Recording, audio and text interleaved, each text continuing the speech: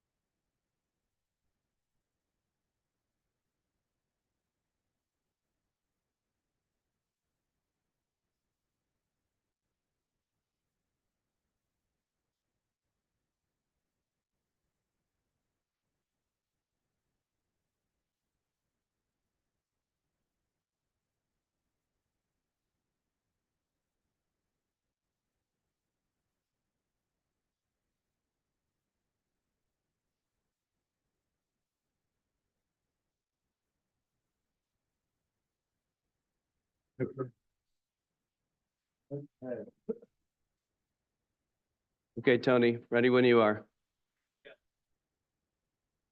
Good morning. This is Jay Phillips from the City of Beaufort Finance Department, the ATAX Administrator, and this is the ATAX applicant presentations for the City of Beaufort for the Accommodations Tax Grant Awards. The Tourism Development Advisory Committee is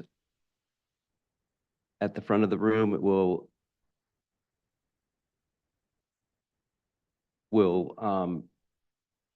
be here for to score the presentations in development for the award recommendations.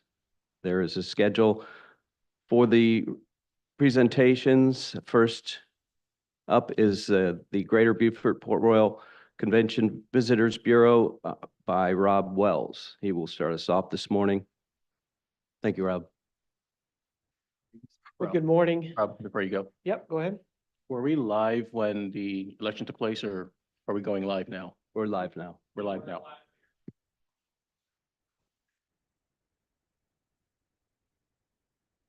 Okay.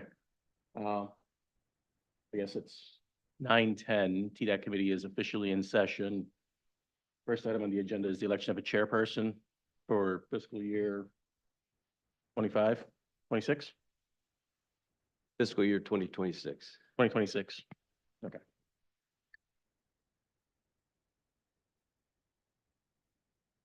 I move that we nominate Chet Patel as, I'd like to nominate Chet Patel as the chairperson of TDAC.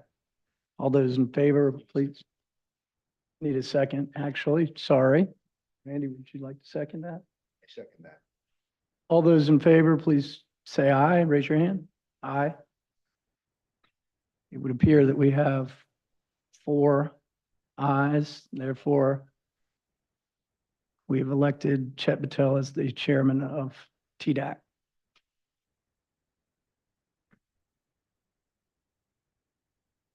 Rob, take it away. All right, good morning again. It's an honor to be here presenting to you guys again. It's been, I think this is my 14th year of presenting to some form of city ATAX grant. And the process has been somewhat consistent over the last several years, and that's a testament to the TDAC committee and your willingness to serve as we go through this. You're going to hear a lot about who we are from our colleagues and stakeholders and partners throughout the day. But let me just with some new folks on the board. My name is Rob Wells, and I serve as the president and CEO of the Greater Beaufort Port Royal Convention and Visitor Bureau, which is a mouthful, but we do business as Visit Beaufort, and that's where you'll find us in a lot of the conversation. But we do serve as the city's designated destination marketing and management organization.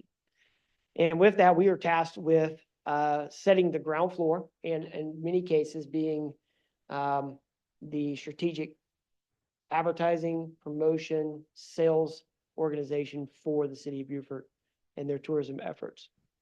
And so as we do each year, I want to kind of go through here just a rehash of what we have done last year.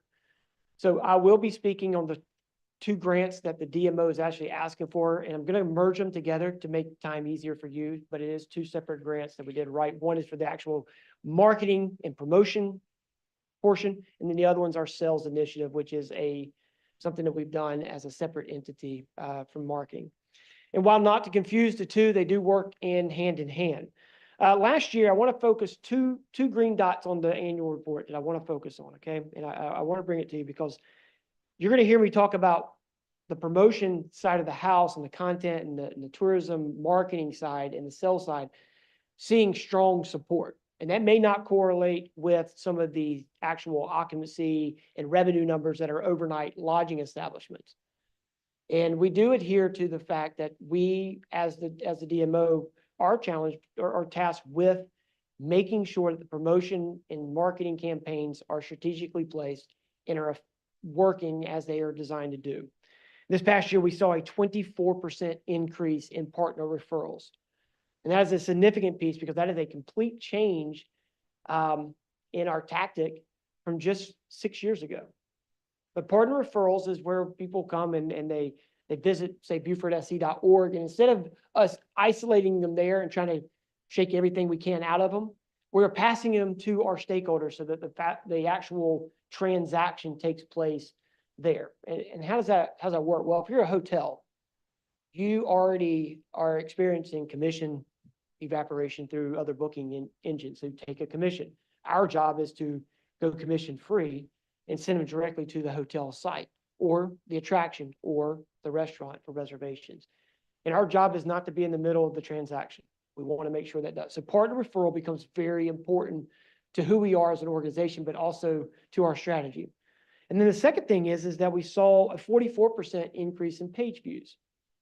And that's an indication that we are seeing more people to the site.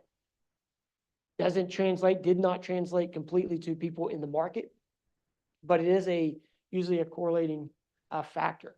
So the brand is still present. The brand is still significant as far as grabbing attention. Whether or not somebody pulled the trigger on that trip, other factors were at play. One last thing I do want to focus on, if you'll look down, if you want to kind of have a context of what the 24% increase in partner referrals was, it was over 400,000 referrals from our website to our partners. And that could be as easy as a carriage ride. It could be a retail lodging or retail partner downtown. I mean, all of those factor into places. Let's talk about the visitor. This is very important. This is information that we share with everyone who's most likely applying for grants in here today. They're going to reference the CVB in some way, share data, track their overnight accommodations for their festival event or attraction. But these are the visitor profiles that we track through. Now, we have a pretty good research arm to our organization, and we are able to glean a lot of information on our visitors. 62% of the folks that are coming in through our destination website and also translate into overnights is 62% female, 38% male. You can see the breakdowns and how they fit into the age categories. It gives us a good idea of who's who, but that 55 to 64 is always been our wheelhouse. We'll call them empty nesters, high income earners. They're at their highest income phase, could be looking at retirement. So you got a lot of different factors playing in there. But that's our sweet spot. Let's talk a little bit more about the visitor profile. Now, someone asked me last week, what is your sample size? Well, when it comes to our sample size, while we don't have we're not capturing every visitor that comes in. Our sample size this past year was 77,000 on the geofence through cell phone data and 41 through the cardholder, 41,000 on cardholders. The average sample size is anything above 3,500. So we were able to capture quite a bit more than what you're looking for in a sample size grab through our usage of some of the Zartico data that we're using. And that gives us pretty good confidence of who we're dealing with, where they're from, and how they fit into this. And so 69% of our people that come in to visit in the city of Beaufort are from out of state, which makes sense. A lot of those visitors are from, say, Charlotte or Atlanta, but some of them are from Jacksonville, Florida, and Washington, D.C. area. But then you have some of those who are coming from east of the Mississippi for graduations. We don't discount that. They're also in the mix. But when it comes to spending advertising dollars, which is what a lot of people are asking for, we are included. Our campaign is where we can see money spent and the destination have those visitors convert from. In Greenville, South Carolina, Columbia, South Carolina, Charlotte, Atlanta, Augusta, Charleston, Savannah area, those are our key DMAs. Those are the markets that are going to, if Rob has to go spend $1 to get somebody to show up, I'm going to those destinations to get it done. And so when we submitted our plan to you guys in the grant format, that is what we were saying we're doing. Our job is to not only set the ground floor of the marketing and advertising for the destination, but when given the opportunity to have additional funds in the coffer, we take it and try to introduce new markets. And so I listed a couple of those there. I mentioned Jacksonville, Florida by name, but Raleigh-Durham is actually one of those that we saw some really good success from. I believe it's because during Helene, and I don't want to say the H word before Helene, we had to shift our whole advertising campaign out of the western part of North Carolina. Why be advertising for traffic? They got other problems to deal with. So we shifted that towards the triangle of North Carolina and saw a really good return. We also noticed that there's a high impact from Florence, Myrtle Beach. And so we dug a little deeper. The Florence, Myrtle Beach area is one of the faster growing retirement areas in South Carolina, but also people are relocating there for other reasons. And it's growing at a pretty good pace. And those folks are experiencing and exploring the state that they just probably recently moved to. And so we are seeing a pretty decent return from that market area. I think that's a continuation and will continue going into the future. Visitor spend did slip just a little bit, but not accommodations. Accommodations saw the average visitor spend come in at $294. That is traditional lodging, does not apply to short-term rentals. That number is a little bit higher when it comes to the short-term rentals. And it does not apply just solely to, say, the Boundary Street hotels. It does apply to some of the downtown, which not all participate in the STAR or Amadeus report, but we are able to glean some good information. The average typical stay in Beaufort did shrink from 2.8 to 2.6. In the summer, it was the highest it's been, 2.6 to 2.8. But man, in the winter, it struggled. And so we're experiencing a opportunity here where we have already taken a full charge and have unloaded a lot more money into our advertising campaign for the fall to help stock and hopefully set a different ground floor for the winter. And so the grant that we're asking for is to help us with that. It's not just a ground floor for the whole year, but it's also to make that.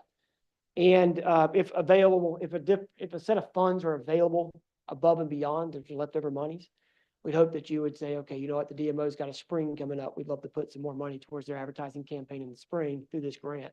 And it's something that we would be able to meet through a reimbursement component. So I did want to leave you with that. Restaurants did see a pretty holding pattern. Attractions did dip. Retail did slide off as far as percentage share, and that is all of retail, including big box stores. And so next year, when I come before TDAC, we will be able to quantify just what the effect of Beaufort Station is having from a retail standpoint. We will be able to see how much more retail is actually staying localized and not leaking to Bluffton or outside the area. I don't want to get too far down the road here, but I want to show one thing. I'm going to go real quick, and I'll be glad to leave this here. One of the other aspects in our grant is public relations and highlights there. We had 177 stories pitched. We reached 480 million folks in that content reach, over $4 million in publicity value. That does not include the Fox and Friends piece that happened this summer. That's actually around $800,000 in publicity value. There was a sharp spike during that time period as far as views on the website, but also conversions later in going down. But this is actually points to some of the actual articles that we received over that. And let me remind you guys that Garden and Gun, excuse me, did a release at the same time Fox and Friends did on the area. It's a tremendous bump. And that's the beauty of public relations and publicity. It's something that we're not actually paying for.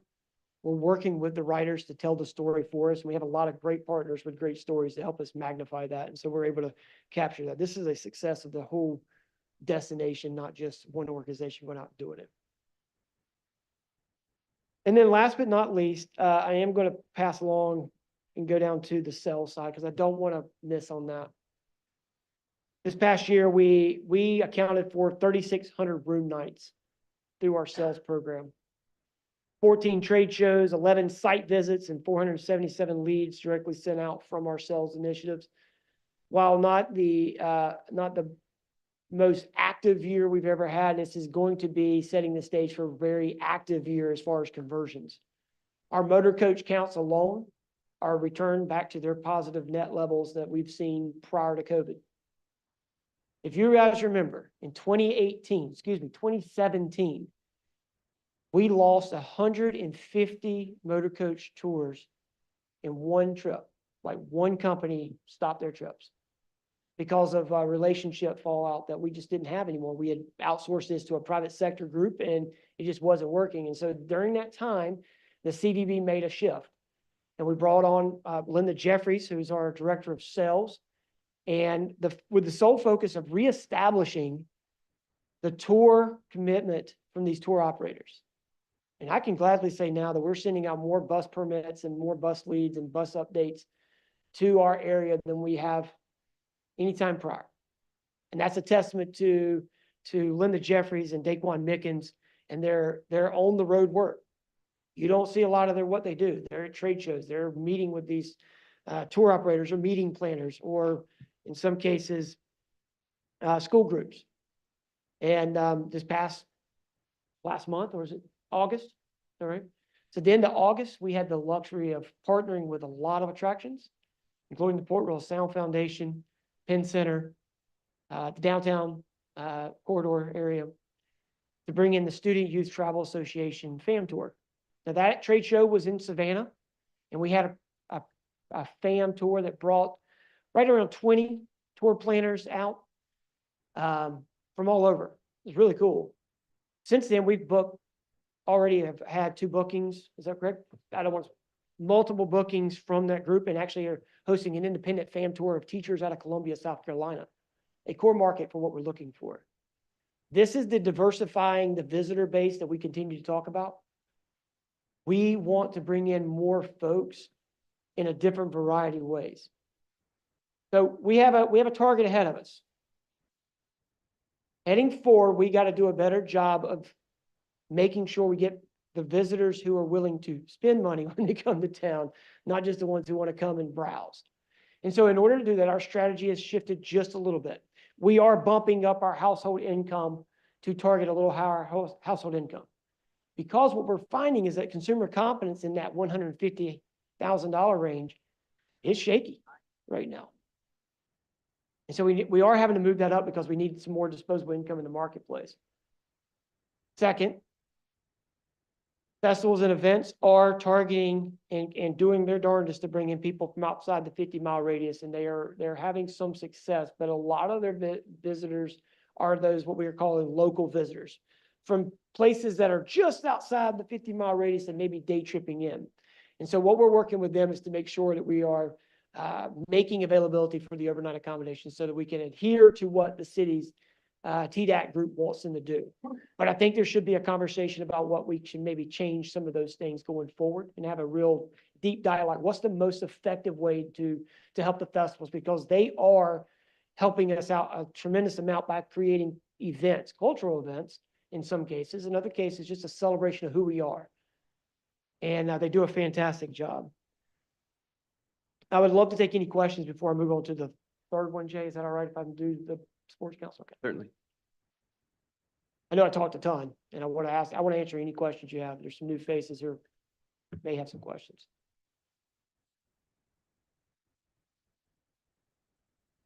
The Raleigh-Durham initiative, are you heading back there as well? I know that might have been sort of a little bit of a, are you thinking Raleigh-Durham in light of Helene? And, I think one of the reasons maybe folks were coming from there was because they weren't going to the mountains, or you're thinking. Potentially. Potentially. I'm just wondering what you're looking at for them moving forward as you talk about trying to reach out and diversify markets, and then that was just sort of a one-off. So when we're trying to grow some of our awareness of the destination, you have to look at markets that are already have a pattern of travel in that direction. So when Raleigh, we did shift to Raleigh, we started seeing those things. There's a coordinated effort, like, okay, so we're advertising in that area and now we're seeing the conversions from that market. We don't want to walk away. And why they came, they may tell us over time, but it's part of our strategy going forward. We've added them to it. We're spending the same amount of money we have in the past there. We're just doing a more coordinated content piece with them. And so we're targeting travel writers from that area, help us amplify our reach. The beauty is that, well, I don't want to bore everybody out here, but there is something that we do on the back end. It's called a lodging competitive set. And what it does is it tells us our competitive destinations. It shows us what markets are filling their hotels through this. And so Raleigh-Durham is filling our friends in Charleston and Savannah at some clip. Might as well take advantage of the itinerary and showcase Beaufort. And that's where that came from. So while some of my peers in the DMO world do not like to talk about the secret sauce, the secret is we don't have secret sauce. We are basically watching two people who do it very well in Charleston, Savannah, and we now have data that suggests that we should target these markets.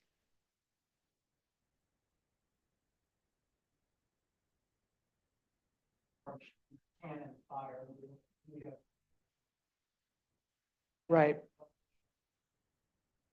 Yeah. And so I don't want you to mishear that, because I also don't want you to think that we don't have our own brand awareness within their context. We do. We have great brand awareness and we target those very well. I was asked yesterday what the relation with Hilton Head would be, and it's different. The Hilton Head market is a truly different market than the city of Beaufort's market. And that's not a disparaging comment towards either entity. It's just different. If I'm marketing Fripp Island, now we got some similarities, but there's some differences in just what's being offered. But Charleston and Savannah do offer very similar contexts. And so from a competitive set, we want to make sure that we are in line to pick up some business from those while targeting that. And so we've done that. So that's the brass of the matter. The data suggests that we should probably focus a little bit of making it a part of our itinerary. And we're seeing that.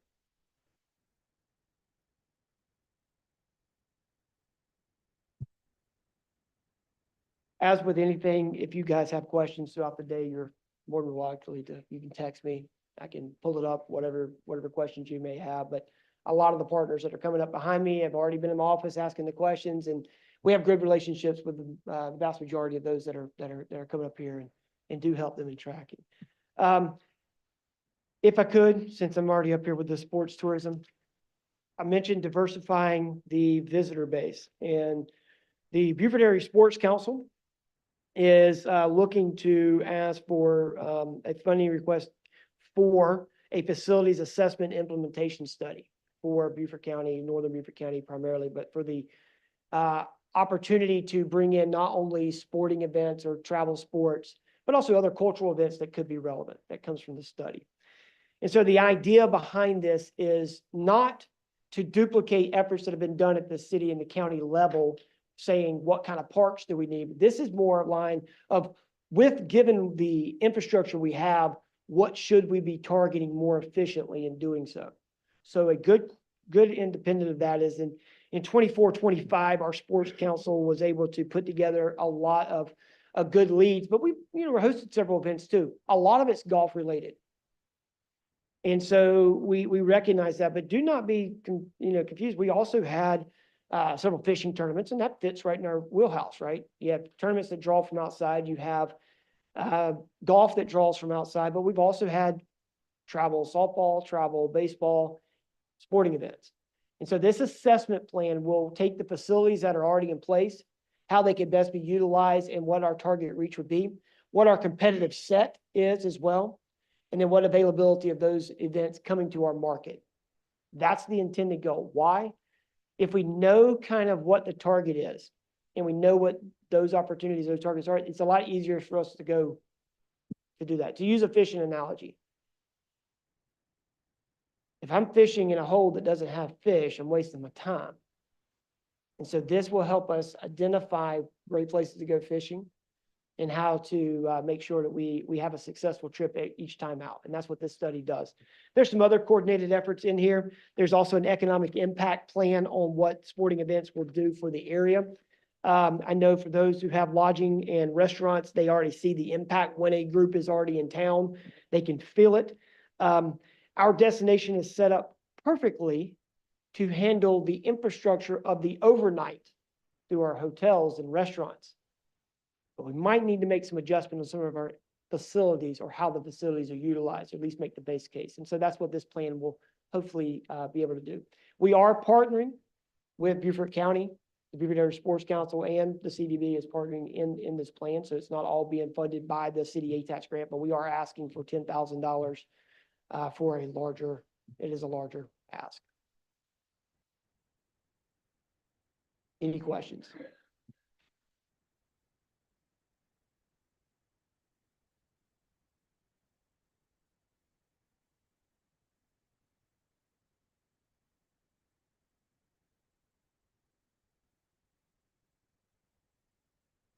Okay.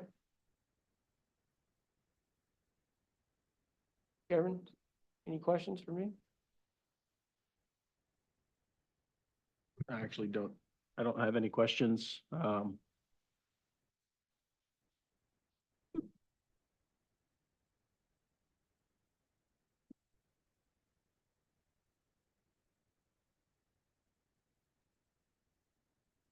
Yeah.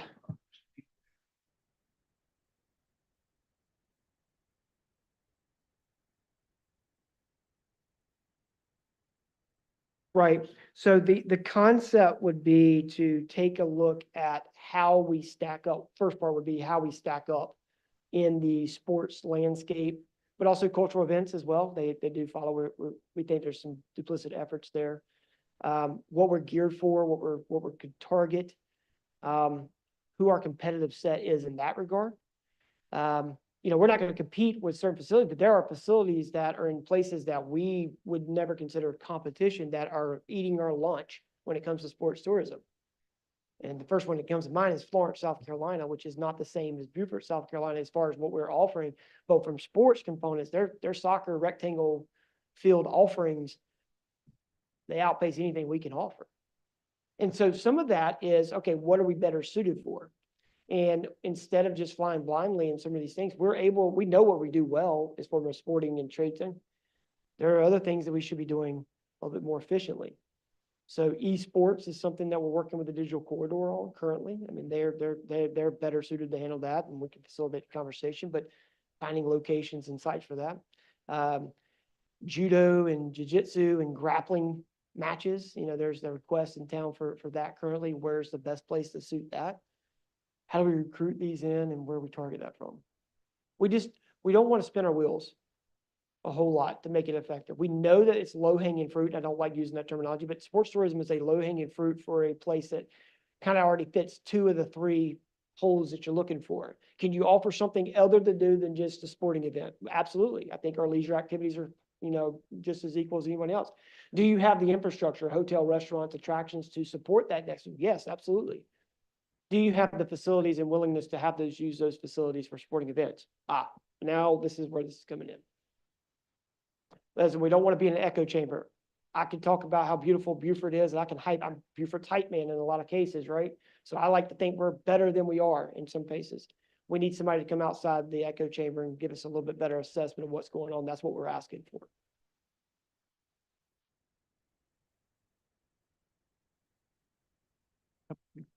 We're all set. Any more questions for Rob? Thank you, Rob. Thank you, guys. Thank you, Rob. The TDAC members will now score. There's 3 presentations that Rob just gave, so we'll give them plenty of time to complete those evaluation score sheets. And then next up will be the Beaufort Area Hospitality Association.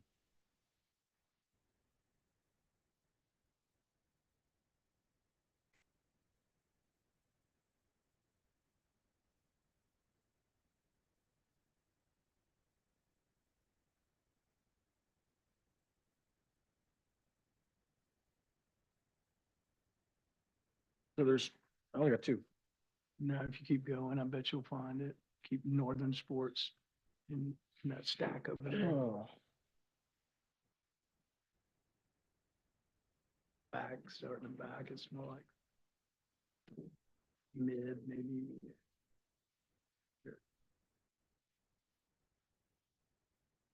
Except there's only 2 applications. Okay, we said he was, Oh, there it is. There's the other application. That I was looking for. 61's what, Yeah, he's got a. yeah, Yeah. okay, just, So that's who's coming up next.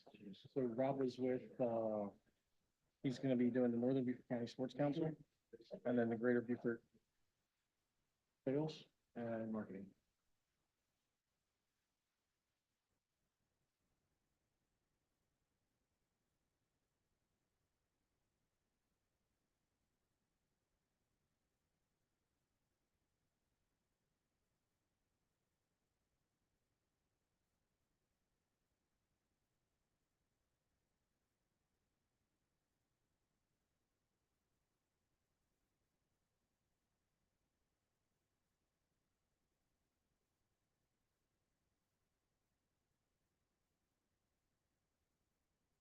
That was the number 1 over there.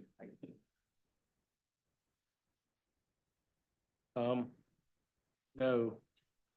Can't do it that way. Can't do it that way. Why? Everyone fill out number 1. It's supposed to be anonymous, remember?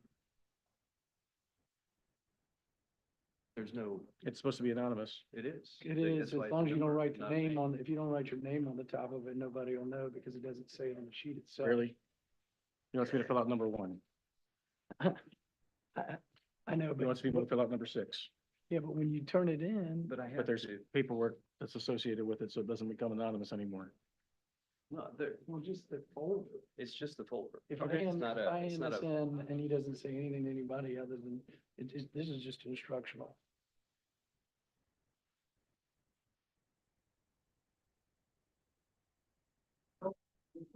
Everything's scratch out the number. Verbally, you know what you want.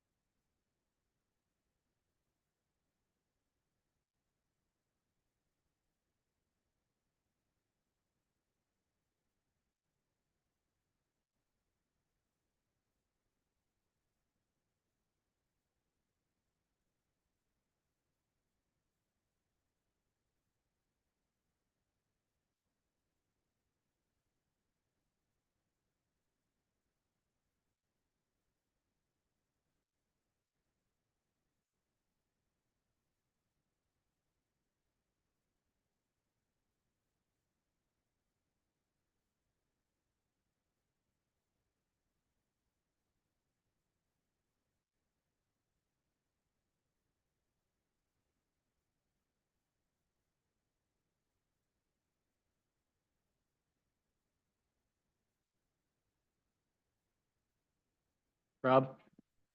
Rob, just a quick question.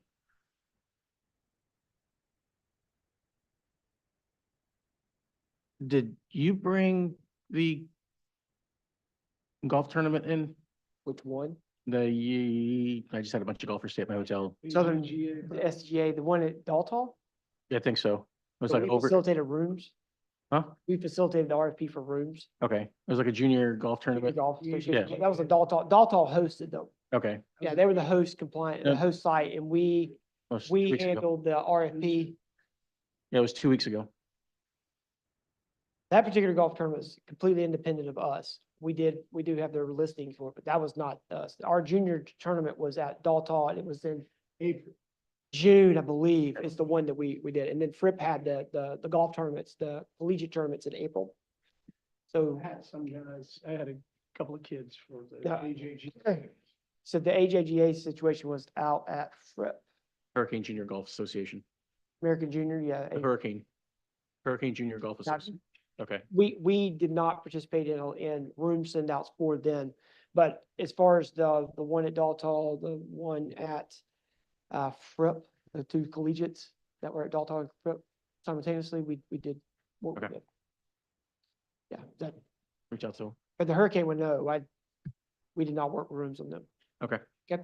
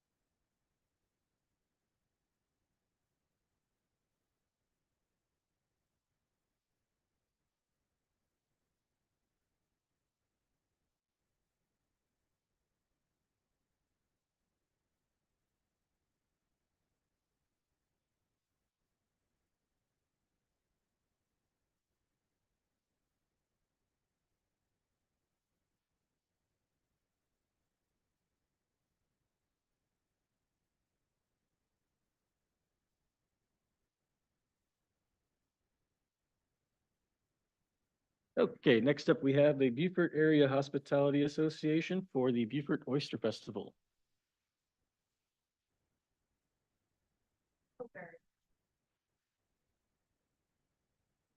Hello. Thank you, tech support. I feel like a year has passed so fast, and here we are again. My name is Ashley Hauk. I'm the president and CEO of the Beaufort Area Hospitality Association. I started with the association in 2020, and we had discussed whether or not to do an oyster festival and how that would impact our January month, because there is no activity. We see a major dip in January. It hurts our businesses. It hurts our lodging partners and overall the impact, our economy has. It suffers. So, we saw COVID come in. It was so devastating to our industry, and we fought through and we held an oyster festival in 2021. We were limited to about 250 people for that festival. And then year over year, we have grown that. And we've added various elements every single year. It's an economic driver, it's an educational platform, and it's a cultural experience. And that's those various layers that we've built. We have the festival. We're the only festival that occurs on Saturday and Sunday. We definitely want to have an overnight, not what a single one where people can come in and day trip and leave. The actual events occur the Thursday prior to, 9, 10 days prior to, and we kick off with Restaurant Week. And we work with various other partners to implement other activities throughout the week: wine tastings, boating tours, oyster farm tours. And we continue to build upon those because we want this to be collaborative. We are a very, very collaborative organization, open arms organization. We work with the CVB. They are impeccable at what they do, especially for the marketing structure. We have utilized them for marketing for the past 6 years of the event. And I continue to have conversations with Rob Wells about the market share and the individuals coming into the market and where we should spend our dollars. And we have seen a full return on that. We've seen major lift. We're now looking at December as somewhat of a bigger dip. And so we have to build upon that. We want to see November come in and not a major dip, maybe a flat line, respectively speaking, and hopefully build out January. This year, we're very, very excited to host an event on the Saturday prior to the weekend of the festival, so about 8 days prior to. And we want to do a high-end tasting event. If anyone's familiar with Greenville, they do a phenomenal job. It's called Euphoria.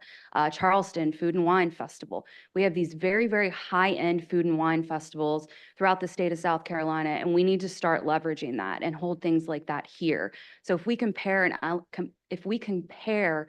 an element like that with the festival and start putting in 2 weeks of activity, we think that we can leverage that, bring in overnight stays, and really build out the economic activity in the region. We also see that the event has become a great form of collateral. We do New Year's Eve fireworks, we do some holiday events, and then of course the festival comes. But we think that we touch a lot of other people, not only with the advertising aspect. Maybe they say, well, I can't come in January. I spent too much on Christmas, but we can look forward into April. So we see the collateral aspect, but we also,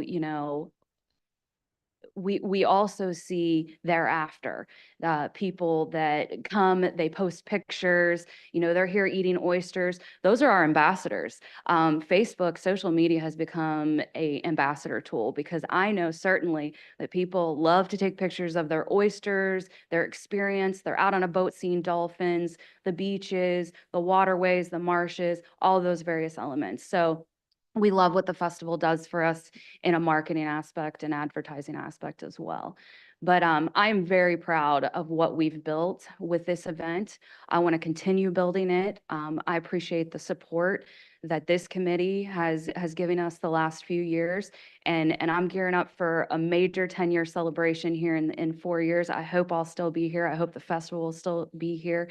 and we can really celebrate. But I do have some statistics I'd love to put out there because Rob Wells always wants me to throw out statistics. You know, I'm the creative mind. He's the guru when it comes to statistics. But the impact on change in occupancy for the 4 weeks prior. So we're talking the holiday season here. We saw a 4% increase change in ADR. We saw a 7% increase. So that's your average daily rate. I'm speaking Chet's language right now, as well as Matt's.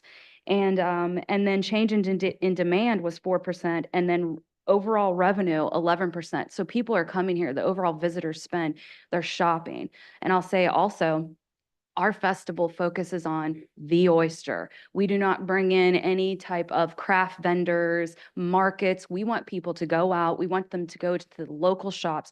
I will always push for local business. It's what makes our area special. If they go on Bay Street, they can go there and they can buy all of the different merchandise that they want. We bring in organizations that offer education, and we bring in our oyster vendors, and we are 100% sustainable in that aspect. All of the oysters are recycled and put back into our waterways to protect what makes us so unique and special. I can keep going, but I'll stop there if there's any questions.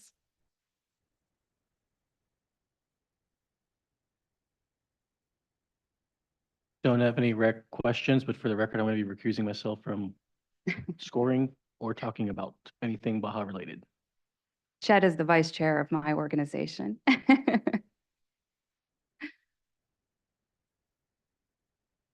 Well, I'll say thank you, and I've seen the results of your efforts, what you've done. So we appreciate it from the hospitality end. So thank you so much. And I do look forward to you building on it. We do have as you said, holding a flat in December is, you know, we need to build on that. We need December, January. Those are very tough months for all of us in this It industry. is. We can be a coastal Hallmark town. That's what I'm telling everybody. Good. Well, thank you for Thank you your for that. efforts.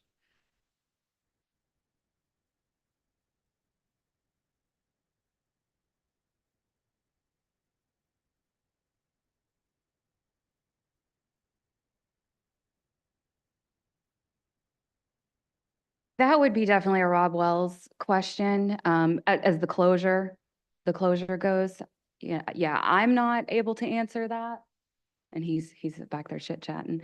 But I do know I've had some intimate conversations with Linda Roper, city officials, in regard to some of the events. I think the numbers have been up. I think we'll see really where it stands with Shrimp Festival in 2 weeks. But in conversation, there's accessibility. I know the fence is ugly, but I've had words with the local media sources. You know, they had to change their narrative. I think the headline was entire Beaufort waterfront closed. That can be disastrous, and that can be disastrous to our downtown, the events, but also the businesses. And Matt, I'm sure you can attest to that. So we have to really, really be careful in that aspect. Rob, did you hear the question? She said, have we seen any changes in the numbers with the waterfront park down? That's a Rob Wells question. Too soon?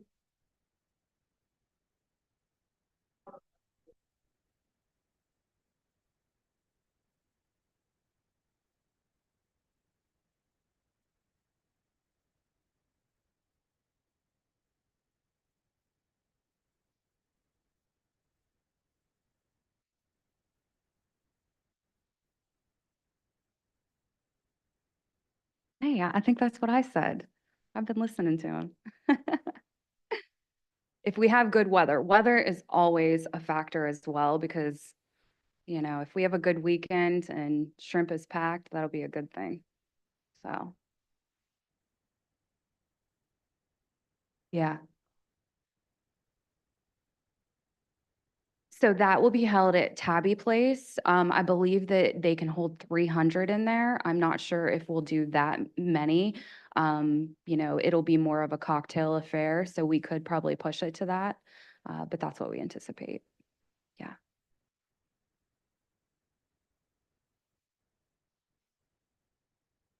Thanks, Ashley. Thank you so much. Good seeing you. We love going down and getting coffee and the gluten-free blueberry muffins, by the way. Seeing you all there. Have you seen me?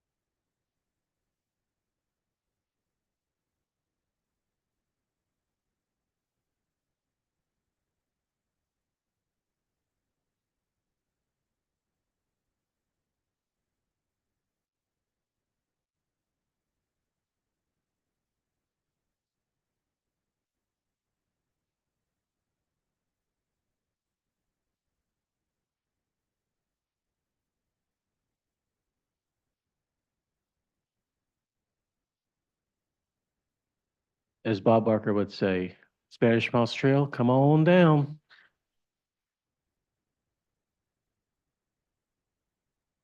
Good morning. Good morning. Thank you for the opportunity to appear in front of you.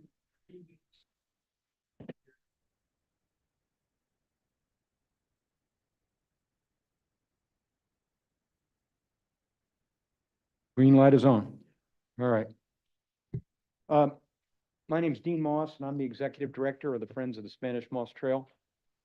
This year, we're bringing you a year-round funding proposal to partner with us and Beaufort County to promote the trail in 2026. For more than a decade, we've invested in this year-round professional work, and with its proven success rate, and we believe 2% ATAX funding is one of the best ways for the county and the state to invest in bringing more people to come here and stay. Year-round promotion of the trail continues to be one of our key missions, and it's proven to encourage new and returning visitors to come, stay longer, and enjoy a rich experience when they're here. We'll use this funding in 26 to conduct regular updates, maintenance, and create content on the website, our Spanish Moss Trail website, our free mobile app, and social media. We'll focus on daily correspondence with prospective visitors as they plan their trips to Beaufort and to enjoy the trail in our community. We'll build relationships with regular correspondents to pitch and land stories with journalists, travel writers, and bloggers to show off the trail.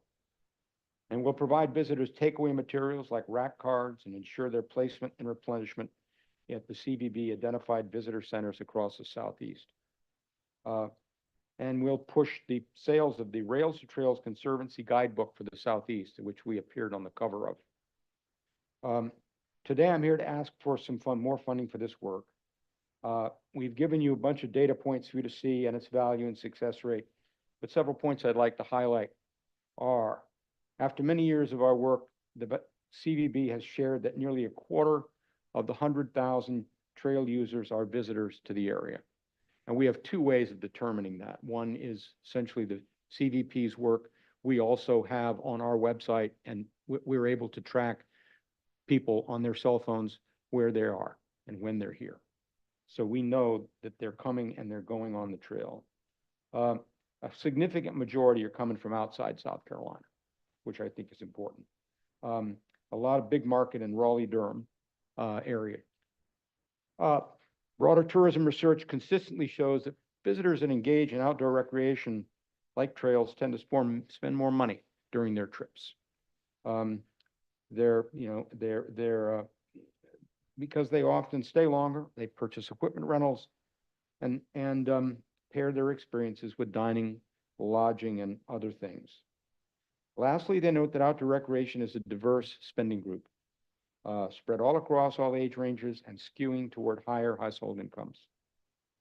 In conclusion, I want to share that it could not be a better time to invest in our nonprofit's efforts to highlight the trail.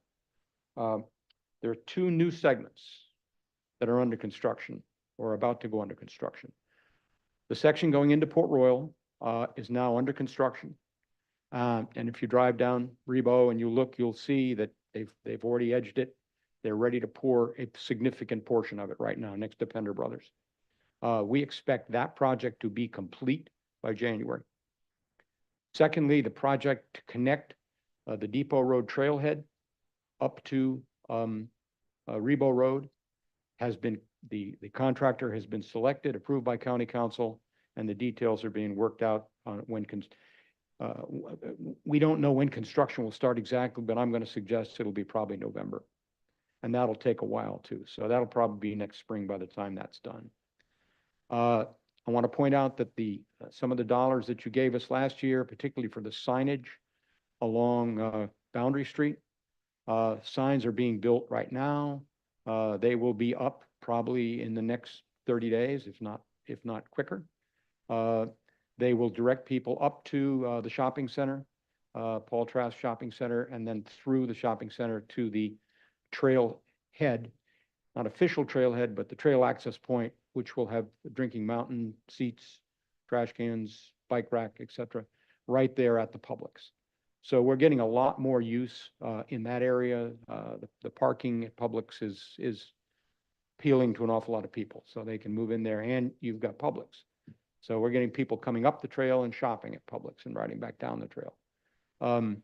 We've got a couple of other things going on. We've got Kids in Parks, which is a project that we are working on. It's a national project run out of the North Carolina area, where we will start at the trailhead at Depot Road and go south down the trail, encouraging children, and there'll be brochures and all kinds of things, encouraging children to stop, look at the trees, look at the bushes, look for this, look for that, and end at the dock and just behind the tech school. It's about half a mile of walking. We've had very good luck on a lot of these things. It's going to be a good year, so we ask that you continue to give us support. We asked Beaufort County yesterday, and they seemed very positive about sharing these expenses. So it's about 20,000 from us, 20,000 from you, and I think 30,000, 35,000 from Beaufort County. So I'll be glad to answer any questions you have. You guys have been wonderfully generous to us over the last number of years. I can't even count them, and we appreciate it. We're still going, we're still building, and we're still a very, very popular draw for people, particularly in some of the off months. So. I think Sissy probably wants to comment on your 20,000, that 12,100 requests. We don't want you to go over budget. You said you wanted 20,000 from us. I think it was 12,100, correct? Sissy looked. It does, 12,100, you're right, yes. Always ask for more, Dean. Well, I try, Maddie, I do try. Anyway, No, I think that's, I have to say, I was driving, was it yesterday or 2 days ago, coming down Rebo right here. I happened to just look on the right-hand side, and I saw a sign that says Spanish Moss Trail with an arrow. I think it's by the hospital. I was like, wow, I think that's the funding that we gave last year, and the signs are finally going up. I was wondering when they were going to go up. that sign was put up by the hospital. There are signs there on Rebo that were put up when we built the trail.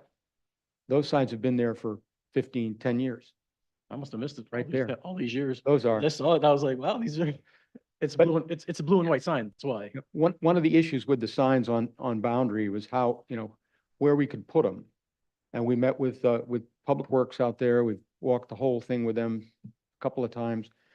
They're going to allow those signs to be attached to the light poles that the city put in at various places. So the objective is to get people across Rebo onto that wide sidewalk that runs up along the marsh, starting all the way back, almost back to Dick's Shopping Center. So I think it's going to be very valuable. We know people in those motels are interested in doing stuff like that. So this will direct them to the right place, and they'll be able to go right through the shopping center and right over to the trailhead. how far north are you, Dean? Now the Spanish Moss Trail, how far north? We're at Clarendon Road. How far north is your ultimate goal? Is that? The ultimate goal is the Whale Branch. So we're at Clarendon, we're off the railroad right away, because Jim Kennedy, who was our biggest supporter and really paid for almost half of what we have now, his plantation is Clarendon Plantation. He's Cox Communications out of Atlanta. Loves the trail. He's also the biggest trail supporter in Atlanta for all the Path Foundation trail work that's there. The railroad went right through his hunting preserve. So he said, okay, I'm going to give you the land and we're going to go around, and which we did. So the next section will have to go down the hill and across along the road, along the highway, until we get to around Detour Road. But eventually before that, because the county owns a big section that they got from Claude McLeod right there next to Detour Road, and we work back again, and then we hit the old railroad right away there, and that takes us right out to the Whale Branch, to the boat, to the fishing pier out at the Whale Branch. How So many miles does that give? that you? would give us a total distance of about 15 miles on the trail. We're about 10 miles now. I just look forward to that. I don't know if it's well, it's pedestrian, of course, but love to see you do a marathon there, up and back, that puts you on the map, races. when it's Races do, you're it's right. Too little, I mean, it's too quick. But that would be, So, I know. yeah, it'd just be, I think not- that's when you really got it. You do half So marathon. we are talking on that project. We're in constant conversation with the county public works folks, engineering department. There was a big chunk of money in that 2018, 17 bond issue that we all approved. That, they've been complaining that hasn't been spent, there was a big chunk of money in there for that. The owner, Claude McLeod, of course, we were talking to him about that right of way, because we own the county owns the right of way. They own that railroad right of way. So we could have put the trail in any time, but there's now pressure to develop a lot of that property out there around the high school. And the guys that want to develop it have told us, we'll build the trail, we'll do that for you if the county approves. So, it's who knows what's going to happen out there right now. It's Hope you a don't little need Claude, complicated. unfortunately, for to bless any of that, as he's passed away just a couple of weeks ago, unfortunately. Okay, Anything? thank you. We thank you all very much. You guys are wonderful, and we appreciate all your support. Take Thank care. you.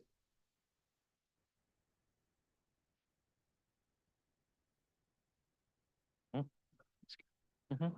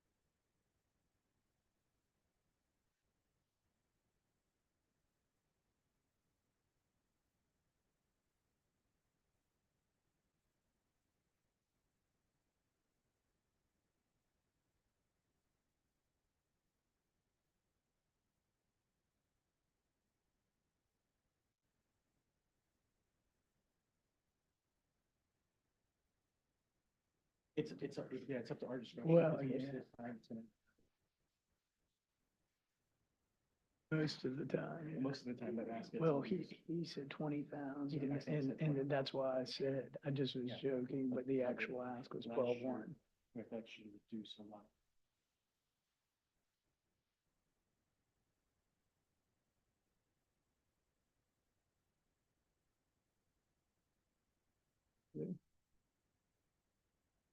We'll discuss all that. Doing today, right?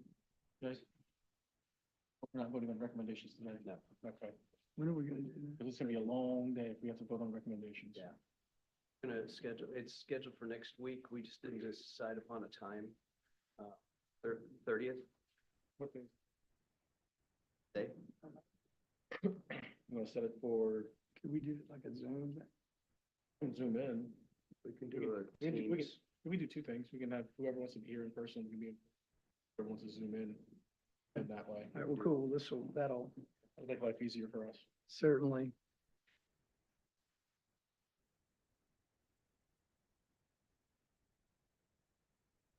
Right up to the committee as to what time best for them. I'm free all day. Why don't we talk about that at lunch? That's- Tuesday. Tuesday. Yeah, we'll talk about it. We'll talk about it at lunch and let you know. I'll send an email out. Okay. I'll just discuss it at We'll lunch and just, let you know. we'll just say, hey, would you send it out saying good, because we'll all be here. We'll let him know. Well, we'll let him know. Oh, Jennifer too. That's right.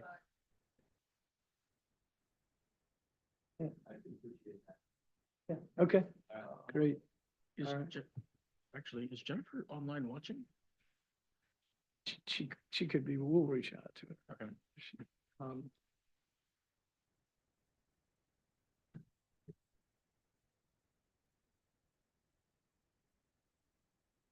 Everyone good to go?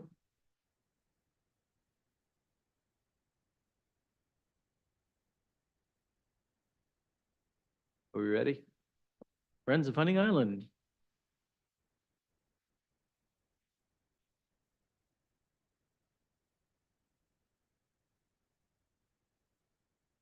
Still on schedule.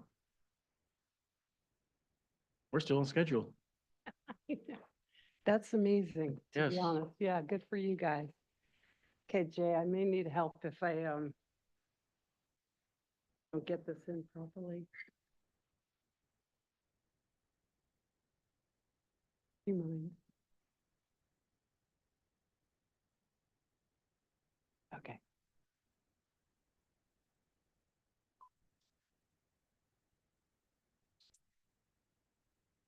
Well. Hold on. USB in the side.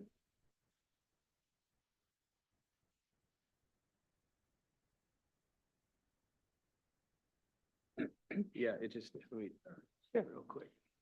In the meantime, guys, I wanted to.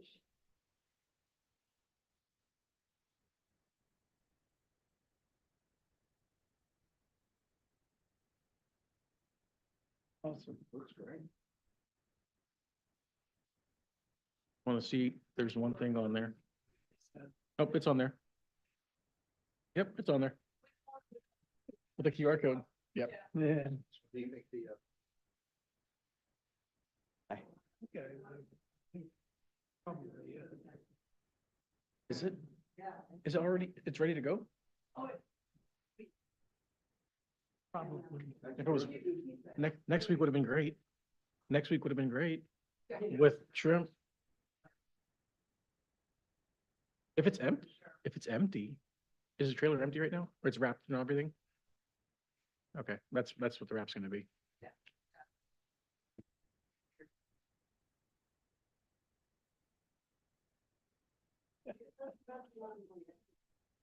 Good, yeah.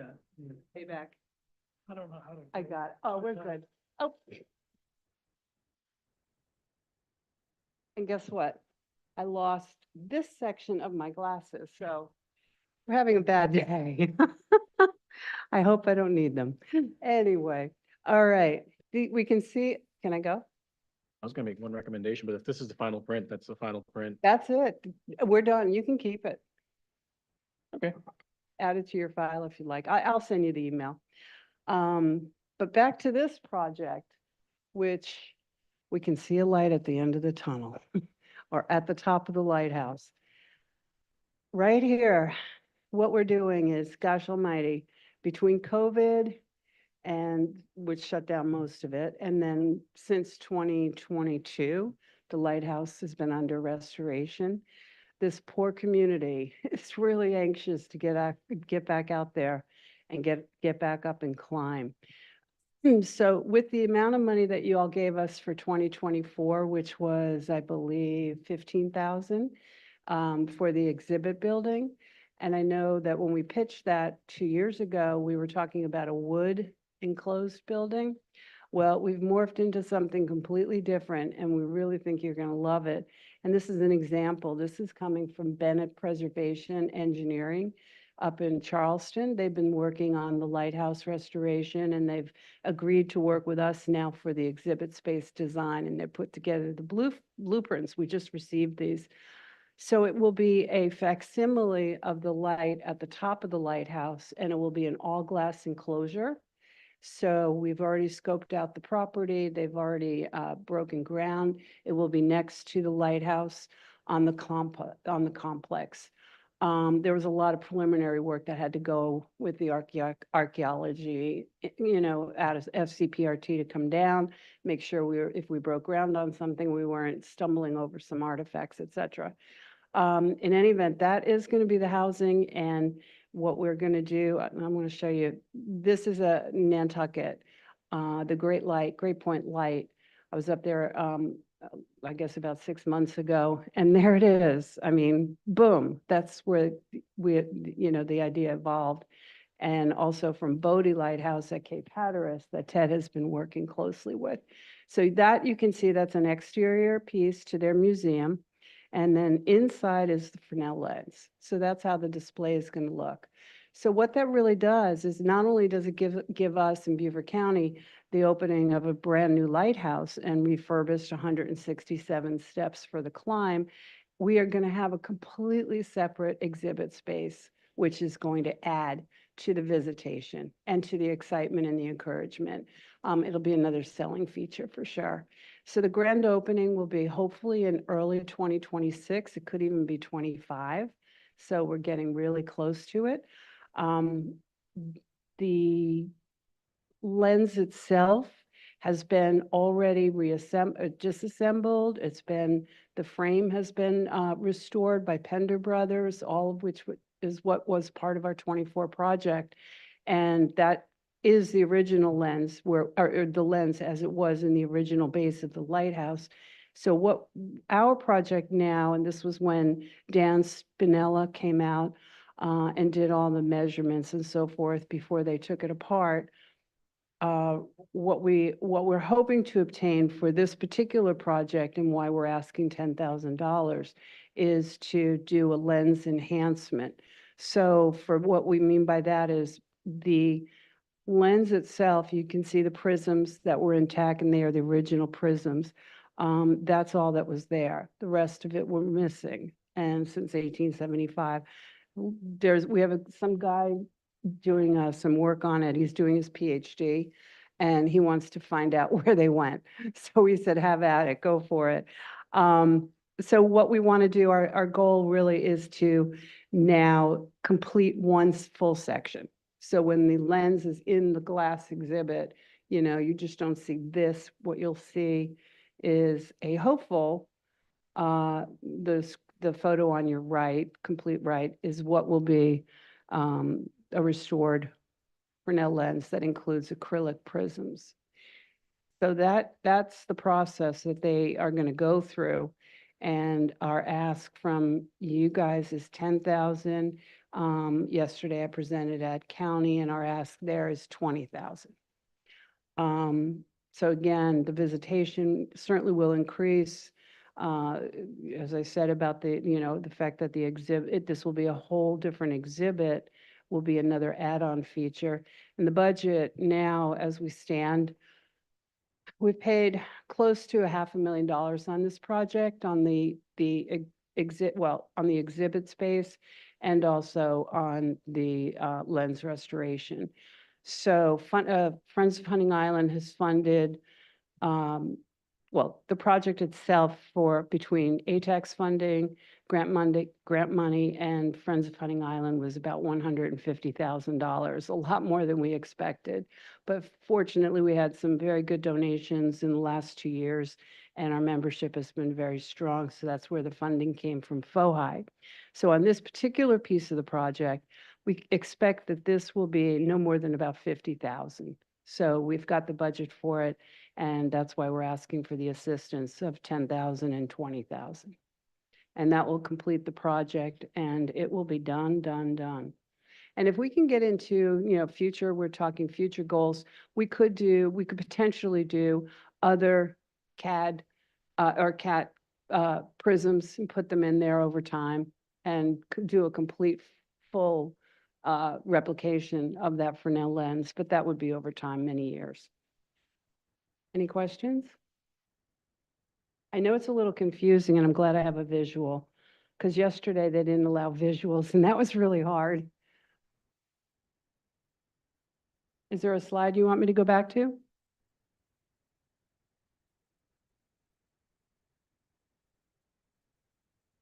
Where I was, the budget? Yeah, that piques your interest, right? So city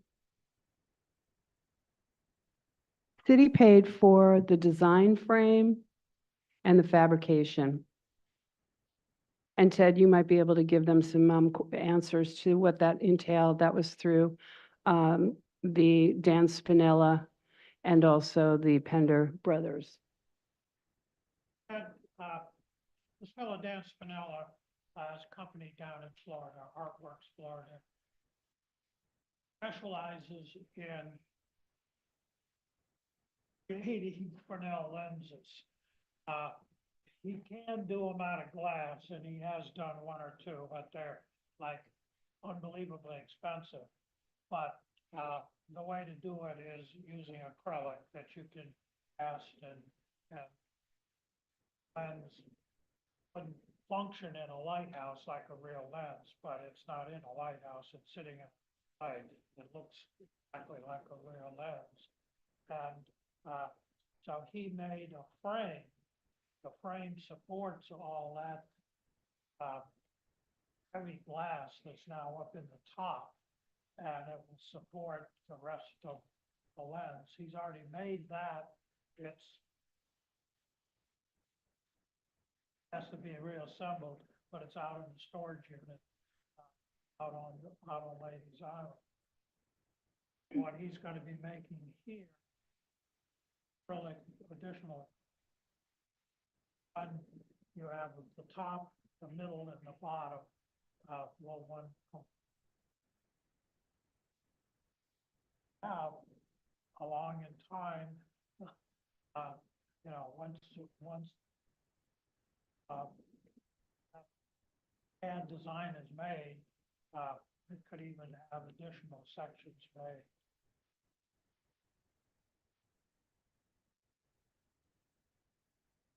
Sections, the lower section has two glass prisms that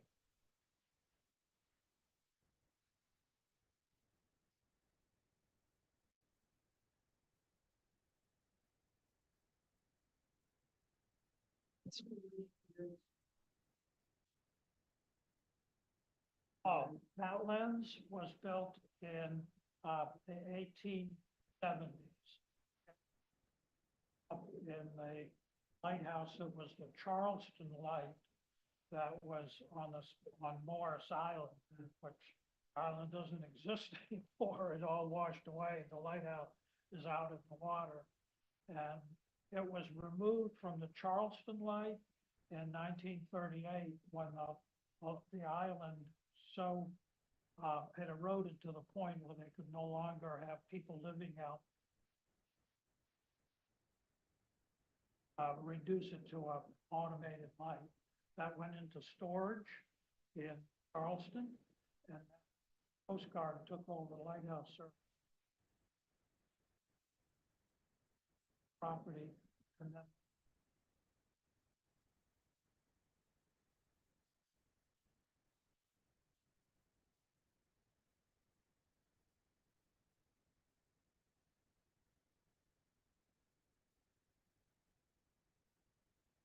I know the fact it's well, I don't know what it cost then, but I did some research with folks that work on these. If the Coast Guard doesn't give these away anymore. They only loan them to you on a long-term loan. And if this postcard loaned it to you, you have to insure it for between, $2.5 to $3 million. That's what they would be worth. But I don't think anybody could make a new one, a new glass one for even that. And that was Augustine Fresnel back in the 1800s in France. Yeah. This is the original prism pieces. That's just fascinating. And how the poor history of this, how they got stolen and through all the chaos that happened in the Civil War. I mean, if you've read up here, the book that we did together, it's pretty fascinating. He is the historian of all the facts. And it was just an amazing, amazing deep dive to go into that. And what we have here, in Beaufort County is just fascinating. I think there are only 400 first order Fresnel lenses in the world, correct? I believe I read that. That sounds like a real high number. It does, maybe, yeah, Yeah, but I was trying to do some research on, most yeah. of them have been removed from the lighthouses and put in the.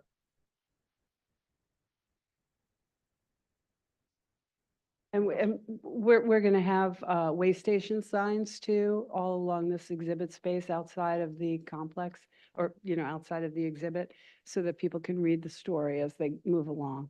And we think like the children will really be interested in this. It's great. We did a kids in parks too, as our previous gentleman was speaking about.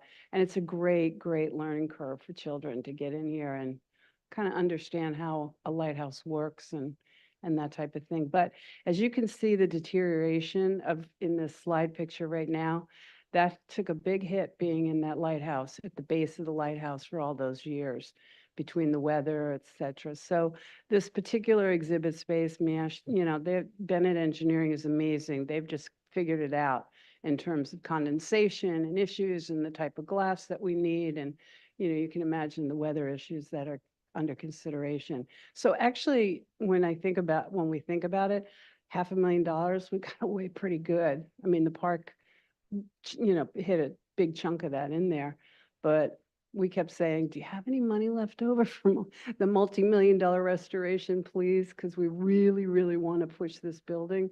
And they were really good about it. So here we are. So $10,000, please, sir. Thank you, Linda. Just one quick question. Sure. This ask is actually just to rebuild and finish the lens, correct? Or is it It's actually for the just for construction? the acrylic prisms, Okay, just to one full section. it's to finish the lens, or is it? No, the finishing is already, well, no, actually, no. I think the finishing, well, the reassembly. Is that what you mean? The reassembly So of? this is, so the ask is for the enhancement of the prism. Yes. When it's all said and done, is it gonna be 360 degrees completed? No. Is that just for like a Just- third of it or half of it, or? It shows it in your slide, I think. The front-facing view, yeah, Added two ceramic Like- pieces. that one front-facing view. So it's sad that we can't get the whole, I mean, it would be a lot of money, and it's going to take a lot of, Side It goes down. Keith, Yeah. there's another one. is there a better one? Yeah, that, yeah, I think that's what kind of what they're. Yeah, that shows acrylic and original prism. Yes. Yeah. I mean, that's a finished lens. Satisfy for the display. Yes, that's all that we care about. And we really didn't want to put it out there looking like that, right? Where it was just one half, so, or just the top. So that's when Ted contacted Dan, who's like the major Job restorationist. security guy. That guy's got job security.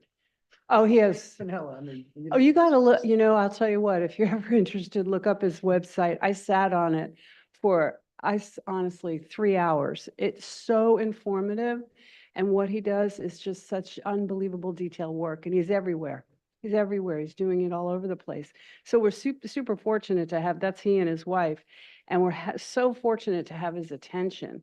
And, you know, Ted has made a really, really good friendship with him too. So he goes down there and drives himself down there with the frames to Dan's house or office. And I mean, this man is a gem. Question over here.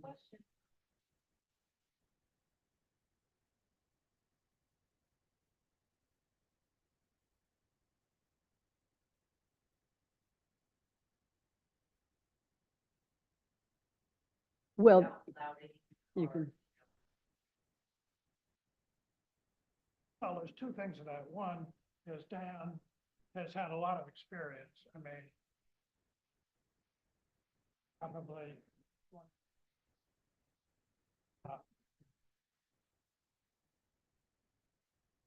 options of lenses.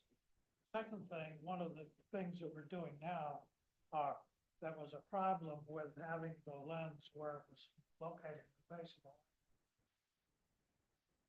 control over moisture and humidity. A specially designed HVAC system, not necessarily focused on temperature, but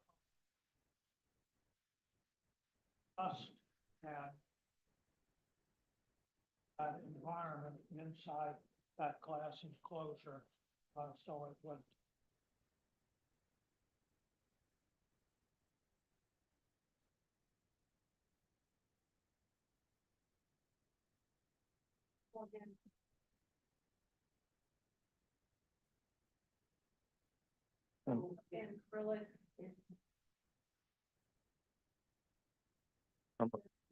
It reacts to sunlight.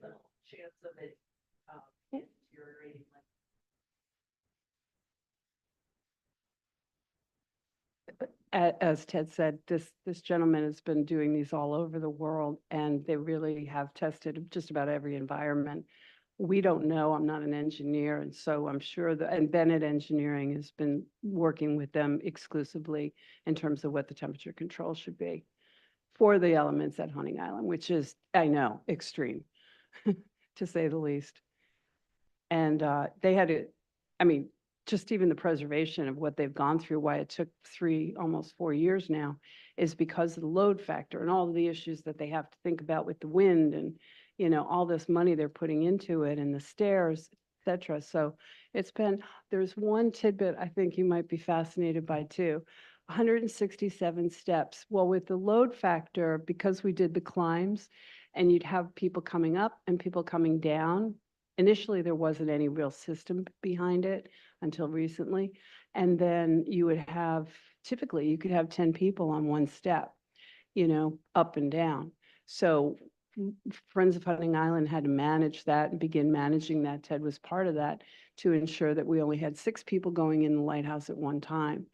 So, but you think about the wear and tear of all of that for all those years. That poor baby's been through an awful lot. So it's been really fun to work, you know, through this particular project. Enlightening. what I tell people is, the folks that designed the lighthouse in, 1873, in fact, it was an Army Corps of Engineer officer, who was in charge of the design. Most of the people have told him that, well, 100 years from now, this is going to be a public venue and you're going to have 25 people in this lighthouse at one time. The guy would have said, crazy? That's never going to happen. But that's what has happened. And it's a problem all over the world. There are lighthouses all over the world that have evolved into public venues.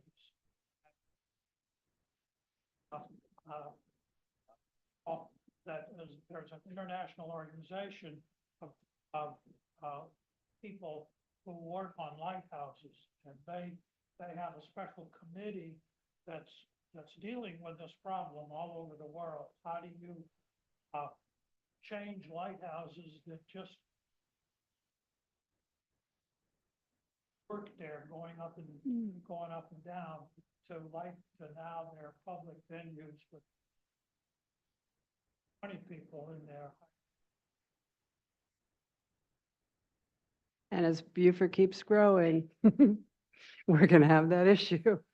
Any more questions? That's great. Thank Thank you, you. Linda. I appreciate it. All righty. Thank you, Jay, for this. Can I keep it? I may need it. Well, I can email, you have.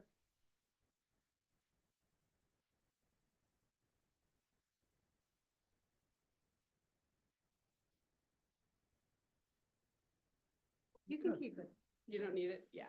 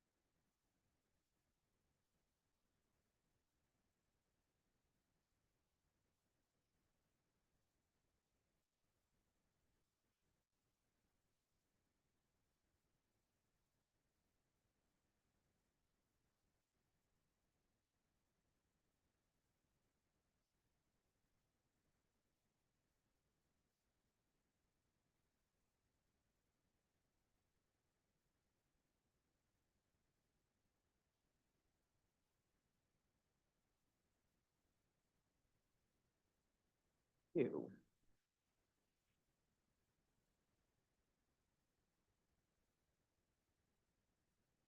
I know, I don't see slideshow. That's what I don't see. Where is it? Oh, it's at the top. There it is. I was looking down here. It's up here. This is it.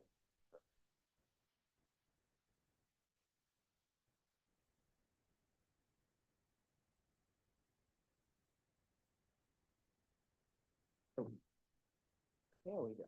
Thank you.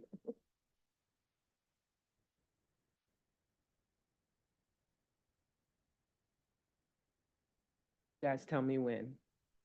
We're waiting for somebody. Okay.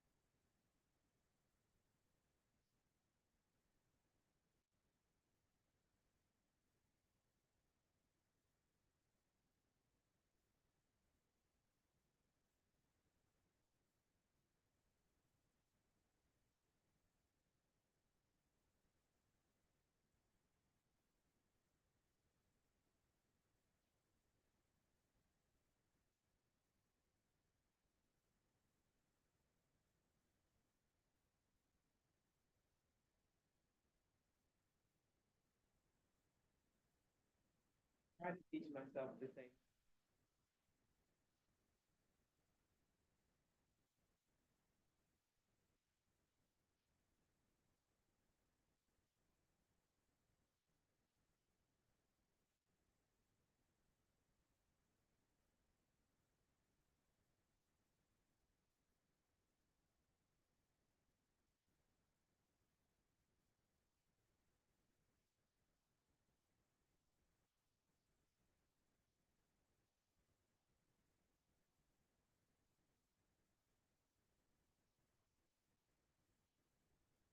Some of them I know a lot more than I know.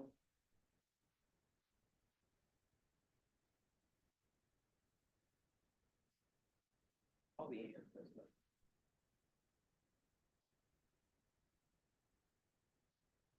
Wouldn't be able to waste.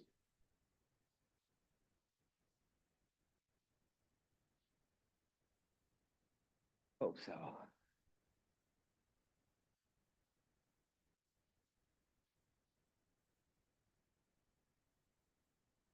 Next, we have the Gullah Traveling Theater.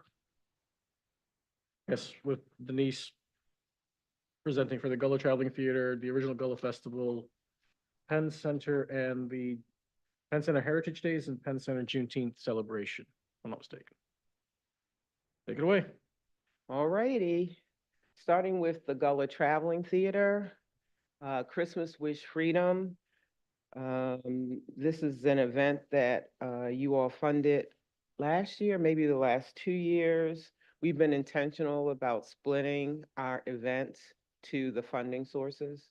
So Decoration Day, we take to Beaufort County, and this one we bring here, so that there's no way that anybody can mix up the expenses.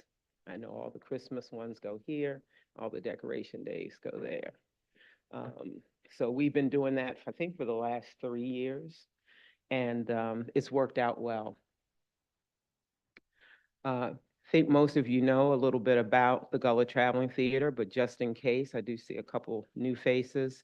GTTI has been around for more than 30 years. Theater arts, cultural storytelling, and certainly lifting up the great assets that are in the Low Country. They do probably 20 to 30 productions annually, absolutely in front of audiences, close to 10,000 or more each year.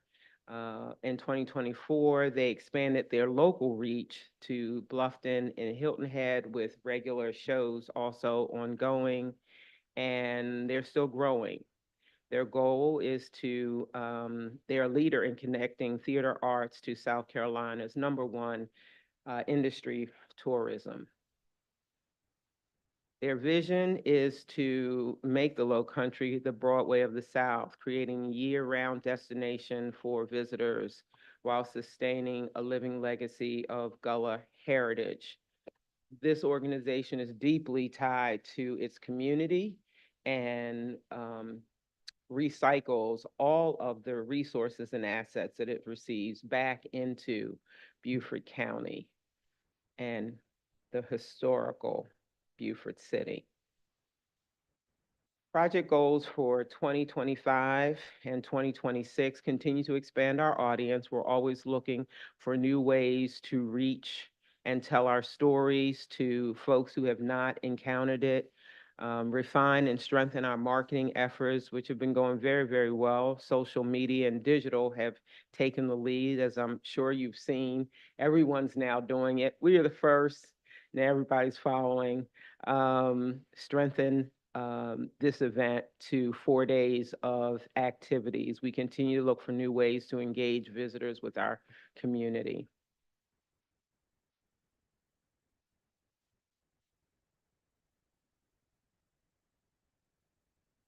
Theater as a catalyst for regional growth. We really believe that South Carolina's theater industry is contributing and can contribute more to the tourism industry that is making this state great, and particularly Beaufort County.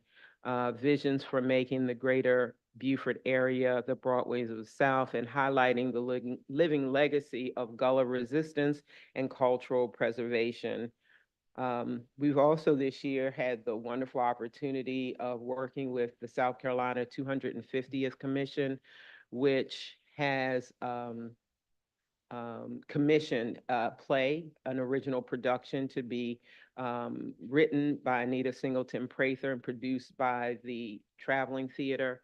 And it's been a wonderful asset for the organization to really connect its the Gullah history with the founding of this country and the movement and impact of democracy across these lands.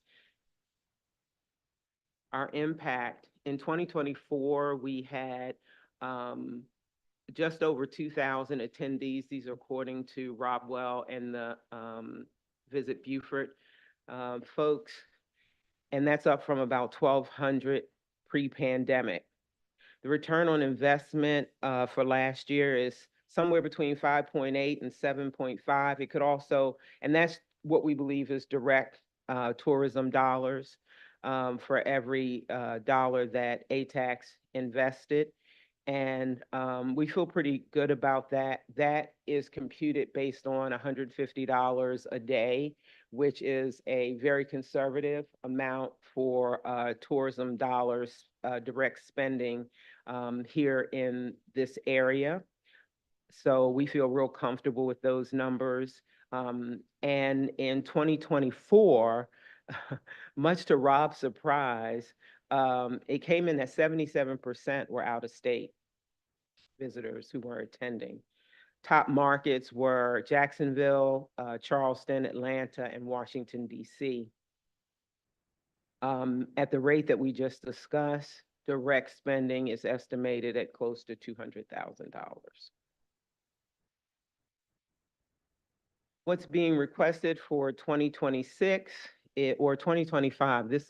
We'll start spending this money for Sea Island Christmas 2025, printing and publications, digital and media advertising, radio advertising, magazine and print advertising, and equipment rental. We've also added a new feature to the Rice Cook-Off. We're having 2 different competitions. One is for children. They can win up to $500, I think, for the winning dish. And I think second place is 300, first place is 200, 100, 300. No, 100 is, so it must be 100, 200, 300, 500. Because 100 is People's Choice. People's Choice. So the 4 awards, they mirror the adult awards. And the adult awards, in case any of you are rice cookers, goes up to $3,000 for the winning dish. Pretty impressive. Thank you. Questions?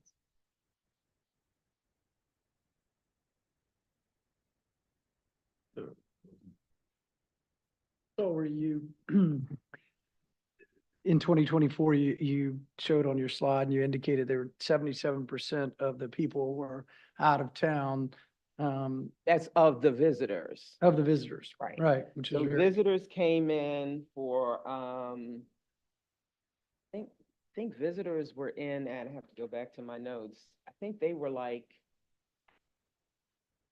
45 or 52%, something like that. And then of that, it's 70%, 77%.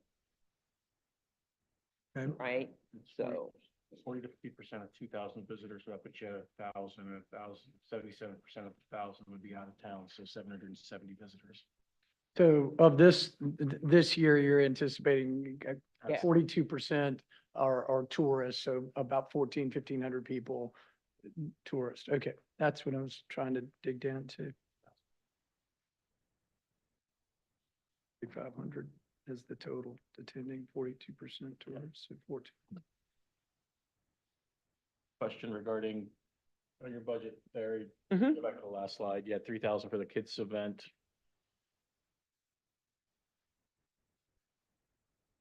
Part of the request, what's that 3,000 going to be used for? The awards, You know, we can't use funding for awards. you cannot use them for it? Okay. So just be mindful of that. If the request amount gets lowered. Sometimes you and the county confused. They pay for different things than you guys pay for. I really put this in because I think there was some place, and again, forgive me if I'm getting the two of you swapped, but I think it was some place where in the guidelines, you talked about news, encouraging new Yeah, new Uh, exhibits and stuff like that, yeah. and so that's why I put it in. This wouldn't be an exhibit, Yeah.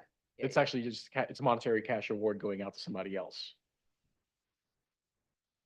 If it were for, hiring an outfit to put up To do the setup. or to market the kids' event. That'd be different. That would be different, but handing them the, Yeah, yeah. no, I think there's merit to that. I think what you're talking about, by the way, as an aside, that really matters. not Right, just right, my right. Personal opinion, but factually, yeah, if it had been a new event, marketing for a kids cook-off, and it would be a permissible funding item for us. And I mean, we could justify that, but I think in the dollars that we've already asked for, there's enough for that type of targeted advertising already in it. Okay. Got it. Okay. So, I do have a question. I see this is at the waterfront park. Is this, Mhm. yeah. How has it historically, and I'm going to go this year because it sounds really great. I don't know It's a why. lot of fun. Yeah, where you have it underneath the pavilion mostly? So, yes, currently. My question's leading to limitations based on what, Weather. well, not just whether, what's the closure, the park partial closure. So, that's right. How's that gonna affect you? No, it won't, because there's just so much more room at Waterfront Park. But a few years ago, I don't know if you remember this, I think it was 3 years ago, that weekend, it just like rained all day Yes, I do that remember. Saturday. And so, before that, they had, consistently set it up outside and around the pavilion, right? It was out in the greens, and it was, the food people were over that way. And because of the weather that weekend, they brought everything under the pavilion. And it actually worked pretty well. And that can hold a lot more people than at least I would have ever thought that it could hold. So last year, or maybe it was the year before. So last year, when we set up, we just set up like all of the rice cooking and everything. We set up there. We also set up chairs in there so people can sit. Because even when it's sunny, sometimes people just need a break from the heat, and, because we don't have those covers and things like that out there. And so it worked so well that last year we continued it. We still spread out. So in the greens, we had the kids area set up, and so they were there. And on the other side of the pavilion, the parking lot side, that greens we had with vendors, and then the food trucks were still in the parking lot. And it kind of worked well. And so now what we do is we set up kind of the infrastructure of the event under the pavilion, and then we allow the other areas to feed into it. But people really use the pavilion a lot more. I'd say 70% more than we did 3 years ago. It's really kind of shifted, and it gives us more flexibility. And it's helped because, well, then my next one, I'll talk about the Gullah Festival. We got torrential rains on Sunday. People now kind of know that this party is still gonna figure out how to go on. So I don't think, as much as we will miss the beauty of having that open and beautiful landscape, the event should still work over well. Are you all canceling the boat parade this year? I don't know The the Christmas answer. goat parade? You I know if the wouldn't have boat- any authority to weigh in on. No, I that. just meant, do we know that You yet? know, Have- don't know, Yeah, don't yeah. know, but Yeah. it's a good question. Because usually there's some interaction between what's happening with the boats and what's happening on the land.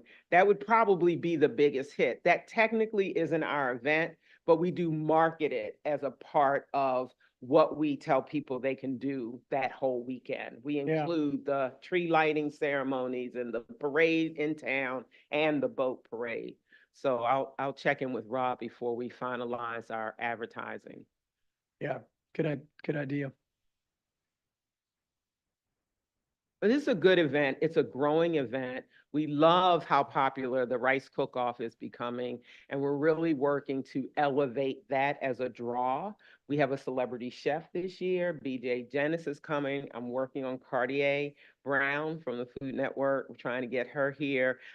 She has a kids cooking show now running on HGTV that's pretty popular. So we really are doing this right. She's really the inspiration for making the rice cook-off into two separate ones.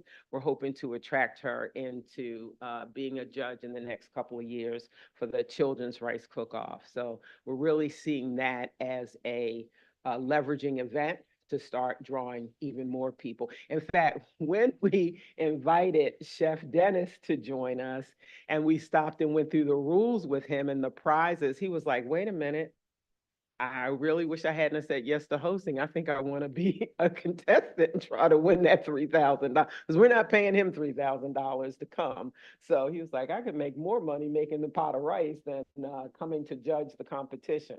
So yeah, we're really working to make that kind of a marquee event and see if we can really start to draw more culinary. That's why the prizes are continuing to go up. We're trying to pull more and more high-end chefs into that rice cook-off, which will elevate Low Country cuisine, of course, everywhere they go.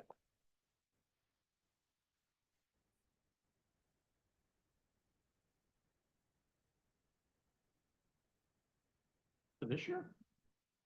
Mhm. Funding asked for this year or for next year's rice cook-off? For this year.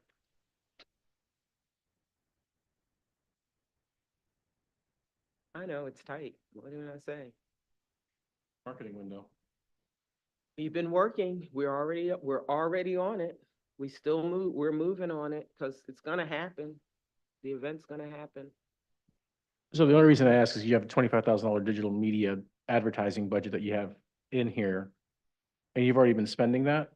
We're already scheduling to spend it, yes. We've already scheduled to spend it. Our advertising will start October 1st, just because it's just been a chaotic But you won't- August. But you won't know if you've been awarded these funds until after. You know, we have done this before. We do this every year. I mean, we did the same thing last year. And the thing is that it's not like we get the money in advance. We've got to spend it anyway. So, No, I'm just, no, we know. Mm-hmm. it'd be a different, it'd be a different thing if you'd be asking for funds for 2026. That way you can have a marketing plan that you can start at the beginning of January all the way to December Correct. to market the Rice Festival and the theater that's coming up. But in a 3-month window, If you want to double my budget, then I can put in the 25 and 26. but then you wouldn't be asking for funds next year. Correct, because I would already have it in place. So Just- I get it. What you have to remember is, for my vantage point as the grant writer, I came in while, these organizations were already in motion. So I come in and I just start dancing wherever they are. You'll notice when we get to Penn Center that I'm asking for their money for 2026. It's like, okay, so you haven't gotten funding. We're going to use the funding we're asking for now for 2026. That way you're going to know in advance and you have plenty of time to spend. So if I can come in and there's a pause or there's a start, I can get people aligned properly. When you come in and the dance has already started, you kind of just got to pick a partner and start dancing. Yeah, I don't know how effective the marketing campaign would be in 3 months. Oh, we've done very well. I pulled out the American Revolution in 7 weeks, and we had 2 sold-out shows and booked a 3rd show 5 days before the opening because the first 2 shows not only were sold out, they were oversold. Now, usually not everybody shows, even though they buy a ticket. So we could have tried to do it, but instead the phones were still ringing, the emails were still coming. So I was like, let's just go for it. We almost sold the 3rd show out with 3 days of advertising. I kid you not. And I have to say, unfortunate for the traditional marketing with the newspaper, television particularly, and the expense of it, the digital marketing is so flexible. It's so much cheaper. You can do so much more. You know, I could call my IT partner and I was like, okay, we're doing a whole set of we're doing all new artwork, everything third show added, third show added. We literally took 48 hours, redid the graphics, redid the messaging, and pumped them out 3 days before the weekend began. I think Thursday before the weekend was the first third show. Literally sold out almost the entire show. So, you know, we can do it. And we have TV networks who are calling me every day this month, every week this month. When are you going to tell me how much you're buying? When are you going to tell me how much you're buying? We're ready to go. We'll sell it out.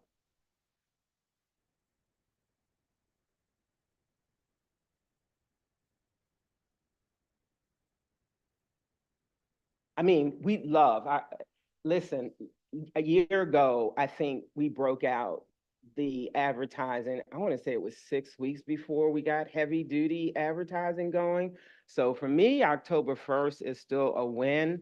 And we're building infrastructure, which is something that a number of these organizations, you know, they're very grassroots. They don't have infrastructure. They don't do things they don't have a template for how they do it. They just kind of do stuff. I've been working with them to build infrastructure and templates. By next year, they should be ready to go. August 1st, August 31st, they should be launching their campaign. Marketing should start August 1st. All of the collateral built and assets built, contracts signed, and September 1st. I'd love to have them breaking out right before Labor Day. That way Labor Day traffic can pick up and have a reason to come back in December. So we're getting there. We're getting there. We're making great progress in that regard. Time takes time.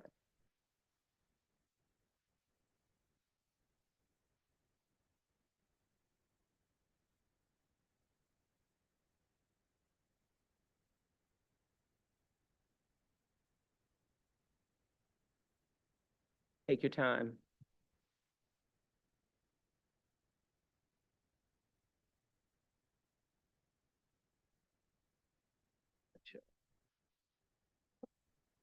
Close this.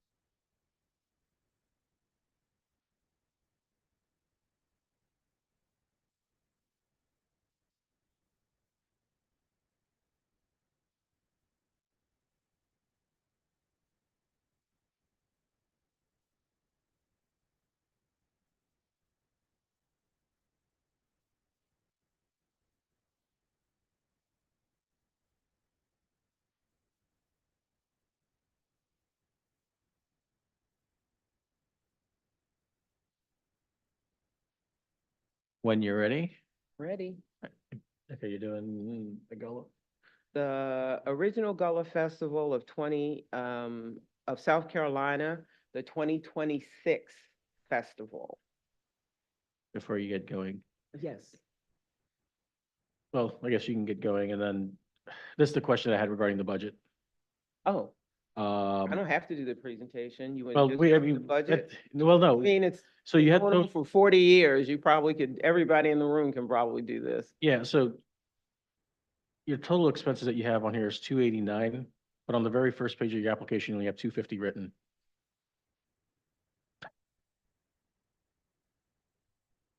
What are you calling to my attention? Oh, yeah.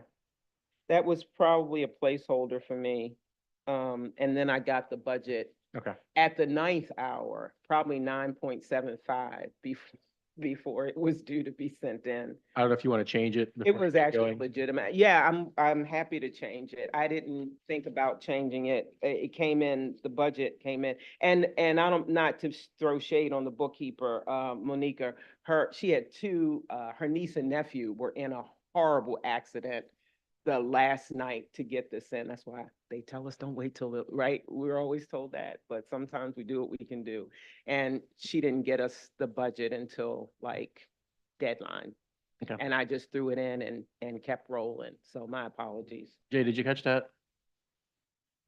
On number page? 8 on the front page Yeah. of the application, he wants you to change it to Where'd it go? 292,500.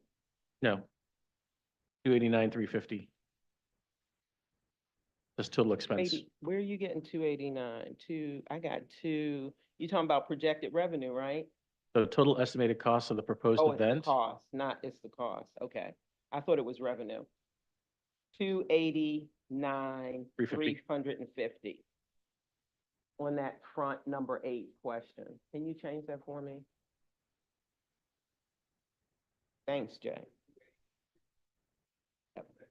Yep. Okay, now go ahead and go. Get the procedural work out of the way. Yes, I did not think to do that. I literally attached it and sent it. That means I actually read the applications. That's a good thing. That's a very good thing. The person who spends a lot of her life writing them, I do appreciate when people read them. I got more questions, but we'll do that after the presentation. Okay. The Gullah Festival has been around for more than 40 years. It has earned the status of one of Beaufort's signature events. 2025 event, while the numbers look the same, about 13,000 for both years, 24 and 25, what we need to remember, and actually Rob was the one who pointed this out to me, the downpour on Sunday, the Sunday of Memorial Weekend, I don't know if any of you did anything memorable enough to remember this, but it was torrential rain. Like the greens were a swamp. The vendor tables and things that had been there for the weekend were literally floating at the greens when we got down there on Sunday morning. People who left supplies, materials, or things to sell, they were literally scattered, filled with mud all over the place. And it rained for hours. Not only did it rain hard, it rained for hours. The event, they moved everything that could be moved under the pavilion, the food trucks and the vendors who were in the parking lot. Many of them packed up and left, some stayed. But the event still happened and people adapted. And the sun eventually came out about 4 o'clock. And we still had a crowd of people to be there for all of the rest of the entertainment that happened that weekend. So what Rob said to me, I said, whoa, our numbers are the same as last year. He said, yeah, but you lost a complete day. He said, so 13,000, you did that with losing Sunday. you probably had less than a third of the people who would have come had the weather not been so horrible. It was so bad that it was really tempting to cancel the day. But we have so many entertainers who, are planning on it, have, made a commitment to be there. And if they're going to come, we want to find a place. The Gullah Traveling Theater did its first sneak preview for the new play, and at 4 o'clock on that Sunday, the sun came out right before they went on, and I tell you, the pavilion was packed. It was standing room only. So that speaks to the longevity and the staple of this event for this community.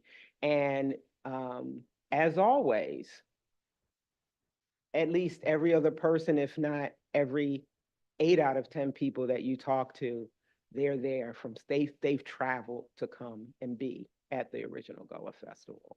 So it is a cornerstone event, a signature event, and it's still becoming popular. Pre-pandemic numbers had not reached 10,000.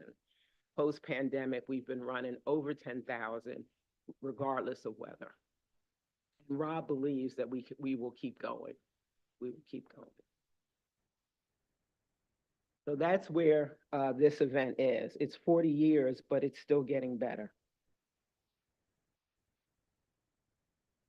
Festival highlights, one of the things we're really proud of this year, we added the Alumu excursion, which was a pilot program in 2025, funded by the South Carolina 250th.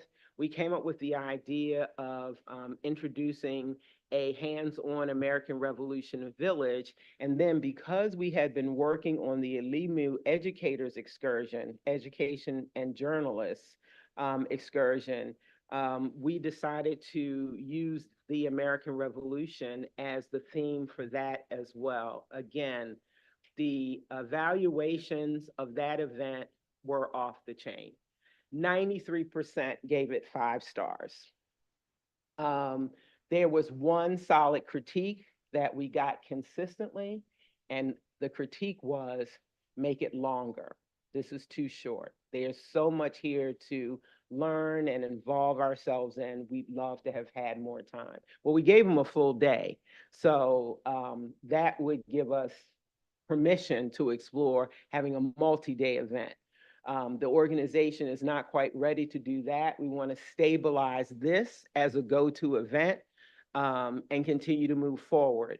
With the 250th anniversary actually happening in 2026, I'm actually right now, even though it looks like I'm here, I'm actually still at home, I'm writing their 250th grant for 2026, which is due the end of this week.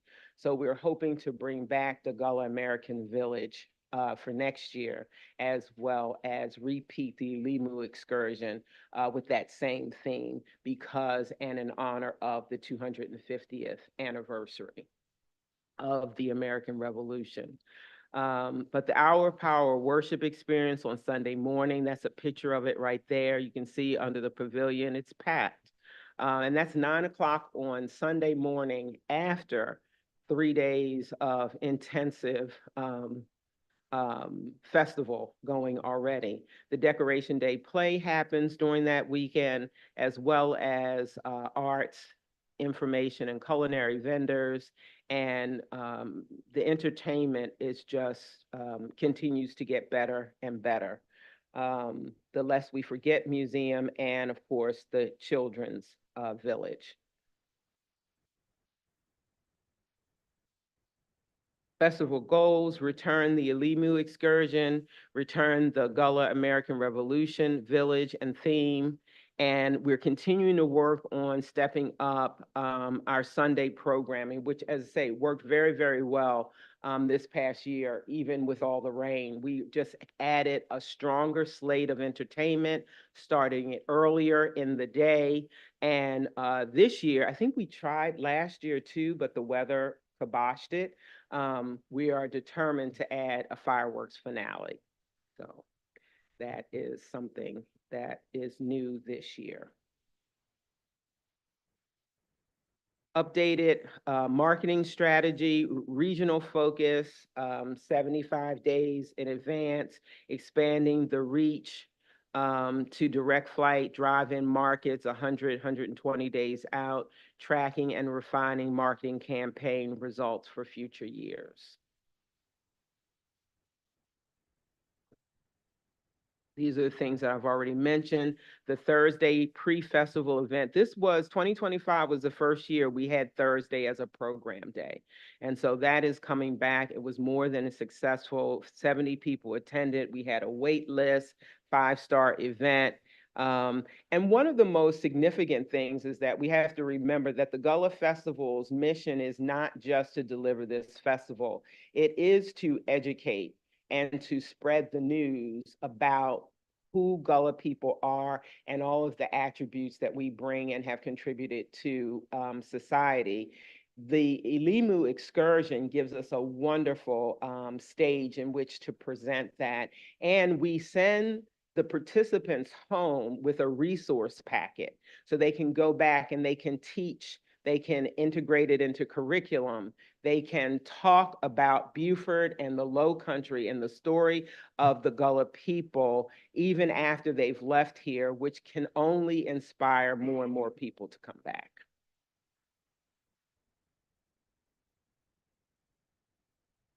The American Revolution Village will have the period artisans returning, rice farming, blacksmith, woodworking, those types of things. And we couldn't do the fire at the waterfront park last year. You know, they wouldn't let us have live flames there, but for the Ilimu excursion, we were able to do some actual firing. So that was pretty cool. People really appreciated that. And I've talked about the third, the Sunday, upgraded Sunday experience. Festival Impact, a signature event for now over 40 years, 13,000 attendees with 37% tourists, 70% of that 4,800 were out-of-state attendees. A conservative direct spend is 720,000, which would give you an ROI of $20.60 for every dollar that you have invested in them for 2025.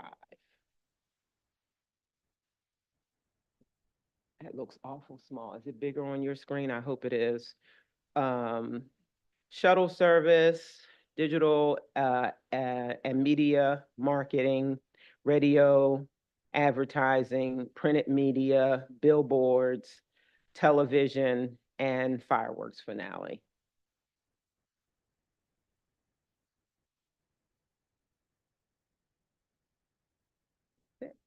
Thank you. Guess I can start. All right, give me your questions. Well, first one is, looks like it's two different marketing campaigns. And it's two different mindsets of how to campaign. Because it looks like this one, there's a heavy concentration on going with billboards versus other ones which are transitioning over to social media and digital marketing. Well, remember, these organizations are independent. I know. That's, And I do different things with different people in terms of where I put my input. I don't really participate in the Gullah Traveling Theater's marketing. Sometimes I give them suggestions, but they kind of do their own thing. I do hope and expect, because they do have some money that they've requested from Beaufort County as well, that they will be doing some digital marketing this year and start to transition, at least in some ways, into that as well. But they are very committed to their billboards, especially on 95. They found that to be very effective. Have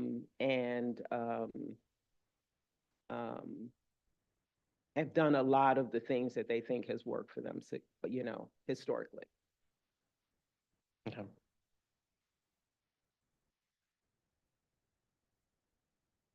Shuttle service of 8,000, and then when you actually look at the P&L or the budget that you proposed, vehicle rentals in there for 5. It's not gonna be on yours, but it's actually in the Yeah. So you have vehicle rental for 5, but then you also have other vehicle expenses at the bottom totaling 10,000. Oh, probably one is the rent. So the week of the festival, they have to rent vehicles. Yeah. To do a number of things. In addition to that, through another grant that we got blessed with, we've bought our own our own truck. And so they put that in there to cover that. The second one is for the rentals for the week of the festival. The other is for maintaining, insuring, taking care of their truck.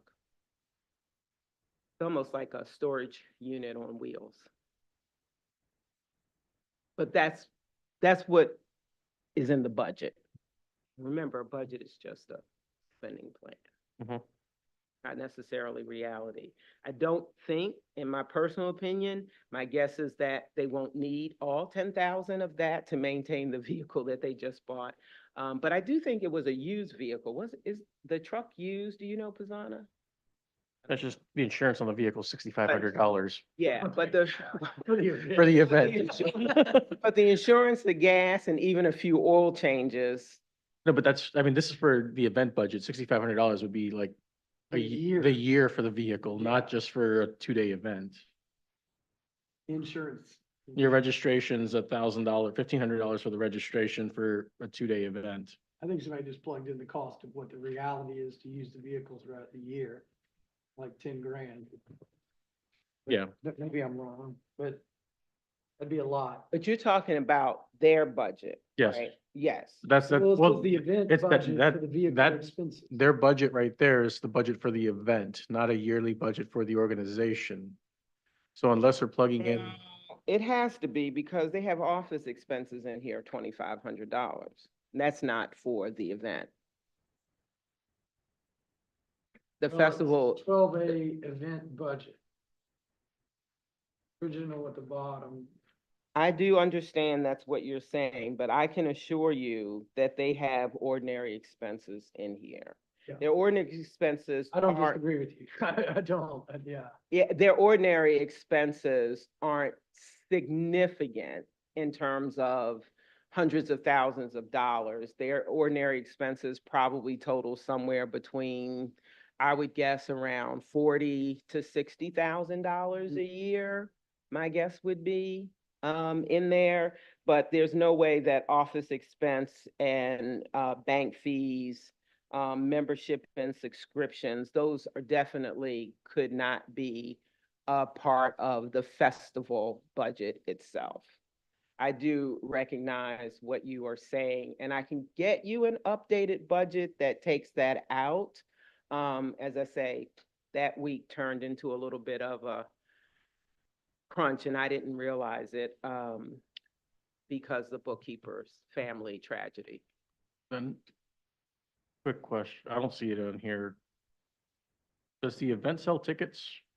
The event sells not tickets for the event, but you can participate in certain activities at a cost. So, for example, if you want to do the historical tour, you would pay a fee to participate in that.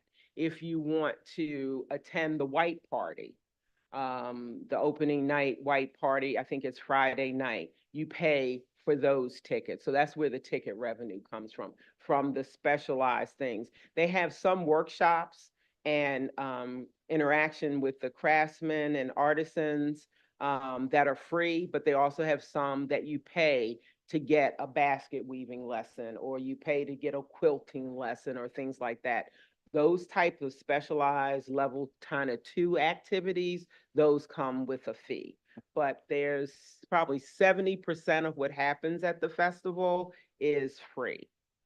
Where's that number in, is that just line coded for sales or festival sales or? Festival sales. Yeah, that's festival sales. For sales. Mhm, all of that at the top. So that 17.5, that 10,000, that 20,000, all of that is public revenue that comes in for the things that they sell. T-shirt sales, they sell T-shirts, do you sell caps? I think, T-shirts. They have some merchandise, not a lot, but they do sell a few things. But 70% is free. But if you want to do a tour, if you want to buy tickets to Decoration Day, if you want to, like, they buy some seats in the Decoration Day play and then sell them. They sell them at face value. There's no markup. We give them a percentage of, we split the cost, the price that they collect with them. But all of that is, yes, revenue. Yeah, they made about $5,000 on Decoration Day tickets. I can tell you that in 2025. It wasn't quite 5,000, but it was just under.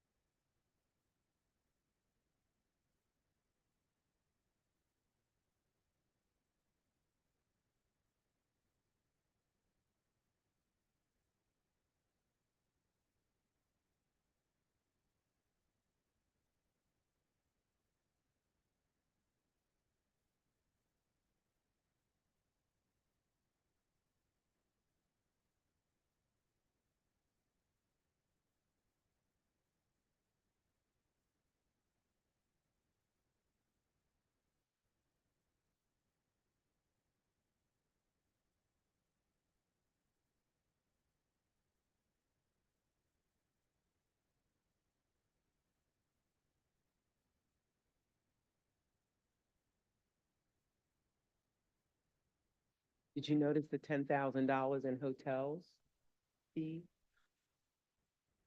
Yeah, I noticed that. I brought that up a couple of years ago, and that's them saying we buy hotel rooms for people that come into town. Right.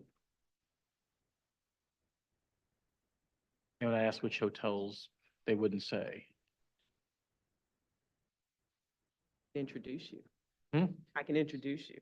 The hotel? No, to people who are picking the hotels. Oh. I take it the airfares for performers coming in, that you gotta pay the airfare for.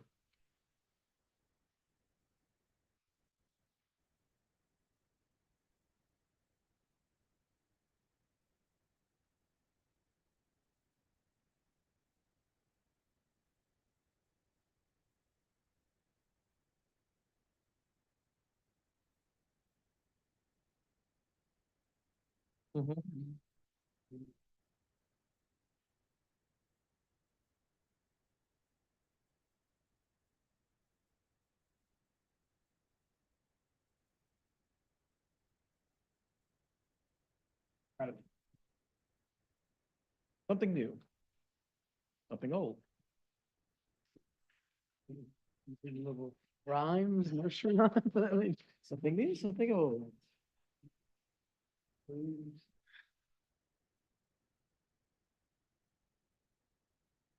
Good question. I don't know. This might be off the top. Discussion takes place, but do you know if the Cumby River Run ever took place? Or if anyone knew if that event The ever took place? copyright, No, the Cumby River Run that Reverend Hodges was trying to do. the monument, and, oh, The monument was done, but The the actual done. river run that he was planning on doing, oh, I don't know. I don't know. I can find out, but I don't know. we funded that. Oh, the company. Yeah, we funded that, and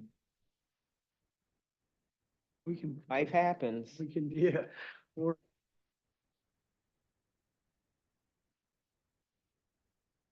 I can put in an inquiry. I'll email Jay. Yeah. I have yours too, so. Try and find that out for you.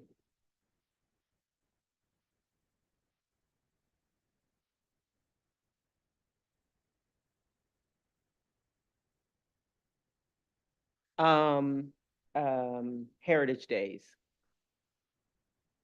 Heritage Days.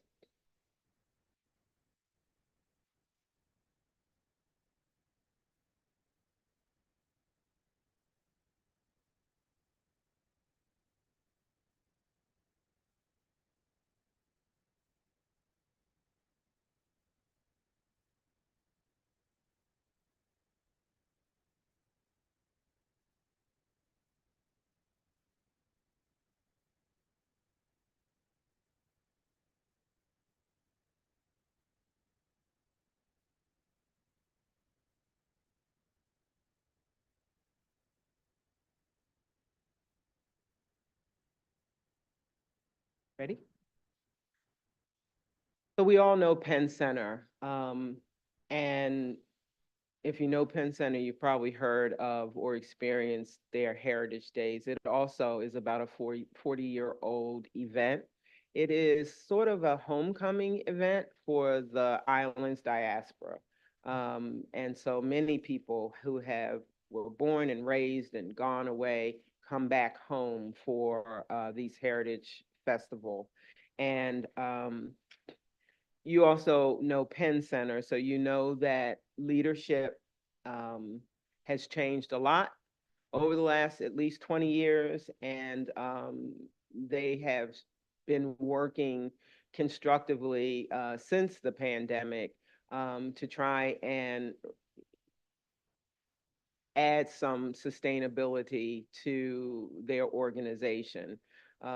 Dr. Robert Allen, who you've probably met and know, has really taken the helm there. It's taken a couple years for him kind of to map out his space there, but he is finally taking the reins and is trying to really again, like me, build infrastructure, build organization within the Penn Center so that it is functioning at a higher level and more sustainable level.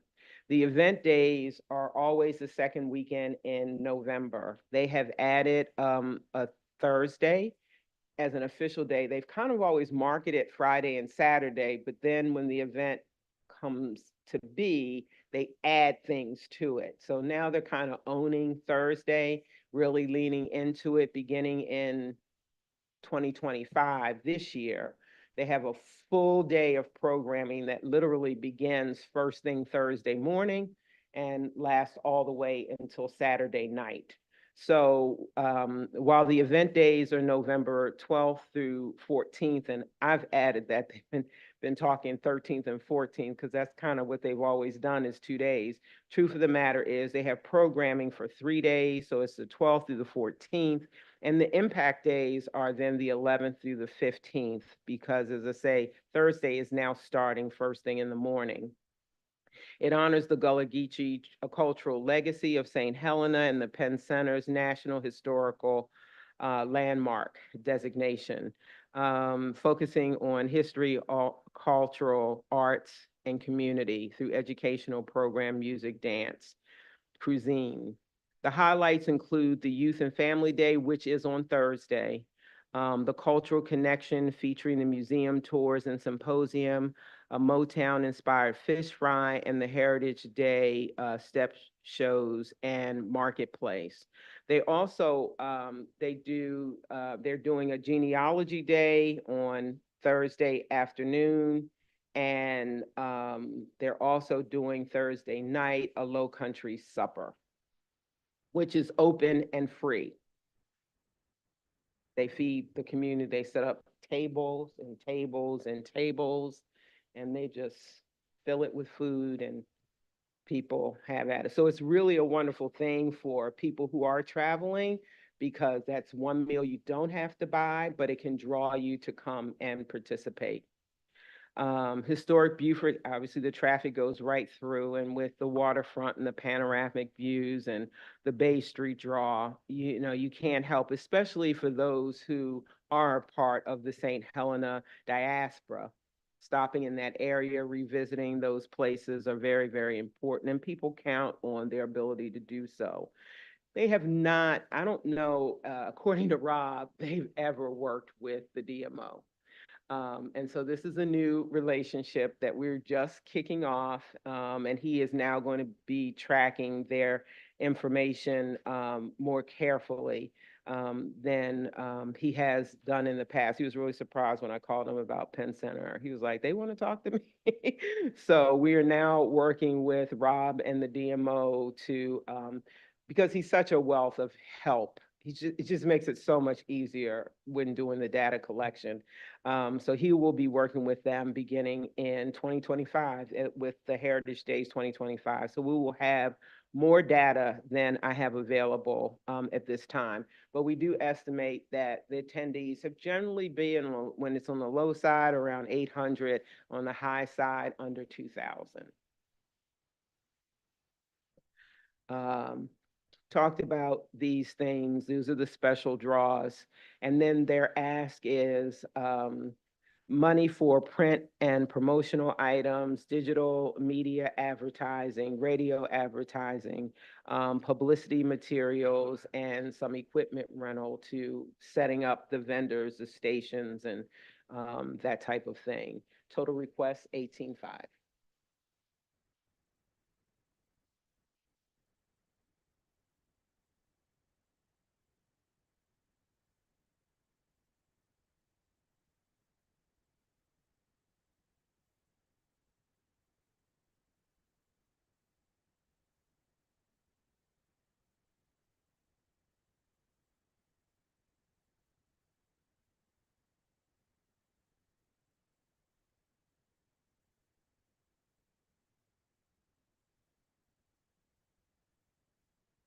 I'll move on to Juneteenth. Juneteenth is a new event for Penn Center. It's been started under the leadership of Dr. Robert Allen, the newer executive director. I think this is his 3rd year. He just began. And the first 3 years have really been more locally focused. What they're hoping to do beginning in 2026 is to launch a regional campaign reach so that they can start to attract people from, Augusta, from Columbia, from Charleston, from Savannah, maybe even a few people from Jacksonville or Charlotte. They're really going to be focused just in taking their the cone that they have been advertising in and just expanding it. This is a more modest ask, but they would like to do it and see if they can grow this event as a cornerstone family event. And one of the things that they're hoping to do is to create some partnerships with some hotels and some resorts so that they can really make sure that tourists, even who are already here, maybe have a cultural day experience while they're here. Celebrate the Juneteenth holiday, bring your family and come. Really focusing on a family-focused event so that there really is room for the children to explore the cultural arts as they celebrate that holiday. We think that it will be something that families will start to enjoy and look forward to and give them another reason to come back again, as opposed to going to the next stop on the list of places that you can vacation. When the kids get to make something and the kids get involved in a tactile experience, they talk about it, they remember it, and they say, no, mommy, let's go back there. No, daddy, let's try this again. So remember when we made the basket? I want to go back and do that again. So that's kind of the marketing inspiration or rationale behind it in terms of what they are hoping to do. The ask is 7,500, 5,000 for digital and media advertising, and a little bit for setup for the event as they try to expand it.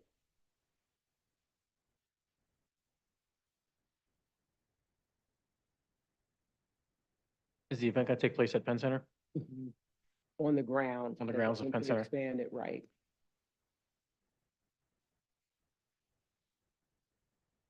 So we believe that there may be people who may come and say, well, I'm on vacation. I don't necessarily want to go to a museum, but maybe they'll come to a Juneteenth celebration day. They make it good enough.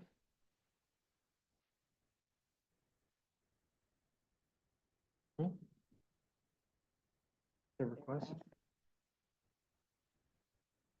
75. 7,500. Did I put the wrong number on there? No, you didn't. Did we change it? I don't No, it's 75. No, the application is for 7,500. Right. What did I say? That is, Yeah.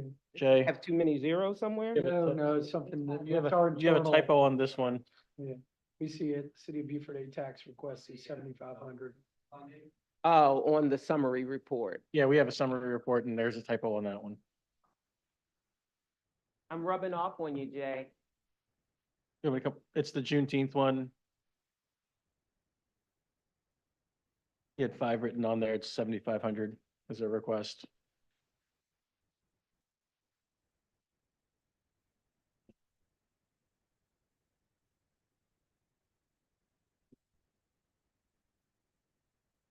No, You don't, hold on. Right.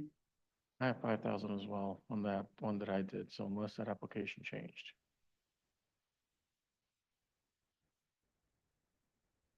Now, I think this is where I got the 5,000 from and where Jay got it from.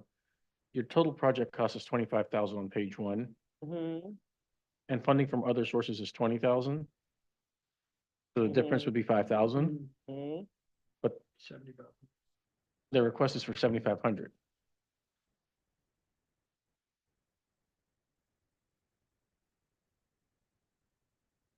No, the detailed project budget is. No, page 1, the actual application, the actual application. Denise, that's 2 typos today.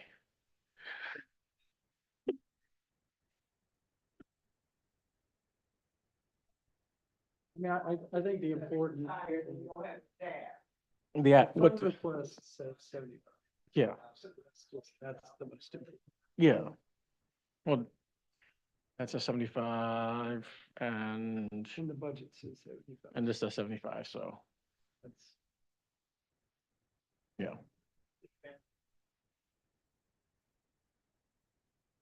Yes. Yeah, it is. In the defined project budget at the end, it's 7,500. And And there- within the application, I think. It's 7,500. 7,500 as well. It's just a. I have to find a Typo. proofreader to read my stuff.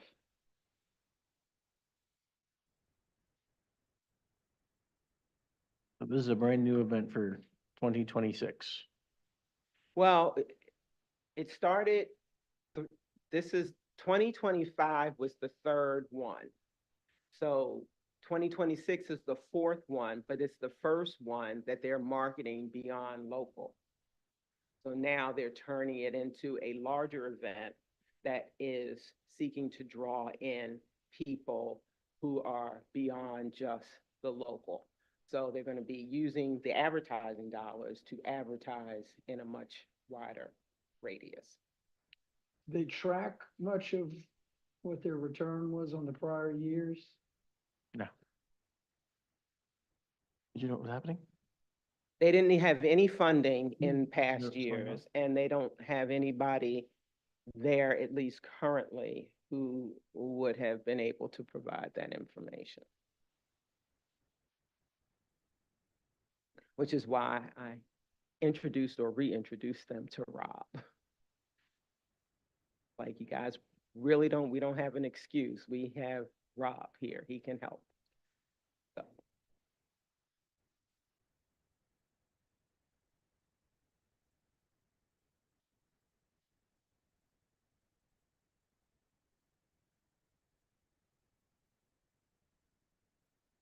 So we'll know in short order if it works.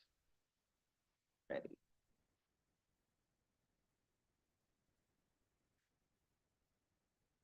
Yeah, that's what he said. You know, he said, you know, if we do 1,000, that would be awesome.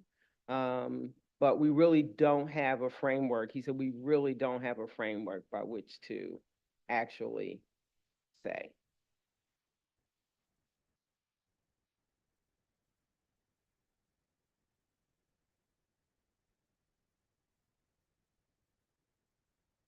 Right.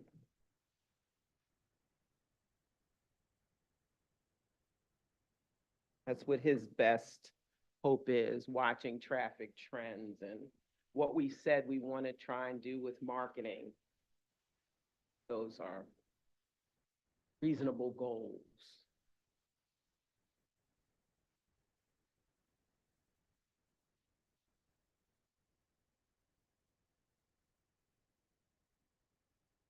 Right?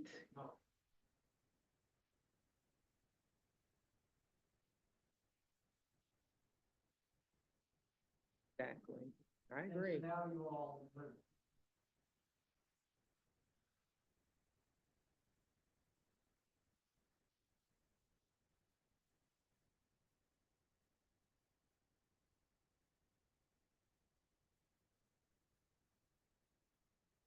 Correct.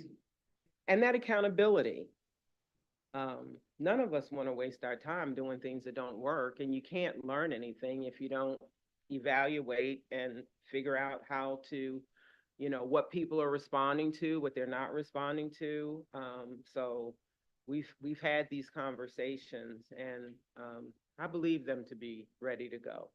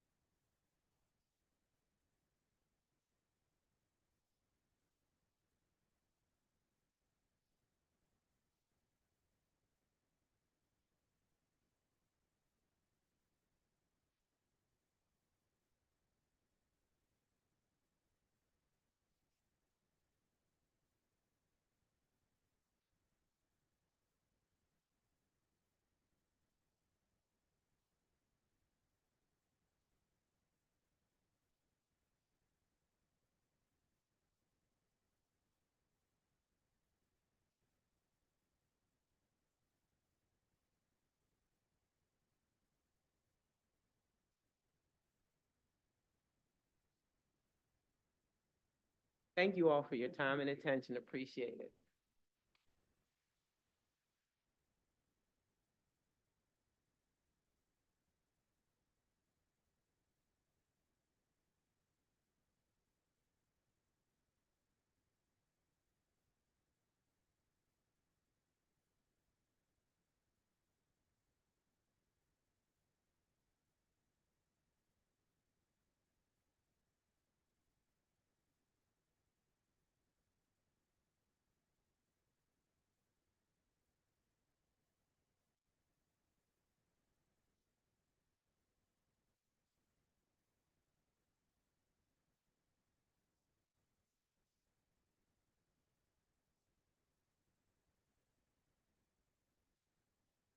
You guys just let me know when you're ready for me.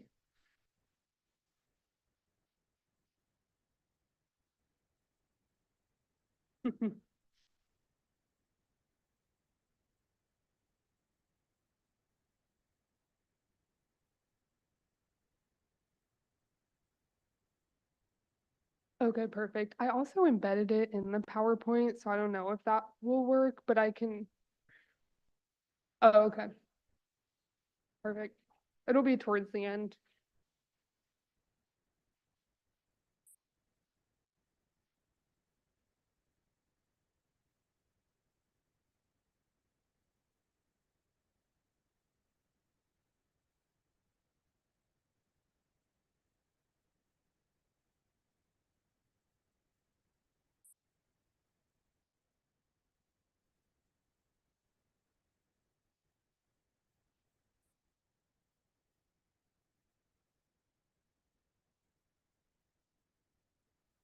Okay, awesome. Well, hello, thank you guys for having us here and being here listening to everyone. I will try to be brief. I know you're ready for lunch. Uh, as you know from our application, we are with the Port Royal Sound Foundation. We have the Maritime Center, and we are asking for funds for a new interactive garden art exhibit. So I just wanted to walk you a little bit through why we came to this project, why we're really excited about it, and hopefully get you guys excited about it as well. I hope you have all had the chance to visit the Maritime Center and know of us, but just a little bit of background. The Maritime Center is a free museum and aquarium. We're really proud to be a key tourist destination for the Beaufort area. And part of that work is making sure our exhibits are always really exciting and refreshed and up to date. So these are just some images of the museum. If you haven't been there recently, we are always adding new exhibits. Please come and check it out, see all the stuff that we've been working on. The Maritime Center has been in its location since 2014, and that is our main way that people get to know us. But we've been really excited in the past couple of years that our campus has changed a lot. You guys have likely seen our educational pavilion as well. Construction on that was finished in 2023. It's a beautiful space that we get to use for our programs, for our festivals. We rent it out for people for weddings and corporate events. It's a really amazing space with beautiful waterfront views. And it really transformed our campus and gave us an opportunity to reimagine what our outdoor spaces looked like. Once we had this pavilion constructed, we knew we wanted our campus to feel really complete and expand the usable footprint of our education all around the Maritime Center and the pavilion and beyond. So we worked really hard to build out our gardens and our outdoor spaces. We've established really beautiful pollinator gardens and native plant displays outside.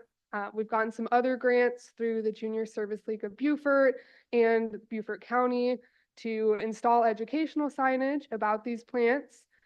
Through Beaufort County ATAX, we have a greenhouse that's supplementing plants to this garden and allowing it to just continue to grow and beautify our campus.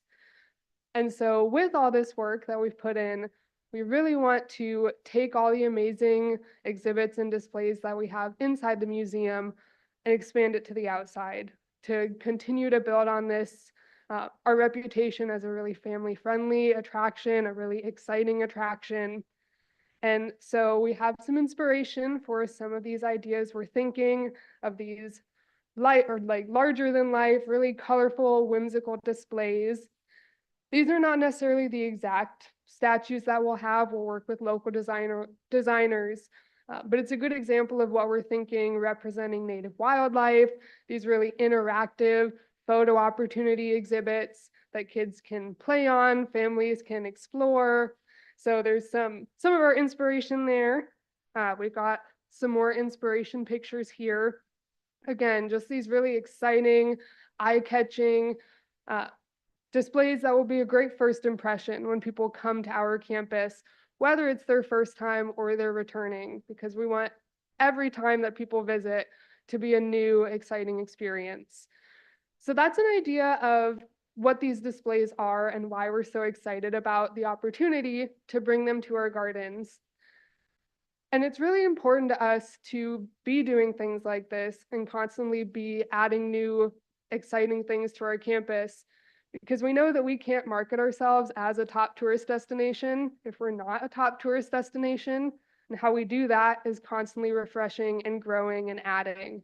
So I want to tell you guys a little bit about our marketing efforts as well and our tourist reach.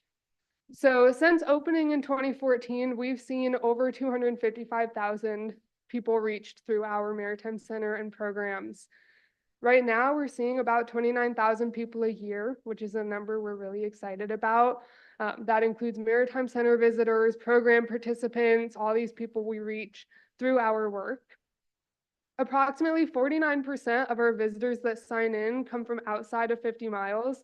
That's been consistently around 49% since 2020. Obviously, 2020 was a weird year, but since that time, we've seen a lot of really consistent new visitors coming from outside 50 miles. which we're really proud of and really excited about. We're especially excited because July 2025 was the second busiest month ever on record for the Maritime Center. It was awesome to see how many people visited during that month, and just really encouraging to know that we are still reaching new people and they want to come and see what we're doing. A lot of this is in our application, so I'm not going to spend too much time going over this, but I wanted you guys to see an idea of the diverse ways that we do market ourselves. We find it really important to market ourselves as a destination as a whole. We know that people are coming to this area for the environment, for the attractions, for all these amazing things that we offer. And where we market ourselves is through digital advertising on Meta and Google. We work really closely with the CVB. We're really proud of that collaboration. They've given us a lot of insight to their top visitor market areas, so we can target those with our digital advertising as well, really expand that reach. Just recently, we attended the Student and Youth Travel Association conference with them in Savannah, which is an effort to bring student groups to this area from outside the region to do field trips. We're really excited about how much interest we've already gotten from that. That was through the recommendation of the CVB and something we're planning to continue in the future. The CVB is also linked on our website so that people can access all the information about lodging, restaurants, and the other attractions in the area. And then, of course, we have some local market advertising in local publications. We were just named the #2 museum by Low Country's Best, which we're really excited about. We've got rat cards that we distribute throughout the region in English and Spanish, and our gift shop retail. There's a lot of logos going out on all that retail that we sell. One of our staff members actually just traveled to Italy. Someone recognized the logo on her shirt because they'd been to the Maritime Center, which was so cool. So through this digital advertising, our current campaign is on track to reach about 3 million impressions, which is double previous campaign years. That's with the support of the CVB really guiding us on where the most impactful areas to target are. So we're able to make sure our investment is being really well thought out and really intentional. You can see some of those top designated marketing areas, which align with the CVB's primary areas as well. And then this is where I have a short video to show you just so you can see a little bit of what this marketing looks like. We're really proud of the content that we create to put out there. We'll let him pull that up for you guys.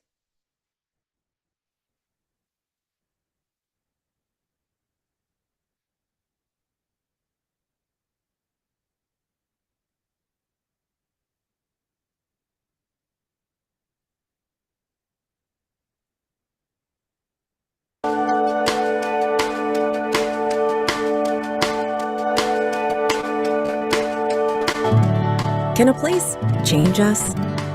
Make us feel differently? Or better yet, make our day? Can a place widen our smiles? Lessen our stress? Make our hearts race? Or just help us slow things down for a while? Can a place inspire us? Feed us? Teach us? Thrill us? Calm us? And even unite us as a community? Can a place make us feel like kids again, full of wonder, curiosity, and possibility? The answer to all of this is yes, in a place that is so special, so unique, so like nowhere else in this world. There truly is nothing quite like the sound effect.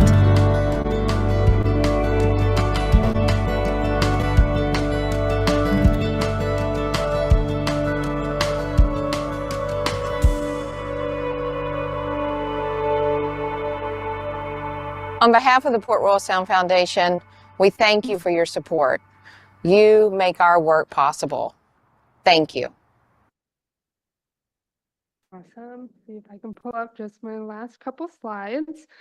We just wanted to show you guys that because it's something we're really proud of, that we're creating these really professional, high quality marketing assets. And we've seen a lot of really positive return on those investments. A lot of people are clicking into the advertising that we put out, we see traffic on our website increase as we run these campaigns, which is just a really encouraging way that we know people are going from these videos to our website and then hopefully to Beaufort.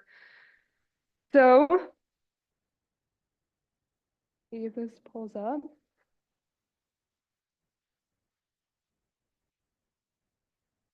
It's okay if it doesn't. We're really excited about this opportunity to bring all the excitement that's lived inside the Maritime Center for 10 years and just expand it beyond the walls into our entire campus. And we're really grateful for the opportunity to present this project to you guys. And if you have any questions, we'd be happy to take those.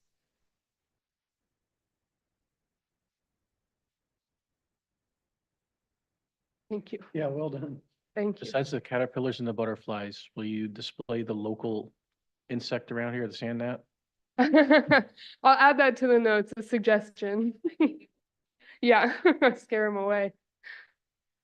I have a question. Do you think that the botanical garden vision is that a vision of yours for this project? Yeah, so it's going to work in collaboration with all our efforts in our native plant gardens. So right now, we're really proud that we've got a diversity of native plants that all have informational signage on them. We see a lot of people spending time reading through those signs.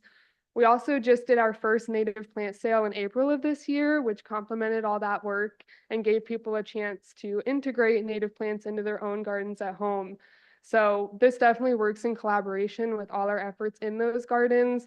We're proud that there's stuff blooming year round because of the diversity of plants that we put out there. And it creates this really beautiful aesthetic all around our campus, which we're really happy with because a lot of people come by with their families and with kids. Having more space to explore outside and run around and get some energy out has been really positive for us. Wonderful. Yeah.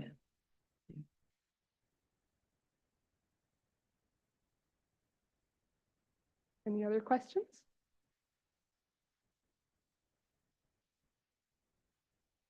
So we're working with a couple different contractors now to get quotes on how much we'd be able to do with each of their different quotes. We definitely want a variety of native wildlife represented. So it's dependent on those designers' quotes, how many would be able to. But we also want a diversity of some really big ones and then some that are smaller and lower to the ground that kids can climb on and interact with. That's important to us.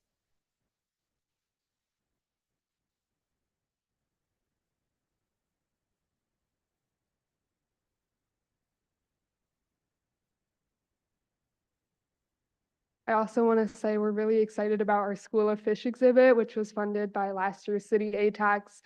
We're getting pictures from our designer on that now. They look beautiful. It's going to be awesome. We can't wait to share with you guys what that looks like.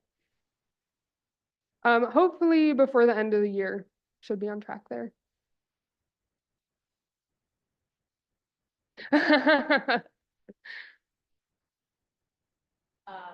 Wait.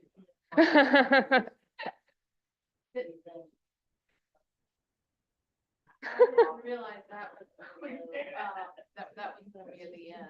Sorry about that, but you know, as a nonprofit, you're always asking for. Awesome. Awesome. Thank you so much, you guys.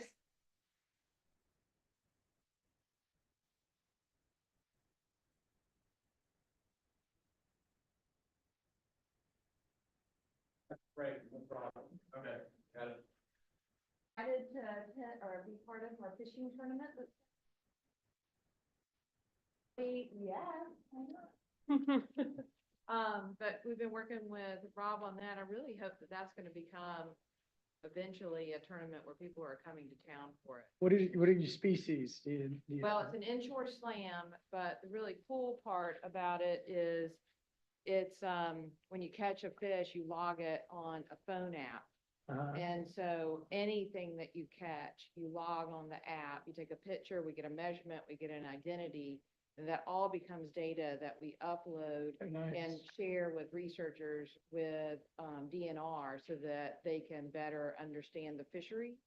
And like last year, we collected over 1,800 species, or not species, but fish, over 40 species. different types of fish were reported. And it was more data than DNR had ever collected. And so this year, it's a 10-day tournament, so you don't have to worry about weather. You go whenever you want to. You can fish as much as you want to. We have $10,000 in cash and prizes. And so hopefully we can keep elevating that tournament to be more prize money and bring people in to fish the tournament from, because it's advertised regionally.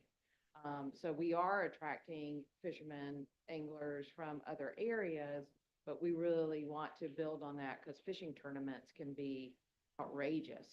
And unfortunately, you know, it's in October, so that is a primo time, obviously, but that's when the fish are biting. That's when DNR said this is the best time to do it. The other cool part, though, is we're extending the tournament so that you can record your fish year long, so that we're continuing to collect that data, and we'll do prize drawings each month for anyone who reported fish. So it's cool because you don't have to have a boat. You don't register by boat. You register by individuals. We get a lot of families, you know, kids, new people to fishing, experience anglers. So I think that this could be a really cool thing for the area. So we'll keep you in. Thanks, guys. Nice. Appreciate it. Bye. It is now 12:16. We are taking a quick lunch.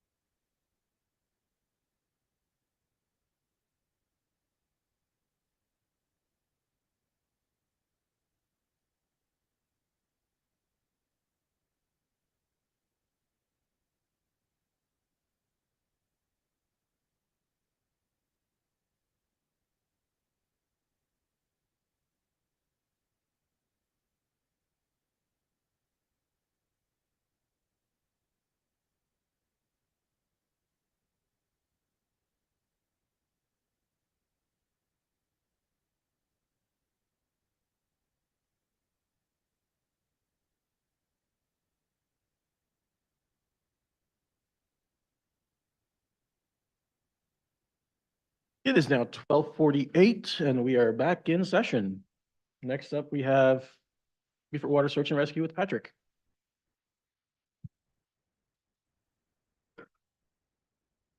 Good afternoon. My name is Patrick Canning. I'm a board member with Beaufort Water Search and Rescue. Our organization is an all-volunteer water search and rescue organization whose primary mission is to support and assist local, state, and federal emergency response agencies in times of need.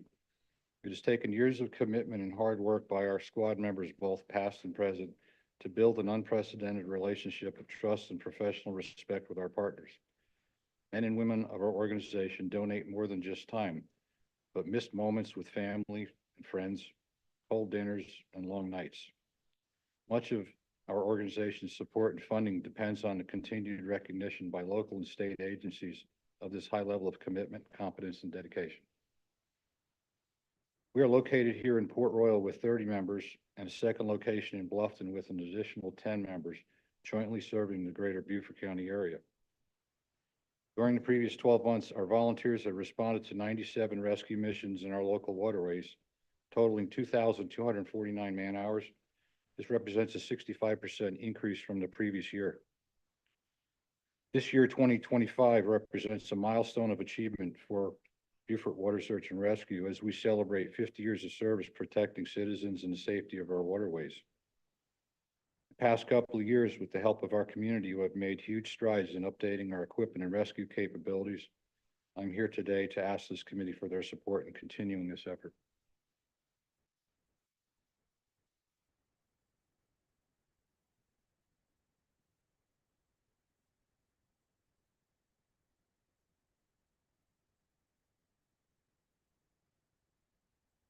Questions?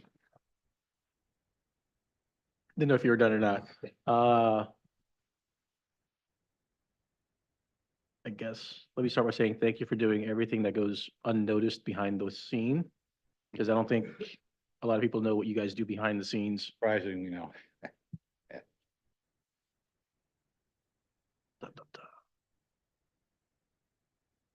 The 17.5 that you're asking is for, is it for another vessel for the Bluffton area? It is, yeah. We're looking to add 2 more. I put an application in with the county for a $20,000 request and a grant for a $40,000 purchase. And again, here at the city, it would be a $35,000 purchase. Yeah.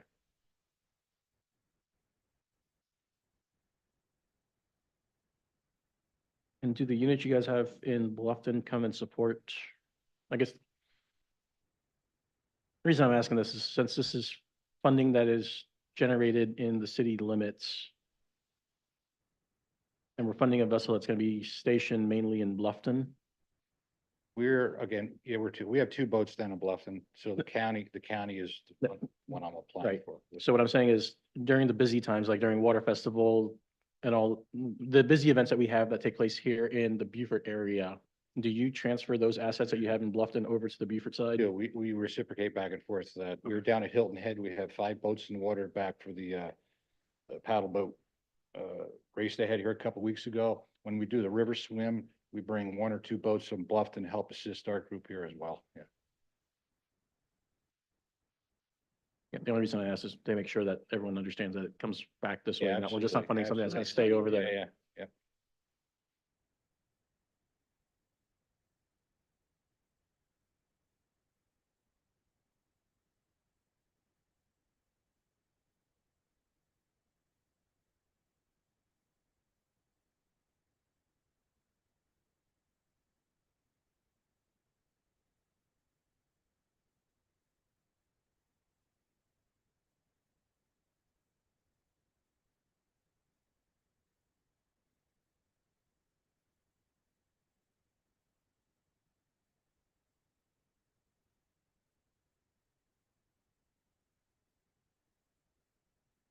Okay. All right. All right. Yeah. All right. I would thank you for your opportunity.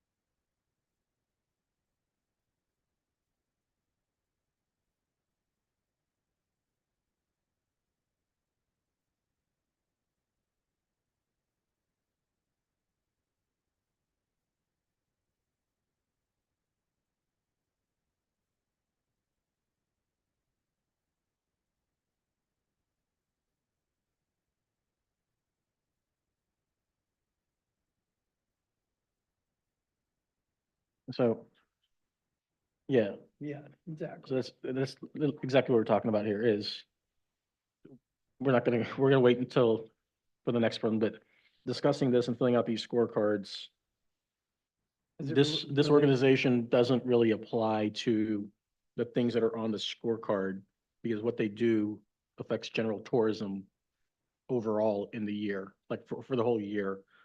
So some of the questions that we had, anticipated tourists, well, Beaufort Search and Rescue doesn't have any tourists that show up at their event, but they're the infrastructure for the tourism that we already have in town. And we had this, Jay, maybe, yeah, Jay, you might be able to help us out with this one. Did last year, did we put NA for most of these things? Because no, not previous history, like tourism related. Question number one is what is the anticipated attendance? Well, their attendance is 0, but their attendance is the roughly 2 million visitors that we get.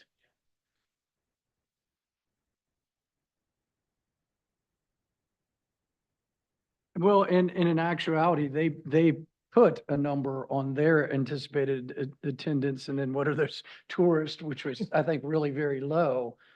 But basically, this is, yeah, it's simply the support infrastructure for almost, for a great deal of the number of projects that we see before us.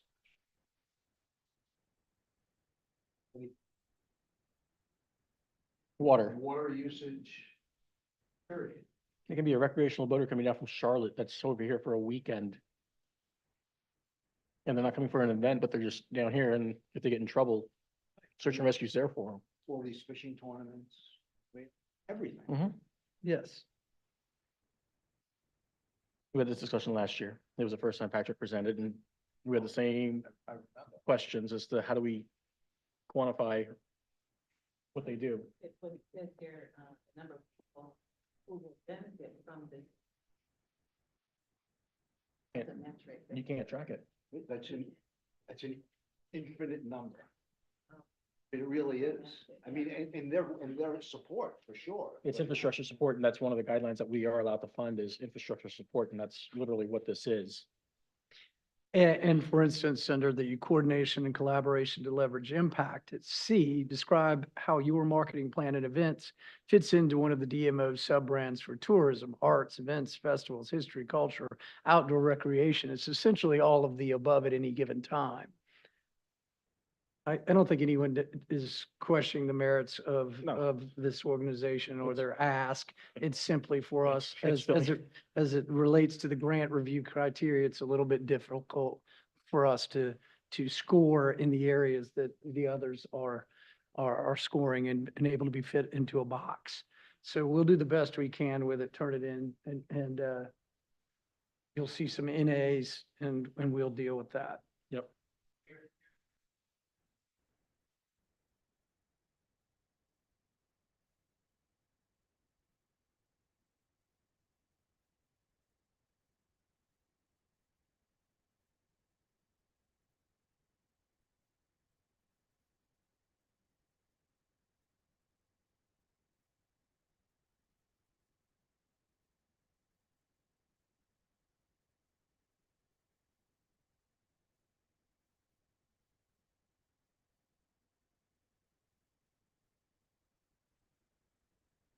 Right. It was their first year, so But they've used the boat and used it well. yes, Yes. Okay. that helps. Thanks, Jay.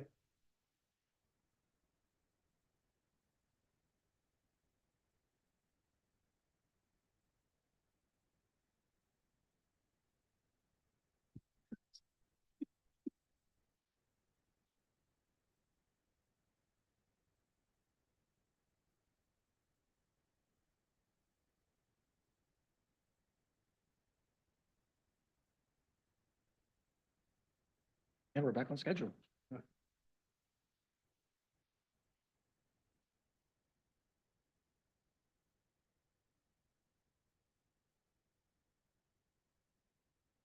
It's fine. It's fine. We Jay will figure it don't out. know exactly, what we're dealing with.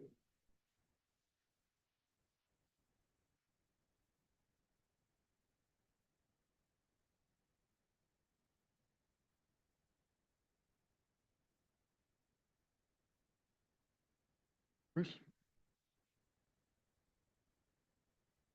Next up, we have the Pat Conroy Literacy Center. Bruce? Hello, good morning, afternoon, evening, and good night. Have one of these, so let's see how that works.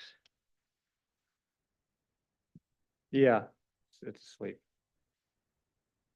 So you need a password, I guess, yeah. Not that great at PowerPoint, but best I could.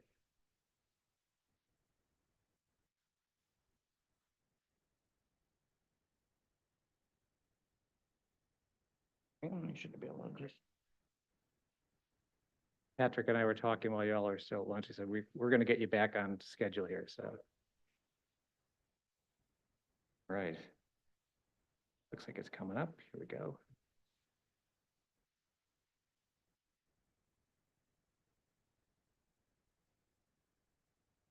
You all see that? Okay, good, good. All right. Well, good afternoon or late morning. I'm Bruce Murdy, and I'm the Director of Development at the Pat Conroy Literary Center. I'm sure none of you know who I am. I've been there since the beginning of the year, but you may know Jonathan Hout, who's been there since really before the beginning of the Conroy Center back in 2016. So I'm here today really just to talk about our ATAX proposal and answer questions for you, obviously. Probably most of you know a lot about the Pat Conroy Center, but I did put one slide together. We were opened in 2016, so next year will be our 10th year in operation. So that's pretty amazing. We're on the corner of Bladen and King. If you haven't been there before, you should come in, check it out. Well, we're Beaufort's #1 tourist attraction, according to those people who use Expedia and TripAdvisor. So that's a pretty good thing through the years for us to be recognized as. Right now, we have, well, roughly 4,200 visitors last year in 2024, and visitors who visit sort of one half of our facilities, which is the Pat Conroy Museum part. But we also have about 100 events and activities per year. And if you do the quick math, that's about 2 a week. So the place is pretty hopping. Sometimes these events are small, sometimes they're big. They reach to local people, but also to some tourists as well. I'm going to be talking more about drawing tourists, for obvious reasons. And we're staff of 2, Jonathan and myself, and then we have a board of 13 that oversee our work. So here's the overview of our request. You know, currently we don't do any out-market advertising at all except our regular website and our email. But we believe we can increase, obviously, out-market visitation with marketing support. And so that's why we're asking for $18,000 to do primarily digital marketing, paid search, display ads, social media ads. It averages about $1,500 a month. We know that we'll probably adjust that seasonally, depending on whether we need more or less help. And all ATAX funds that we're asking for will go directly into that regional drive market advertising. We're not asking for any support, for staff or anything like that. So every dollar goes right into the advertising. We put the proposal together after a couple of conversations with Rob Wells to make sure that we were in alignment with what he was doing because they've got much bigger budgets and they've done this before. We're going to focus on drive markets, Atlanta, Greenville, Charlotte.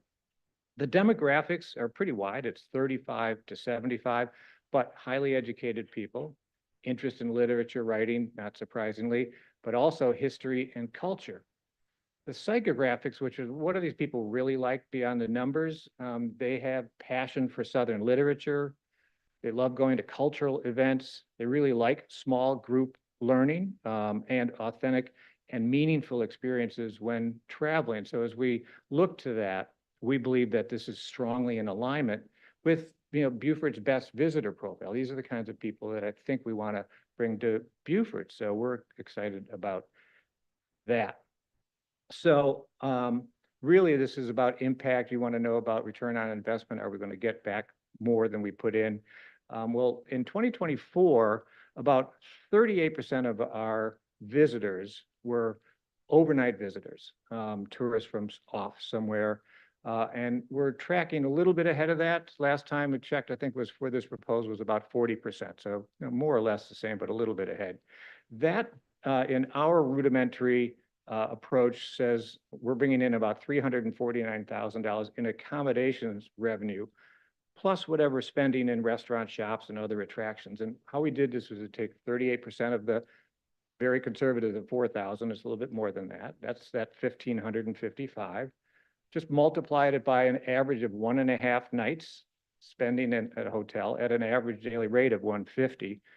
And that brings us to 349. The 2026 goal with ATAX funds is to grow that by 10%.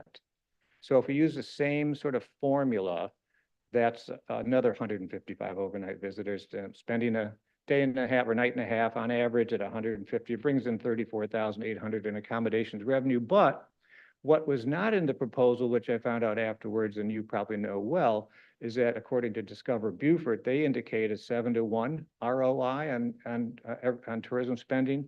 So that number is a little bit different and a lot higher at $126,000 in ROI in tourism spending impact on the community, which is a pretty high number. We measure all this stuff internally. Every time a visitor comes in, we ask them to fill out the book that we do with our docents. And then we transfer that to a digital based record keeping, and we manage and update that regularly. I don't know how much regularly it is. It's every 2 to 4 weeks by our docent volunteers, overseen by our financial officer. So we have a pretty high degree of confidence in the data that go behind these numbers. And I've seen them do it. So they are pretty good at asking people to fill out the book when they come in. So really, that's my fancy presentation. We think that we're a proven destination, tourism destination in Beaufort. We've been around for 10 years almost. We're bringing in desirable visitor demographics. I think we've demonstrated a strong potential ROI. And it's a relatively modest request. Every dollar I know is something that you work hard and we work hard to collect, but it's relatively modest. And we have this tight data collection. We know that we feel comfortable and confident about the data that we have. So we believe we can make a positive impact in tourism spending and tourism in general in Beaufort. And we'd be very, very pleased to have your support, and we appreciate the opportunity for just to come in front of you. We have not done this in the past, so this is sort of new for us.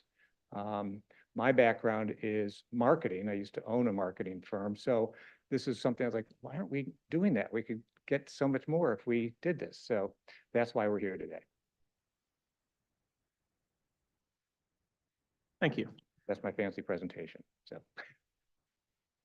So I, for one, am a big proponent of spending money on tourism or marketing, because the more marketing we get out, it basically brings Beaufort out in the limelight as well with everything that we have. Just a quick question on your actual application. Were you aware of the 50% match? Yes, we are. And that's something that, as I'm the director of development, I'm the first person they've ever had in that role. That's incumbent upon me to bring that in. I know that I'm already seeing increases just from making the appropriate ask and really nurturing our relationships. Wasn't anyone doing that before, so we're seeing a good rebound in that. So I feel confident we can do that. Well, the reason for that question is on your application, I don't know if you made a mistake or typo, as we've had a couple of them today. Your ask is for $18,000. The total budget is for $18,000. So that's 100% of your budget. Gotcha. Were you coming up with the other 9,000 for the $18,000 marketing plan, or? I think that was really a mistake. I didn't put it in there. You're right. It should have So been. your ask is for your ask is for 9,000 and not for I'm 18,000. asking you for 18,000. We'll do the 50% match. That'll bring us up to 27. So that's where I didn't do it right. 36,000. Yeah. Okay. 1,500 a month is only 18,000. Correct. Yes, I didn't do the numbers right. Yeah, you identified clearly, where the source of the applicant's other funds, you put in the regular budget of Conroy Center. Yes. So you got it. You have it within your budget to do so. So your other sources for this initiative would be from your regular budget, and it would be in the amount of 18,000. I thought it was a 50% match, so. Well, so if you look at the app, do you have the application in front of you or I no? don't. Okay, so line number 8, total estimated cost for the proposed event, you have listed as 18,000, which is 1,500 a month. Right, The total accommodations fund request is 18,000 from us. correct. So your budget for the actual cost is 18, you're asking for 18, so that's 100% match. I should have put 27, the 18 plus the 9 that we would bring in. So that's where I think I made the mistake. No, Well, it would be a $36,000 initiative. We can only help with 50% of whatever the initiative you were attempting to do. So if it were 36,000, for instance, and that You do 50, then we okay. would be able to fund 18,000 of a request. Gotcha. I think that if you've got this as a $18,000 initiative, that for us to We- put 9,000. we can fund 9 of it. 9,000 of it. I got you. Perhaps next year, if it's something that's better, then, come back, take a look at it. But based on what you're indicating, the initiative is 18 grand. The most we could do would be 9 in this case. I understand. And yeah, that was just a We could consider that the project funding from other sources, it is from the regular budget, and that was intended to be $9,000.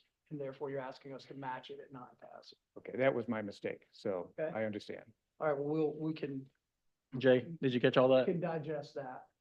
So we're scratching the $18,000 ask and replacing that with a 9K ask instead of an 18,000 K ask. Yeah. Now, when the applications go to the state, they know that it was been corrected and we're actually following the guidelines that we set forth. Yeah, and hopefully it's a huge success. And if you feel like you need to do a $36,000 initiative, perhaps it'd be merited. You can come back next year and then ask for we- 18 grand. Right, And right. if you can show us the data, and we certainly would like to help. The more Right. people you bring in. Ouch, They're that all hurts, in but all. I get it. All right. It might hurt you this year, but But it's better than we've been. Yeah, doing, you're at so- 0. so, Right, you're at 0. Yes, right. so I get it. exactly. As long as you got the 9 grand. Right. You're good. Okay, I got it. All right. Yep. Any other questions for Bruce? Well, thanks. And I'll read and be more careful next year, assuming we're successful. So when you attended the pre-meet, the 2 calls? Yeah. Was that not explained Yeah, in detail? did a good job. Okay. I'm Okay. just figuring out where the. No, lost in it's on translation me. I took place. messed up. You're a literary guy. I've become a literary guy. I used to be an ag guy, now I'm a literary guy. Yeah, talk to me about books. You got them half the money, which is better than what they had before. I must say that literary folks are not necessarily business people. That is one thing I found out. So I guess it's rubbing off on me. And you are reaching out, just as a little aside, my son attends a small college called Earlham up in Indiana, Richmond, Indiana, a very small college, but one of his best buds on his lacrosse team, his mother is a professor of English in Kentucky at a it's called Georgetown, but college. She wrote her PhD was on the relationships of mothers and sons, and used it by way of Pat Conroy's novels, Huh. and has a total drive. She's coming here to see this center. Wow. Just so you're reaching in pockets and places that are really have people thinking about what you're doing and what he did. First week I worked there, there was a woman that came in from Argentina and I couldn't believe it. It's like, really? So he has a global reach. So- Yeah, well, you'll get some more. Yes. Oh, just have one more quick question. It's regards to number 3C for us. If you don't get the funding, what happens? Good question. I'm going to try to convince the folks that I can make that happen through our budget. It might be at a smaller level. I might not be able to do 12 months, but we're going to be marketing more Okay. aggressively. So I did ask the county for a little bit of funding, not for this initiative, but for a specific initiative, our March 4th event. So we'll see what happens with that. But yeah. Yeah, we asked this question to every first time person that comes in, like, if you don't get the funding, then what happens to your Yeah, plan? So, and the next year you don't get to ask that question. I get it. It's a challenge for us, we been doing okay without it, but I think we can just do better with it. And, as a marketing guy, I believe it, like you do, I believe in marketing, so. Thank you. Okay.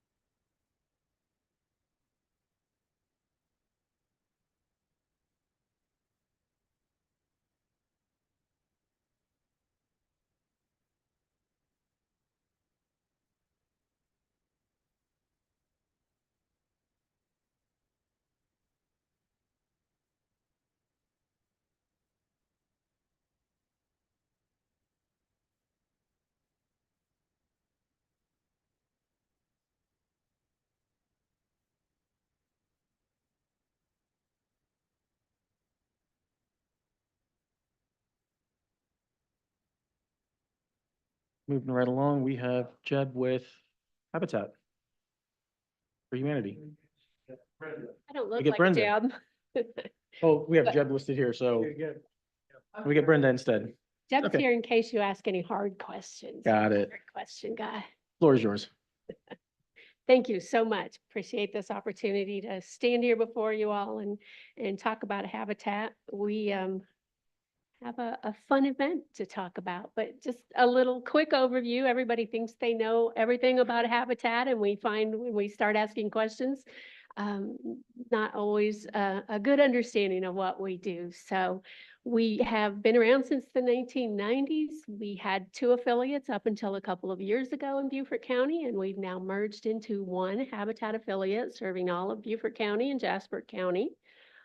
Together, we've built 192 homes all over those 2 locales. We also do rehabs and repairs, which a lot of people don't realize. So a lot more families have been served than those 192. We serving families who are working in healthcare and home services, schools, hospitality, and more. We're looking at a range of about 30 to 80% of our local area median income. So the folks at the lower income bracket of our community. These are families who live and work here, they shop here, their kids go to school here, they pay their taxes here, and they're an important part of this community. So our event that we're looking for some assistance with is our turkey trot, a 5K race here on Bay Street on Thanksgiving morning. We've been doing this now for 7 years. It's grown and grown and grown by 20% each year. It's a pretty incredible sight on Thanksgiving morning to be standing out there on Bay Street and see over 1,000 runners. And then, of course, all their friends and family who come to cheer them on when they're doing their run. And what we do is take the proceeds from that event, will go toward building a home for a family in the Beaufort area. Because all of those runners have to register with us, we know where they're coming from. So it's almost a 50-50 split here of who's coming from out of the region and who's coming from in the region. And again, that has grown as the number of runners have grown. The marketing plan that we have is working, of course, with the local chamber to help spread the word on all of their social media. We have our own social media that we're putting out the word. We work with the Digital Corridor and Holy Trinity as partners. We're one of the 3 races that occur here locally, so we're part of that Triple Crown. So we're all doing marketing for each other's races that are going on. We also partner with Grounded Running to do our event. And then it falls under the Chamber's sub-brand for tourism to get the word out.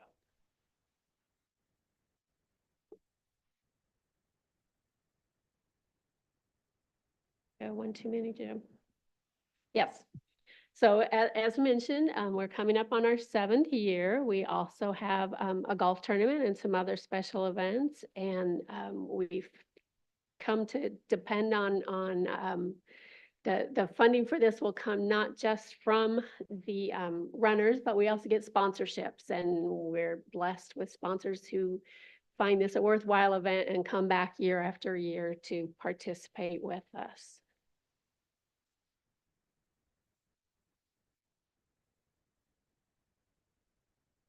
And then as mentioned, this goes directly into building a home for a family here locally. We combine the funds for the events that we do for new construction of a home. We have some land right now in the Mossy Oaks area that probably will be the recipient of this funding. We have our budget here. So total expenses, we're looking at about 16,000. And then with the ATAX fund, 36. And that one I may look to you first. That didn't make sense to me, but our net of about 20,000 will go toward building a new house. And with that, I'm ready to answer questions.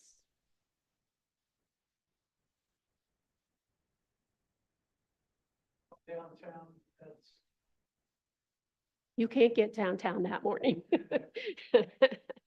yeah. You're already there.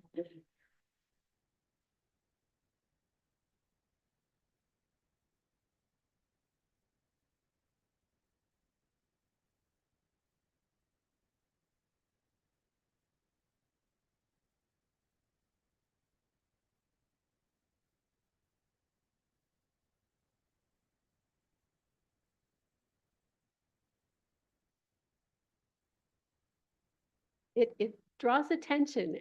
It was fun last year. We were out on the street waiting for the race to kick off, and a lady came from one of the hotels across the street and said, "I love those T-shirts. Can we buy T-shirts?" So it gets people's attention, even if they didn't know about the event ahead of time.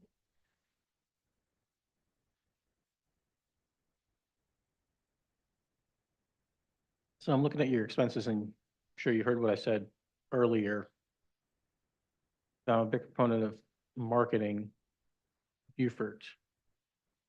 There's no funding allocated for marketing in your expenses. Expenses for marketing. Unless you jumbled them up into something else, but I know Oh, so Chamber of Commerce was $800, and then we have print marketing. I used this past year's numbers as what the ask was for.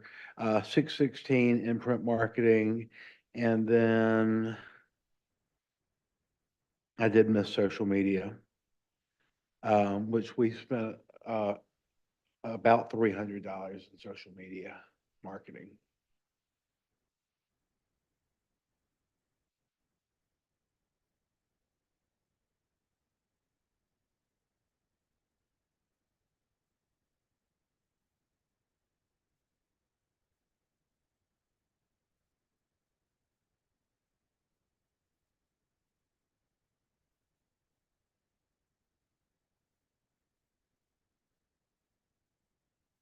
like the gentleman before us, this is the first time we've applied, so, please excuse any errors as we.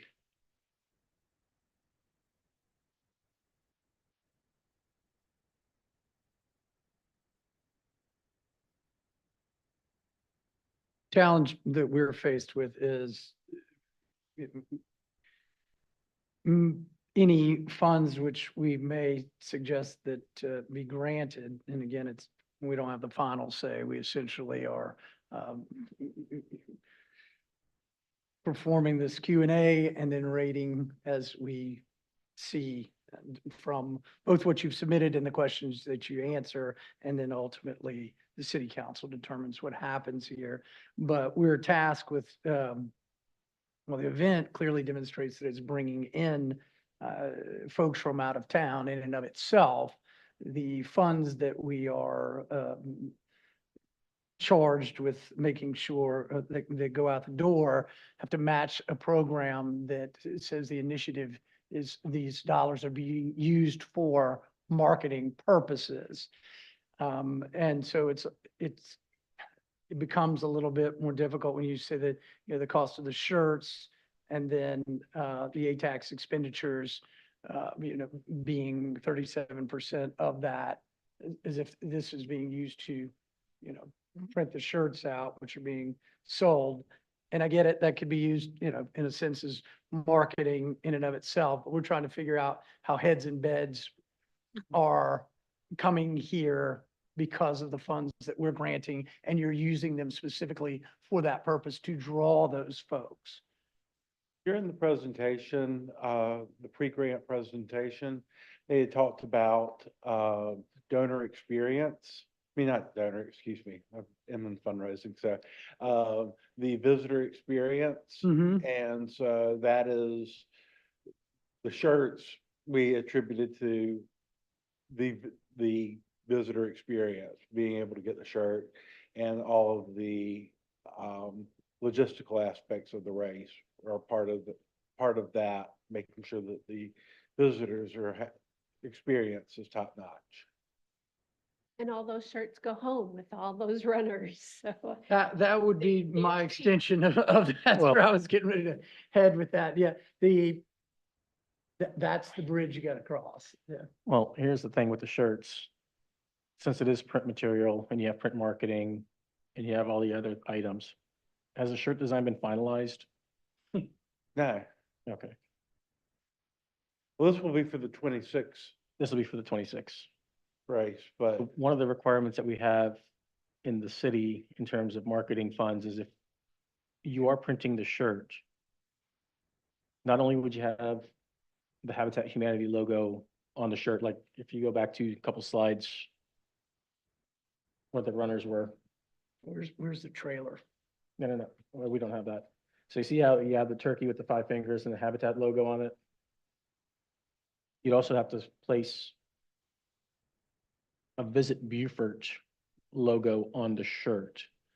And I'm sorry. and if you do that, Then we can justify Yes. the marketing funds for, it's a running billboard that they wear every race. Cross that bridge. Yeah. Would be on the back, we have our sponsors, would that Yes.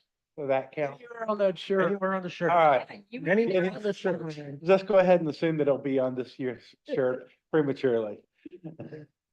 It's just one of the requirements that we have. And once again, they take those shirts home. If they're wearing them out and about, they're going to see Visit Yeah, they're in Beaufort. Charlotte, they're wherever they're coming from, that you know, indicated that 44% of these folks, and there are other people that are just wearing the shirt when they're visiting other places. So that makes it easy for us to understand. I mean, we don't doubt the merits of what you're doing and that you're drawing people in heads and beds, but the dollars have to be spent in a manner in which it ties directly to those initiatives of getting people advertising to bring people here.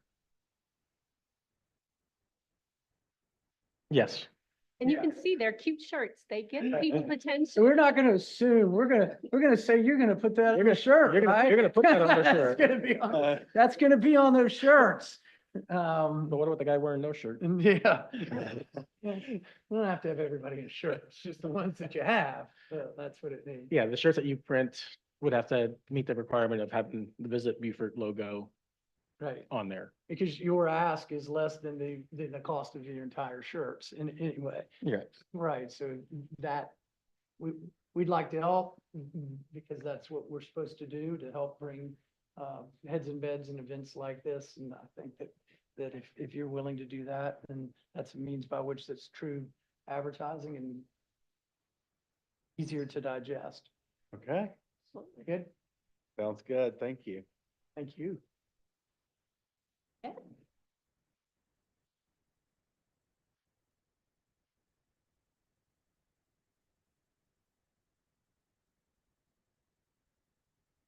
Have a great day. So, You too. Thank you. Thank you.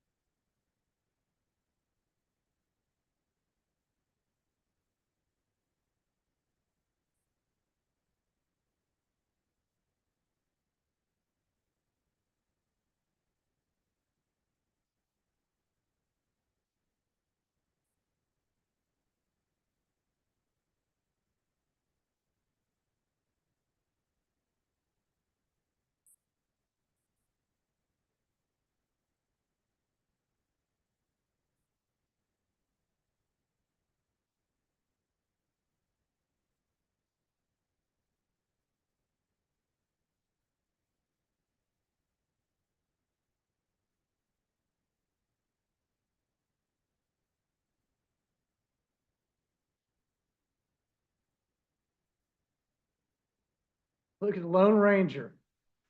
come on up, Ron. Ron, you've been out, you've been in the Caribbean or something, man. You can't. You got a tan You up. he's got a little nice tan going. What's that again? Got a good tan going. Oh, it's going great. Yeah, I feel it. Thanks for having me, and thank you guys, for putting in your time as well for entertaining the nonprofits that come here today. We're approaching our 20th anniversary. In fact, we're about 130 days out from that. Not that we're counting, but we have a website that counts backwards, and I watch those days disappear. But we're deep in the planning for the festival. It always takes about 8 or 9 months to get things to kind of solidify, and it's usually January when we know everything for sure is going to happen the way we planned it. So far, all of our efforts as far as getting the word out have been good. We're exhausting all of our social media avenues. We have on tap a few writers from reputable magazines that's going to write articles on us. Garden and Gun, Southern Living always helps. A few others, Movie Maker Magazine, which is more national. All of those will hopefully come in time for promotion.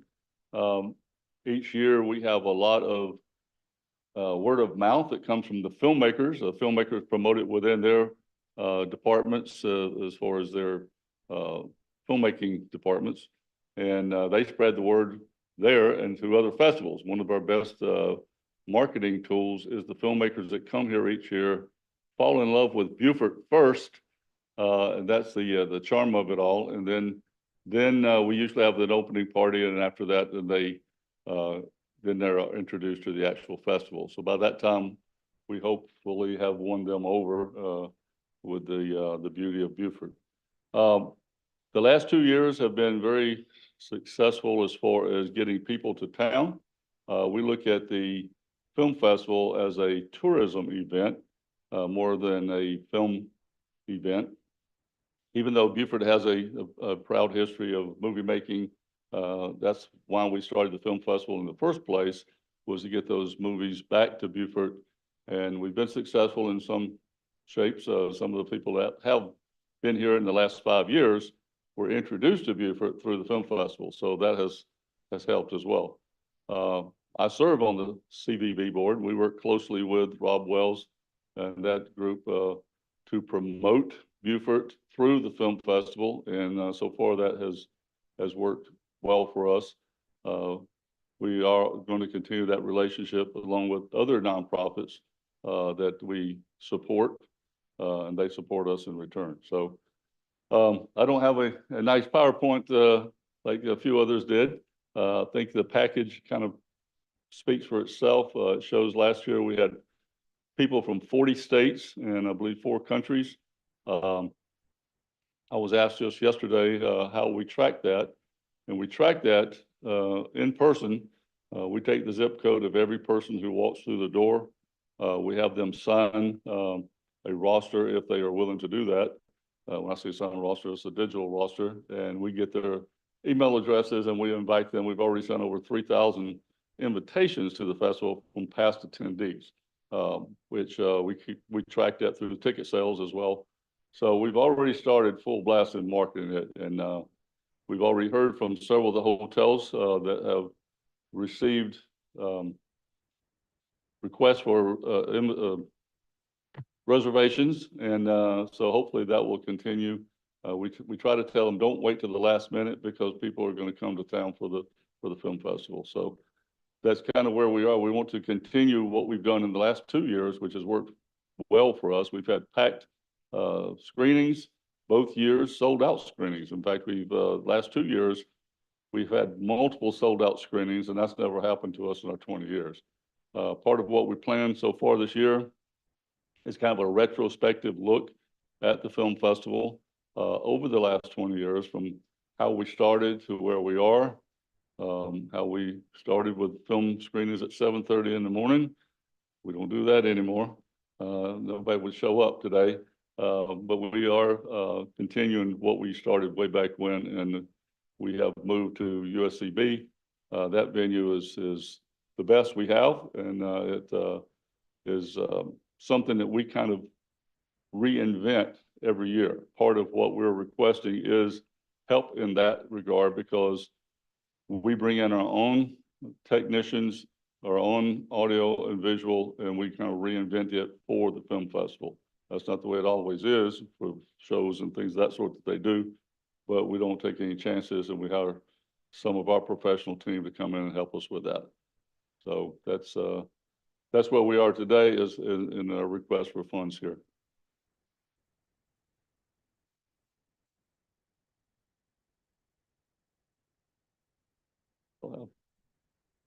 Guess I'll start off. So after you presented last year, I looked out for February. These are the film festival at the hotel. The one thing I found odd was we've never sold out in the month of February. Wow, February? Yeah, we've never sold out a single day in the month of February before. For a year. Before you started marketing and coming here and asking for funds. So we know it's working, because now we actually Well, we do a lot of appearances on local channels, TV. We recruit the WSAV, TOC, WHHI. We've even used some Charleston stations. We do PBS or public radio. We have a commitment from them every year. They're partners with us as well. And we get feedback from that from around the state. Actually, we reach a lot of people in North Carolina as well when we do our NPR broadcast. So that is working for us, and it has worked for us for many years. And one of the biggest things about having our festival in February is we ask every year one question, and that is, would you be in Beaufort, South Carolina in February were it not for the film festival? And it's always the answer is no. That's why they are here in February. So we've reached those people, and we invite them to come back in the summertime and see what it looks like. And we've had people comment when we traditionally we've used a a brand that usually shows a marsh view. And traditionally, it's always been golden because that's when they are coming here. That's what they see. They come back in the summer and then they say, well, what happened? You know, what's wrong with the marsh? Last year, we faked them out and we put a green one up and says, I thought it was golden. So you have people that are introduced to the low country and want to come back. And I think that's one of the things that has helped us is selling the low country more so than the film festival as well. I guess my point was, whatever you're doing, keep it up. Yep. Because it's actually bringing Keep it up. people in Yep. to Beaufort in the month of February, which is Yeah. one of our slower months. Yep. Uh, We have warm weather, it even helps us there too, Yep. to get out to the beach. One quick thing, looking at your budget, it looks like you had 32,000 allocated as your expenses for the venue rentals. Mhm. You're only asking for 15 from us. Right. I take it the film festival is going to cover the other 2,000 or 15, 30, Yeah, when we look at the, 17. what we request, we kind of consider that there's other nonprofits wanting to request money. We already request from the county as well. So between the two, we kind of market what we're going to use from the city. If we get it from the city, it really helped last year, especially when we had to bring in heaters and everything else that we had not planned on. So there was a lot of equipment rental that was over and above what we had expected. So it really helped us a lot. And that's kind of where we're leaning this year as well. February's iffy, you never know. Could be 80 one day and 40 the next.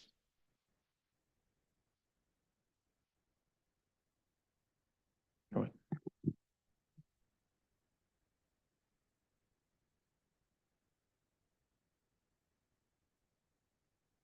I would just add to what Chet was saying is, yeah, thank you for doing this in February. If it were in October, Yeah. it'd be overkill for us for the purposes of what we're here to try to do, and that is bring people Right. to Beaufort. It is those, those kind of November 15th to February 15th and, a little bit that, and February in general, that are the more difficult months. And you're spot on that you have people coming back. I can attest to that. There are people staying at my hotel that have come year after year after year. And they're, of course, new faces. So just as Chet said, whatever you're doing, keep it up. And we're delighted you're doing it. I mean, not only is it a quality product, it's reflected in the tourists. I mean, just coming. They're local folks that love it, of course, and you might, at this juncture, if you just had nothing but local folks, you got a ton of them, but there's so many people that are coming out of town, and clearly they're calling me, talking about that already. They're excited to have you do what you're doing. Appreciate that. Personally, we look forward to it every year. Well, thank you.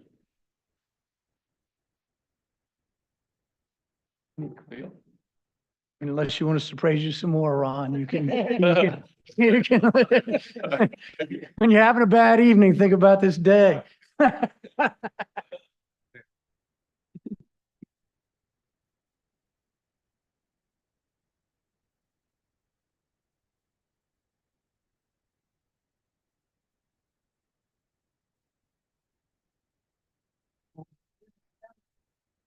Oh, man. We're going to take a short break until 2:10.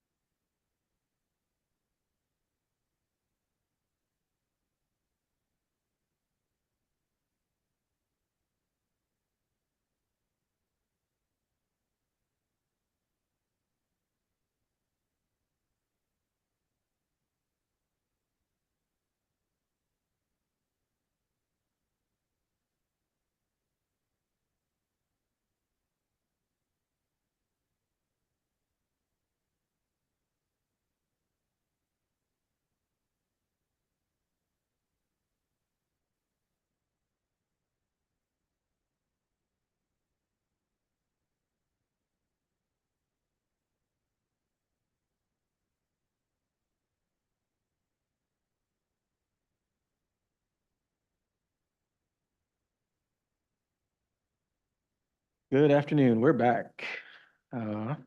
Next up, we have the Carolina Birding Center. It's right here.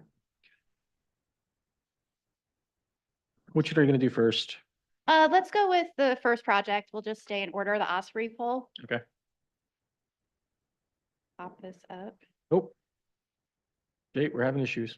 Yeah, I couldn't open it either. It says the file can't be previewed. Oh, it's showing up on the screens out For here. you, for you it does, but for us, No, It's not showing up. oh no. both of them can't. No, the the actual application, we can't. Yeah, we can't see the actual application. Here, it looks like here, I've got Wandering of Winter. It looks like I got it now. I got at first Wandering of Winters. Just have to download it. Here we go. I got- Oh, came up. Whatever is easier for you guys, I can do either Oh, one. It came on. It just, yeah, I got it. It came up now. I don't know what was going on. Okay. Okay. So good afternoon, everyone. Thank you so much. My name is Jen Clementoni. I'm the Executive Director of the Carolina Bite Birding Center. We are going to be building an educational nonprofit center on Highway 170 in Okatee, directly across from the Port Royal Sound Foundation. So I am a little, if I stumble over my words, I apologize. We kicked off our festival that we are having currently last night. And we started with tours in the morning. I predicted my goal was 200 people to attend all our events this week. We have 427. So last night's dinner, we had 191 people, and our total event has attracted 427 people from 23 different states, including Canada. And I know that because my booking software, I'm able to track everybody's geographic location. So I also spoke to a lot of those folks myself personally, because this is my baby. So I speak to everybody and gave them recommendations for hotels, restaurants. So I'm going to be curious to see when the CVB comes up with our data from this week. But I just was at a tour this morning in Hilton Head and made it here in time. So we'll go through a little bit. Our mission is to enhance and preserve the diversity and quantity of bird populations in the Carolina Bight and the Atlantic Flyway. You're probably looking at me saying, what is the Carolina Bight? Well, the Carolina Bight is the geographic area from the St. Helena Sound to the Savannah River. So we're just trying to get some buy-in to our area because I'm sure you're all going to raise your hand. How many of you have heard of the Ace Basin? The difference between the Ace Basin and us is that 50% of all the salt marsh in the entire state of South Carolina is right here in Beaufort County. And so the diversity of birds and the diversity of species here is much different than what you see in the Ace Basin. We're saltwater, the Ace Basin, those three rivers are actually fresh. And then they turn into the St. Helena Sound. But because of our unique landscape, and maritime forests, saltwater estuaries, the amount of bird species that call this area home into either migration or a full year is about 300 in total. Numerous endangered or threatened species call our area home as well, either year round or temporary. So just the statistics on the economy and the economic benefits. So our little business here that has now become a very big deal has a year-to-date increase of 1,730% on booked tours versus last year at this time. And our social media presence has doubled year-to-date, and I can tell you we gained 100 followers just from last night's event. 90% of our booked tours are from visitors, including Canada, Michigan, California, North Carolina, Georgia, New York, Pennsylvania, Ohio, Indiana, Kentucky, Washington, Massachusetts, and Oregon. $108 billion is spent annually on birding trips, such as food and lodging, and equipment such as bird seed and binoculars. 1.4 million jobs are tied to birding trips, equipment expenditures, and generated $90 billion in labor income. $38 billion in total annual tax revenue generated by birding activity, $7 billion in county taxes in the United States, $9 billion in state taxes, and $22 billion in federal taxes. So the economic output is $279 billion in the United States alone. So the city of Beaufort can benefit tremendously by attracting more birding enthusiasts to this area. Why are we confident in our ability to drive tourism into Beaufort? Well, the numbers I just gave to you about what was happening this week really speak for themselves. We have well-established connections in the birding community, scientific organizations, and social media puts our organization in an excellent position. And I gave you all the statistics just a bit earlier. We track everything through our third-party booking agency. We partner with CVB to assist in monitoring data. And again, our social media presence really helps. So the reason that we're asking about this osprey poll is once before we had a bird called the Carolina parakeet that was native to this area that is now extinct. So we've learned a lot of lessons. Well, the osprey faced that challenge as well many years ago, and that had a lot to do with DDT. And so when DDT got banned, osprey began to show a very good recovery. So we have osprey in this area year round, but every year in around the February or March timeline, pairs come back to the same area, to the same tree or the same nest consistently to nest. And so that's what makes it an excellent project as far as us being able to put a webcam on there. And so it offers an opportunity to teach people about conservation of this species and partner with or promote other birding sanctuaries in our area, let's say Hunting Island and things like that. There's also plenty of places right here, even in the back of Beaufort Memorial Hospital, there are osprey polls out there with breeding osprey pair as well. And so there's also a global tracking network that people get very excited about. School children watch. It's called Global Osprey Watch. And so because they're so predictable, if we could build a new platform and, you know, eventually have a webcam, that would be a later project, but being able to install that pole to attract a mated pair, that would be super, super amazing for us. So our goal is to not only have this as a featured educational tool, but a safe harbor in conservation, an ethical tourist spot at the Carolina Bite Birding Center, but one that can be incorporated into our local schools right here in the city of Beaufort. So we would be able to conduct school tours with school children and teach them about behaviors, nest building, and chick rearing. Again, a future webcam is planned where we could incorporate learning lessons into elementary, middle, and high schools. And future research studies at the Carolina Bite Birding Center will attract fellows, students, and even more to the area, therefore attracting tourism dollars into the city of Beaufort in a unique way. So we're asking for $4,500 for this. This would include the purchase of a pole, construction permits, and building the appropriate size and scale platform for the osprey nest to be built, as well as our marketing campaign.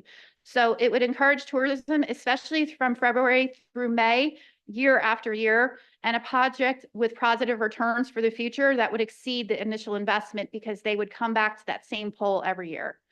Our marketing plan would be via social media, Instagram. Yes, I'm on TikTok. I had to go on TikTok because you'd be surprised how many people you can find there, with targeted marketing to regions where this would be of heightened interest, plot out a cohesive and appropriate marketing plan with CVB and South Carolina Low Country Tourism, and again, work with our local schools. So, can I answer any questions for you? Yes, sir. Yes. Did my application say something different? Application says 8,500. 4,500. It's a $15,000 project cost. ATAX request of 8,500, project funding from other sources is 6,500. Hold on a moment, I'm looking right now. Okay. Yes, I'm sorry. So the total estimated costs, we're requesting 8,500. That is correct. I'm sorry, I said 45. Excuse me, I'm completely wrong on that. 8,500, and then funding from other sources, from either private donations or our own operating budget, would be the 6,500 in between. So I apologize for that error, but yes, indeed, 8,500. So thank you, sir, for catching my mistake. And then we also have guidelines that say a 50-50 match. So your 15,000 would actually get cut in half to 7,500. Okay. Based on that, that's the most we would talk about. Yeah. Not the 8,500. So if you do have a $1,000 shortfall there, I would be able to find it. We've been super successful That's- this week. that's a quick way of answering that one. I would be able to find it. So your request is going to be now 7,500. Yes, sir. And your funding from other sources Is is 75. 7,500. Yes, sir. All right. Yeah. Got it. Quick and easy on that one. Yeah. Well, you know, we've been super successful. Got that in your this pocket? week. Yeah. Well, again, I'm in a very fortunate position where things have been super successful this week. Okay. Yeah. Where? Jay, do we have another typo on this one? This is a summary sheet that. It's, Actually, you know what? This is. it's not you. This is internal. This is an internal document. It's backwards. No, well, hold on, before you do that, we've got an internal thing. Mm-hmm. There's a platform poll and then there's another initiative. Wonders of Winter Birds. Yeah, Yes. you're looking at the. Yes. So I apologize. Poll? I looked at it wrong too. 8,500. You know, they both look the same.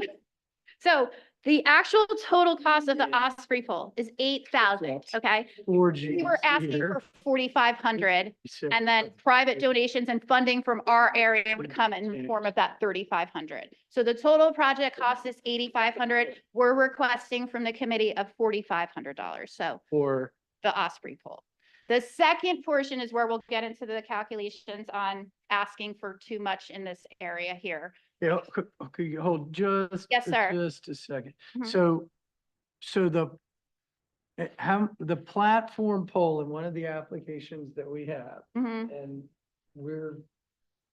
that's fast, but I'm slow. Mhm. So welcome. So how much is the platform poll?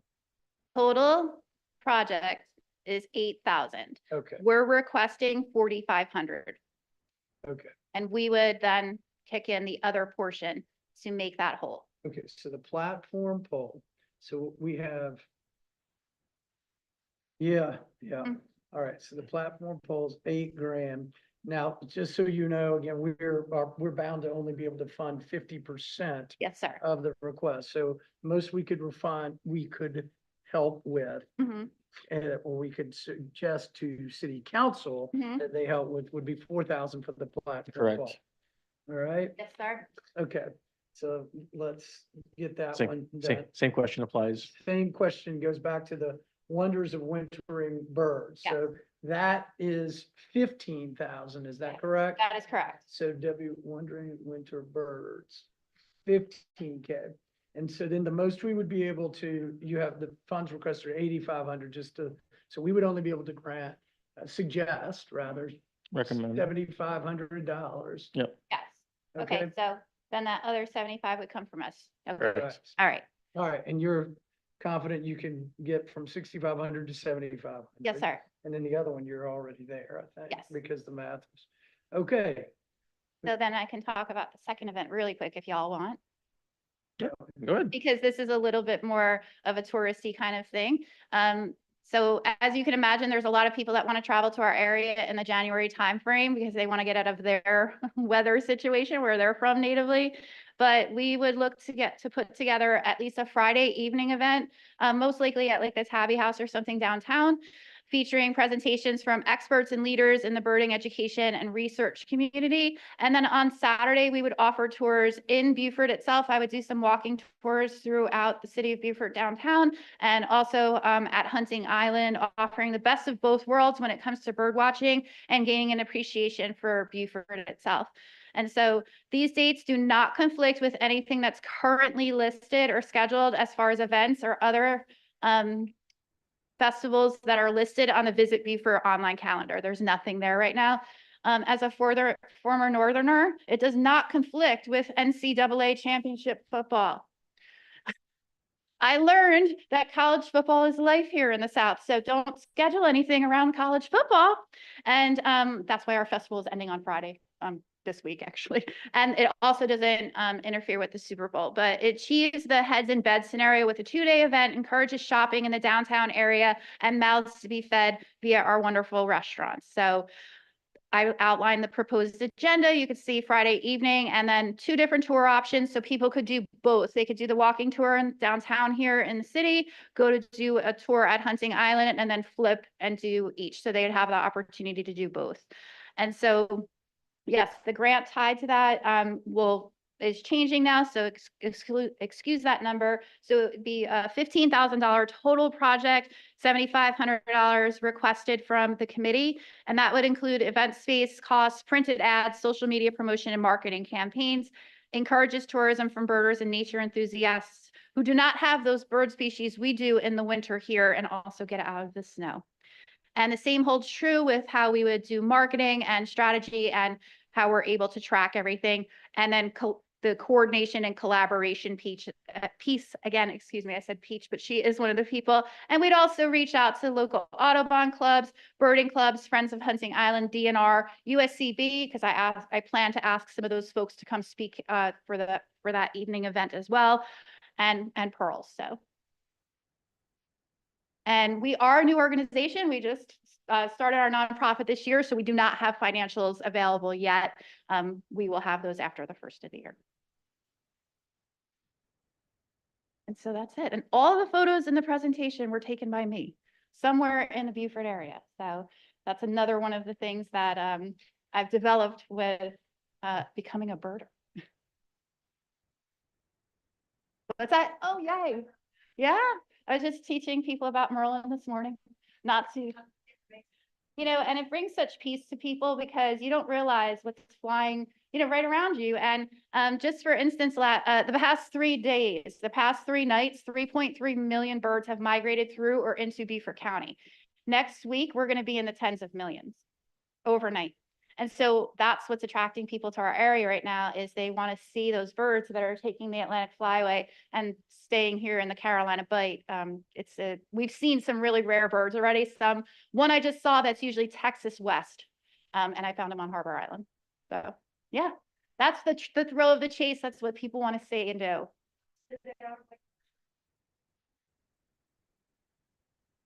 All these birds start popping up. It just automatically, it was developed by Cornell University. All of a sudden it's like, woodpecker, and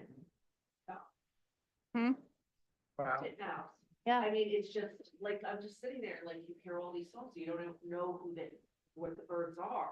Yeah. But it just like populating on your phone. And we plan on doing work with seniors and actually using that tool for them to even just sit in like the courtyard areas so that they can just enjoy and listen, because the mental and physical benefits of birding and being outdoors, it's so beneficial. The studies show it. And so that's the other reason that we're opening this center. It's not just about the health of the birds, it's about the health of people too. So, Excuse me, the Osprey poll application has been refreshed online. Okay. sorry. So yeah, and just so y'all know, we are planning on building an intake and triage center at our location for injured birds right now. Us volunteers have to drive all the way to Awendaw, and I don't know if you've been in Charleston lately, but it is not fun trying to get through Charleston. And so we want to try to save more birds here. Last night, we honored Dr. Mary Kay Campbell from the Port Royal Veterinary Hospital, as she intakes a lot of our injured birds right now. And she was the recipient of our first Feathered Friends Award because she's wonderful. But yeah, that's another draw that we're going to have at our site as well. But Where are you physically located? we're going to be on 50 Mud Bar Road. So do you know where Mud Bar Seafood was? You know where the boat launch is for the Chichester? Yeah, so it used to be on the right-hand side. Yeah, so there's currently is still a white sign there that says what Mud Bar Seafood if you're going over the Chichester Bridge. We're going to be back there. We have a little under 10 acres right now. And it's surrounded by 95 acres of conservation land that's under conservation easement from Beaufort County. So if you were to come over the bridge heading from Beaufort towards Hilton Head, it's on your left-hand side. Yeah, it would be on your left-hand side. So you would take the exit for the Port Royal Sound Foundation, boating obviously to the marina there. And then it's a road that kind of curves back there. Right now it's gated because we don't want everybody trespassing back there. Sure. We haven't publicized the address online just because, again, we don't want people trespassing back there. It's kind of an active site as we're starting prep and things. But yeah, we have big, bold plans. We actually just showed our site plans last night at the dinner for the first time. So we're pretty psyched. Yeah. And the same gentleman that donated the land to the Port Royal Sound Foundation is the same gentleman that's donating the land to our organization. So And that's all I need to say about that. But yeah, so we're very excited. You piqued my interest when you said the magic word for Wonders of Winter in January. Yeah. So Historically slow. historically slow. For us. Yeah, and you know, that's why, Sure. also, that's why we planned our festival. It just happens to be that fall migration is also kind of slow here. Everybody's back in school and everybody's back in the groove.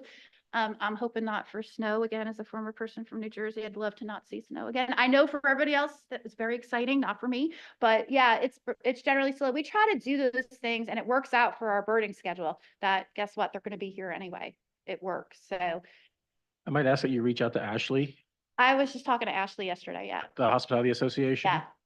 Oyster Festival takes place in January as well. Yeah. It's not the same time. It's a week off. Yeah. Just talk to her about moving, like not for 2026, but 2027. Yeah. If you can move your event up for 1 week, then that would be a lot of things to do in Beaufort for Yeah. everyone that's already here. Yeah. They get to experience, of course, the culinary delight that we have here Mhm. and the birds, because I think the birds are still going to be migrating at that time anyway. Well, they'll be here. Yeah. So we'll get a lot of waterfowl. We get American white pelicans. You know, we get other things that aren't normally here. In the winter, as opposed to right now, you know, good luck going out and try ducks. You could go out and find some blue winged teal right now as far as ducks, but not much else. And we can use the same marketing dollars for 2 events. Yeah, yeah, no, absolutely. Like I said, this kind of, you know, we're new, so this kind of came up last minute and, you know, we figured we'd give it a shot and apply, and just knowing that we can pull something together, and especially at that time of the year, I thought it would be beneficial to the city. Yeah, You could do. so, well, thank you all for your patience and patience with me. I apologize for the calculations again. You know, that's on me for not reading it appropriately. Job well done first time around. Thank y'all Not so an much. Easy thing to do. Most people aren't accountants and. Yeah. Well, after this week, I will be taking a little bit of a break myself too. As you know, have been speaking to lots and lots of people in the past 24 hours, especially. So, Before you go. Yeah. One quick question. I don't know if it was a typo again. uh-oh. Oh, no. For both events, you anticipated attendance of 60 to 80 people. So, I didn't know how to exactly yeah, it's hard to put a number on the Osprey poll because it's hard to put a measure on that exactly. But I think that for a first year would be comfortable. I would anticipate, honestly, the festival, we could probably get between 100 to 130 people, and that's probably aiming a little bit low. But, you know, I know after the holidays, sometimes people's pocketbooks aren't necessarily quite ready to open, but the good thing about birders is that they're usually a little bit more affluent and these people do travel. I will be traveling to Florida myself to go look at birds down there that are going to pop up. So we do travel. So that's a good thing, but I don't want to set my expectations too high. This would be a first time event for us with this. So, but I do have people asking us already right now if we're doing anything else in the next few months. So that's great engagement for us, is to try to attract those same people back. So I'd be comfortable saying somewhere between maybe 100 to 130. Okay. Great. Well, thank you all so much. And I appreciate your time and your service. I once served on a few things board wise, so I completely understand the commitment it takes. Thank you, Jay. Thank you. Sorry for the errors. I'll do more tours.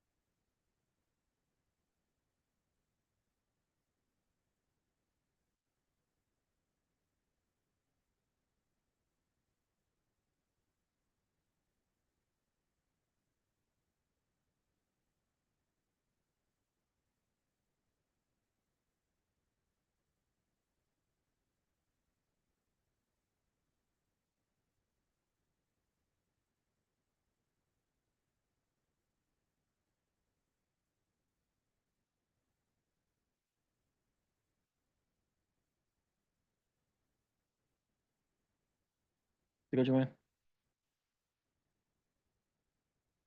Yep. Okay, up next we have Andrea with favor.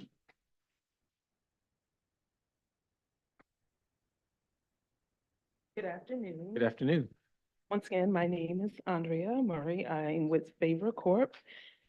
I am here to present the event entitled the 843 Low Country Southern Blues and Line Dance Festival, taking place on October 18th, was just in a couple of weeks, at the Low Country Celebration Park in Hilton Head Island, South Carolina. We're hosting this first year event to help us raise money for the kids during the summer with Favor. We do the arts and the arts of entertainment with the kids. We also did a workshop here with the kids with Mahogany at TLC. So we do expand our reach throughout Beaufort County with the children. Hosting this year event is Mr. Boots on the Ground himself, or performing live is 803 Fresh. And we have just booked Mr. Jake Carter out of Jackson, Mississippi, to bring this event to a full circle. We were asking for additional ATAX money because I wanted to secure one more additional artist, as well as to increase the marketing campaign that we currently have, which is social media, TV and radio streaming, direct mail, email blasts, and radio, in addition to security and restroom. The ATAX awarded from Beaufort County was for marketing of the $10,000 that you so kindly pointing out in the interpretation of my application. The breakdown of the funds would be 70% marketing, 10% artists, 10% restroom, and 10% security, to total 100. This event has been on sale for a while, so it's attracting line dancers, Southern soul music lovers, and steppers. Right now, we have secured someone coming from Dearborn, Michigan, with some groups of line dancers. Greensboro, Charlotte, it's coming with 2 buses, Jacksonville and Augusta, and it's going on daily with the number of calls that this is taking off. Line dancing, some may or may not be aware, has been seen nationally on CNN. It's taken a whole culture, a whole vibe, and all nationality of individuals to participate in this event. So we believe that we are on track to have about 1,000 people to come to Hilton Head for this event. The host hotel for us is the Hampton Inn. When you call, we have a rate of $169. Holiday Inn, which Jeremy just came on last week, with a rate of $129 for guests to stay at the hotel. So we're tracking our demographics, not only through the calls that we get through the 800 number, but also through Eventbrite, who is our host ticket sales individual. I've been in contact with Margaret with USCB because I want real data on the event. So they have agreed to come out and do the surveys. She just informed me, make sure you have good giveaways so people can, fill out the application or the questionnaire when they go around to ask or be willing to come up and fill out the form.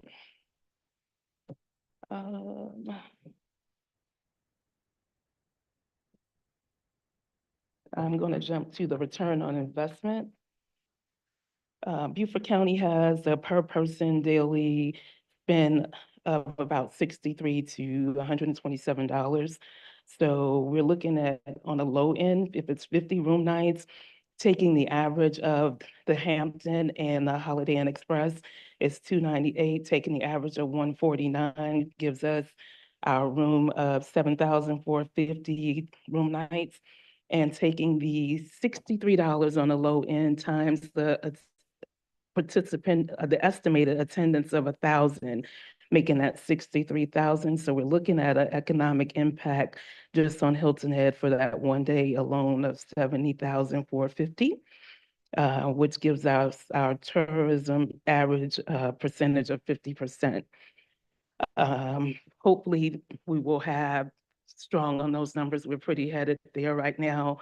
We're looking at a tourism attendance, half of that 1,000 to be about 500 coming from the 50-mile radius that we're seeing right now. If it's a high end with the room nights being 100, again, taking that average between the Hampton Inn and the Holiday Inn, we're looking at 14,900 and putting the per person spend up to $127, making it 127,000 plus the 1490 of the room nights, making it a total economic impact of $41,900 to be left in Hilton Head per se, with our percentage being a margin of 40%. So we feel that we're on track to, with our vision and clear goals to achieve this based on what we have going on right now. I'll take your questions.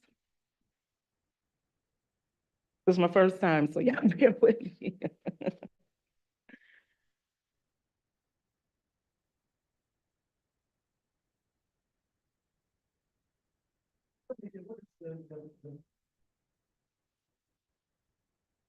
I'm asking for additional funds for marketing because I didn't know social. Oh, for the kids during the summer, we do different camps, workshops, and activity between Hilton Head and Beaufort. So guess I could have put up some photos where we did arts. So we do arts and the arts of entertainment. So we do gullah culture, we bring in the line dancers just to teach them entertainment. And then it's a part where the entertainment is also educational that we do with them for the summer. So it just keeps them engaged in learning in arts and through music and through the entertainment as a whole. 7 to 15 years old is our ages that we service. Yes, you know. Here will the dance be held?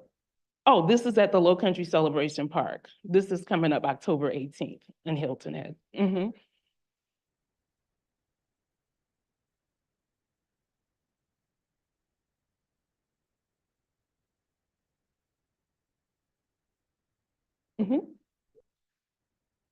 No, our main location is on Hilton Head. Right now, we use the facility of a church until we can get our building. So that's why we're doing a lot of major fundraisers now.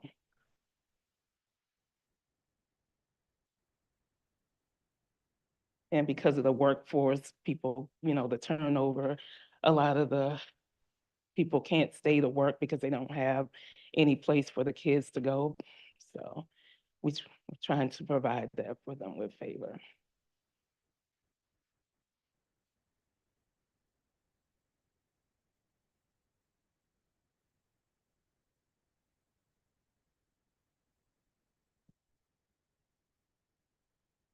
I am excited to be working with USCB, like I said, to get those real numbers and tracking people, because I know that can be hit or miss. So even with ticket sales, you're trying to get that, even with follow-up surveys after people attended the event to see what their opinions are.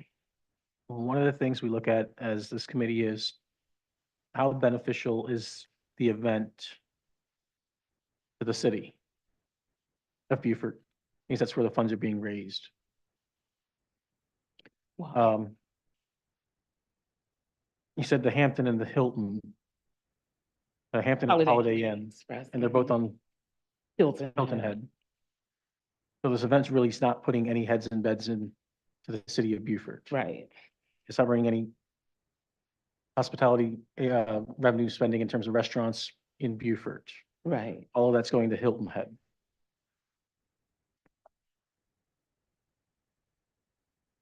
You see the merits of the event, and obviously, I It's- guess the county did as well, and they gave you that money. We're just trying to wrap our heads around it, I'm not quite seeing it. Again, the merits of the event is there.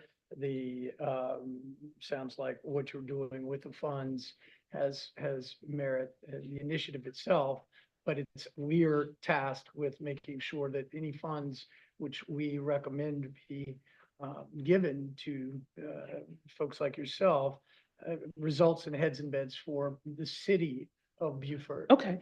So just want you to know when we finish looking at all of this, that's a big part of that is the objective. That's why we're here. Right. So that's a little bit of a hurdle for us with this one. And I can see why the county might have, helped you out, and it sounds like that. Well, Hilton Head also has an ATAX committee as well. Yeah, they told me I had just missed it, so. But, yeah, but I did present something for Beaufort. We scattered out 2 locations here, on Haberson Vacant Lot and 22 Sammy to do, a gospel jubilee, so, and that will be here in Beaufort in March, so. Okay. But as far as this. Right, this Oh, it's not one, part of yeah. this event. Yeah, Well, perhaps you keep your data on all of that in March, and then that very well could be something we could help you with next Next year. year. okay, that's fine. No, that's Okay. fine. You know, we don't like being bears of bad news. We hate being the bears of bad news. Something in the future. that could be No, good, but not because we defeats a want- failure but a try, right? So you have to come and present. Exactly, and I think, again, I hope what comes out of this is that if your event in March here is successful and you kept that, come back, because that's what this is. Well, guess what? I've already talked to, We're looking for things that are different and that we can help start, that can snowball. right, So, keep track of that in March, come back and see us, and Okay. we'll try to see if we can help you next. because I've talked to Phil and he's with True and Home to Set, so he's already given me my code to start to market the Jubilee Gospel event. And he gave me 140 for the Queen and the King would be 130, so I'm already on it to start. I'm working with the Southern Baptist Convention on that because the organization that was doing it in North Carolina over the 3 days span, they attracted 1,500 people. But they're not doing it anymore because the gentleman got sick. So I think he's like on hospice sick. So, they asked me about doing it in other entities and areas, so Wonderful. yeah. We look forward to seeing you then next time around. All right, but thank you for your time. Thank you. Boy. Out there in the audience chat. Hang on. I'm running early. Oh, we're running really early. Oh, wow. Well, Rob took the liberty of taking his 2:15 presentation and did it early Condense them. when he was originally here, so that saved us 15 minutes, and then Patrick had a 5-minute spiel. So, This has got to be a first. I don't know how we're gonna do this one. That's just, Give me one I second, think Paige. that's an Go issue. ahead. Y'all take We your time. I just can't see this. We don't need to take the time No. to score that. It doesn't. We could score it. We can score it, but I just don't. Talking about favorites. Yeah. Yeah, I think. Right, just to put it it's just not applicable for this area. Yeah, that's what I'm putting. You guys can do whatever you'd like.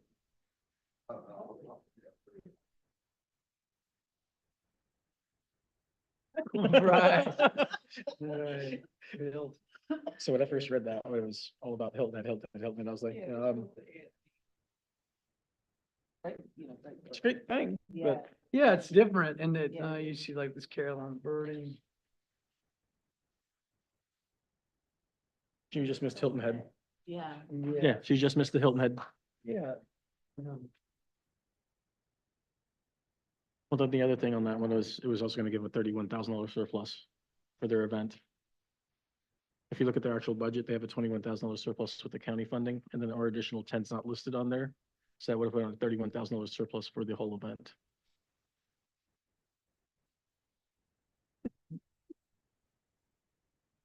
I look at numbers like, it just runs through my head. I just look at 2 lines and figure out what's going on. Yeah, Yeah, yeah. you don't get lucky that often. PG. Hey. What can we do for you and the South Carolina Tourism Commission? What can you do for, Peach Morrison, South Carolina Low Country Tourism Commission, the regional DMO for Beaufort, Hampton, Jasper, and Colleton counties. You have my information. One of the things that, we just got back from DC as Scatter, which is the statewide organization of our regional groups. We're bound by counties, and of course, we have our 4 county as a group, where we call ourselves kind of the boots on the ground for PRT. PRT really looks after the big 5, but we, handle the other areas. But collectively, we do go to DC every year, and we talk to, mainly because of Senator Tim Scott's prayer breakfast, but we also go and talk to each of our delegation members and congressional and the senators. And one of the things that I wanted to let you know about, because this is a challenge that's going to be facing not only the tourism industry, but a lot of other people. One of the things that really took hold, one of the things that we were talking about of our challenges, is I brought up the challenges that everybody's having with organic web traffic because of AI and what Gemini's doing with the zero-click model, where you go and ask Google a question and they give you the answer by scraping all the data from all the other input. Well, some of you may already know this, but what that has caused for us, and if you see on our page 9 when we're talking about results, it cost us about a 16% drop in organic traffic, which organic traffic is almost half of what we get. So that challenge where Gemini is putting the information out there without having to come to our website to learn about all the other cool things to do. It's costing money, and we'll talk about that too. But it's a challenge for not only us, so much so that Penske Media, which is the group that has Variety and Rolling Stone and some other great magazines, is suing Google in a federal court, because what happens when they take away the organic traffic, the paid media becomes so much more important, but you have to spend more to get that. And then with the meta, as far as Facebook goes, if you don't pay, they ain't gonna play. So that's why I just wanted to impress upon you. And I know you guys are really, really into making sure that the money goes into marketing, but that paid media is going to be something that's going to be interesting how it goes. I mean, it's going to morph a lot still. I think Google understands, especially with lawsuits, they understand that they've got to find some sort of happy medium in there, but it hasn't happened yet. So it's a challenge for all of us, because when we were talking about our drop in website numbers, that's our biggest number, and we see the increase in the constant contact, where, it's going out, all the information is going out to more Facebook followers, more Instagram followers, more YouTube people. But those numbers are vastly smaller than the numbers of organic traffic that's coming in. But that's in that question there. But I just wanted to bring that to your attention, because that's going to be a big challenge.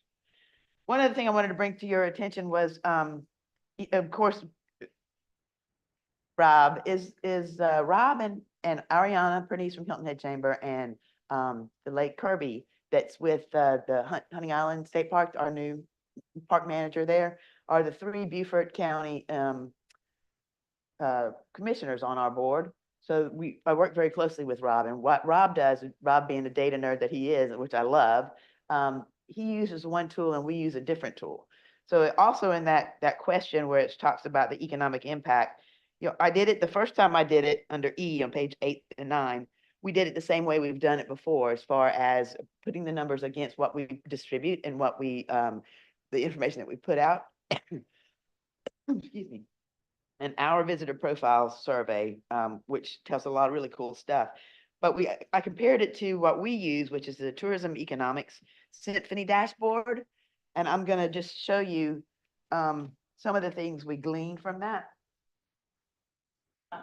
FY last year shows you what kind of attribution is that when somebody sees ad and goes to our website, a pixel is placed on their phone, and phone comes into market. It's fire. That's how we can tell. Some of that geolocation data, when you talk about points of interest, there's a lot of gray matter in that, as far as I'm concerned. I mean, it's good to look at as trends, but this is showing you, this I believe in, because that people are actually going to our website, and their website is helping them to make the decision to come to where they are. So that's when I got those numbers about the 48 million, what I consider to be economic impact for Beaufort County. Now that is Beaufort County. And so what we're trying to do now is trying to separate that technology is evolving too, as all technology is. But I didn't bring a copy of myself. as that moves along, we'll be able to drill down even further. We can drill down on campaigns, we can drill down on the MSAs, we can drill down on the time exposure to visit. But that's given us that there was the 385,000 plus measurable impressions, but of that, 42,478 came in to our 4-county area. Of that, the 63% was in Beaufort County, and of that times $1,800, almost $2,000 per trip is what we came up with those numbers. So I just want to explain that in case anybody had any questions. But I'm happy to answer any other questions that you might have. I will say, foot traffic is down a little bit as far as the Welcome Center goes, but that's our visitor center there at exit 33. And I will also explain for those of you who don't know, the numbers that we asked 6% of the most recent DOR reports that's on their website. And that's how we get the number that we ask of City of Beaufort, Beaufort County, all of our municipalities. Now, some do fully fund us, some partially fund us, some don't fund us at all. But that gives me the justification to put more emphasis on those who do fund us. And so I think that's, I don't have to worry about being equal all over because I can justify because when other people give us more money. The beach. Yes, sir. Looking at this first page, website attribution summary. Yes, sir. The 63% converted visitors to Beaufort County. Does that include the 18.7 and the 10.1 from Beaufort and Hilton Head into that? Yes, it does. That's for the counties. So the counties have their own geofence and then the cities have their own geofence. And you can see City of Beaufort. It's 10.1%. Yeah, and they're showing up and they're also being counted in Beaufort County too. So that's a really strong thing with the City of Beaufort. Okay. And there again, and Chet, you and I have had many discussions about this point of, because there's a difference with, of course they have to have the settings right on the phones and you have to have, there's what they call a dwell time. So if the dwell time is 0 or 1, then if you're going through and it pings, you're counted. Sure. But if you can adjust that to say like 60 minutes or 90 minutes, at least they're stopping to get gas or eating lunch. My tourism economics, and all these tools are different. They all have pros and cons. So that's why we use a different tool than Rob does. So he can see this information and we can see, and we can kind of compare and see what really is the most valuable for us. Basically need software that takes Rob's data, your data, compiles it into one page and then spits it out. Yeah, well, we can't. No, we need software that would do. Oh, yeah, We need that'd be software that would take awesome. his data and your data, scrape it Right. together and then just say, hey, look, this is the sheet that we're getting from everything. But that is so proprietary, all those guys, everybody's tool is the best tool out there, of course. So, yeah, but it at least gives us some indication of what is really there and what is best. And it's a challenge for us because, with I-95 coming through, we got some really crazy numbers at first saying like, the town of Estill was showing up, but it was because there's a prison there and there's a lot of information there. So you have to get these things and find out, well, that doesn't make any sense. Well, why doesn't it make any sense? So that's why the technology is a challenge for the 4-county region. We're going back, the lady from Symphony is coming in October and we're going to spend a whole day just looking at those geofences. Because it's a $50,000 investment every year. And we want to use those tools, but we want to use them wisely and humanly.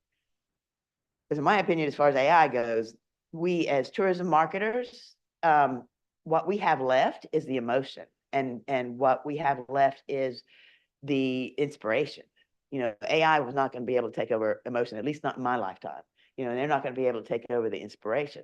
But taking our human aspects and working them through and trying to mitigate some of the AI and the Gemini and the Meta and all the Google that's out there, that I think is what differentiates a good marketer, especially in the tourism realm.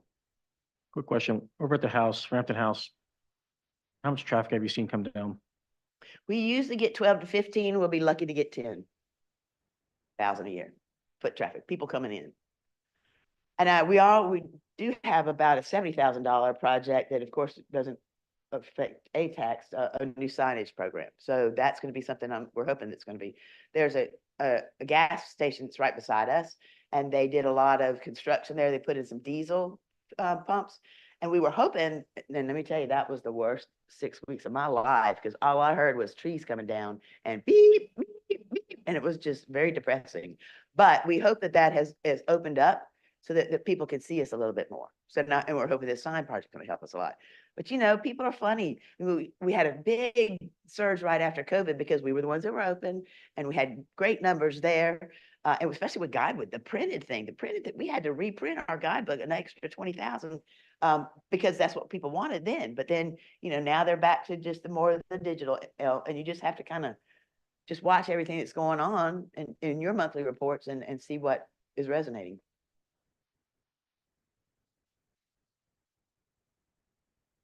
And of course, we love to support everybody that's doing all these events where we helped with the birding thing. I think that's going to be an awesome thing, not only this year, but as years to come. And we're happy to promote all things City of Beaufort, all things Beaufort County, and just make that critical line where people say, well, I want to stay an extra day, or I want to stay an extra week, or I want to use Beaufort as my hub and then do the Charleston thing and the Savannah thing. And the high end, the luxury travel is not as affected as some of the mid-level and the lower level. We go after big dollars. Come here, stay longer, spend more. And we do a lot of multi-gen too, because, you know, they stay a lot longer too.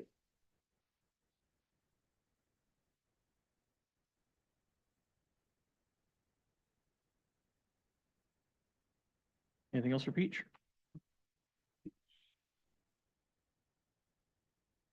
Thank you very kindly. Thank you for what you guys do. I know it's it's very time consuming, and I know where your hearts are in it, and I appreciate what you do, and you rock. Thank you, Peach. Thank you, Peach. Thank you for looking out for Beaufort too. Thank you for looking out for Beaufort too.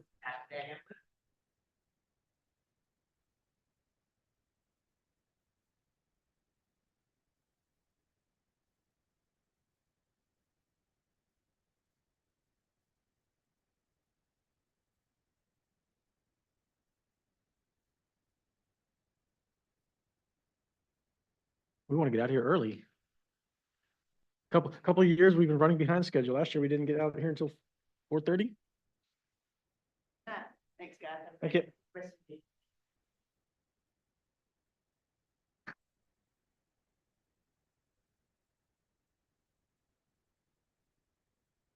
Yeah.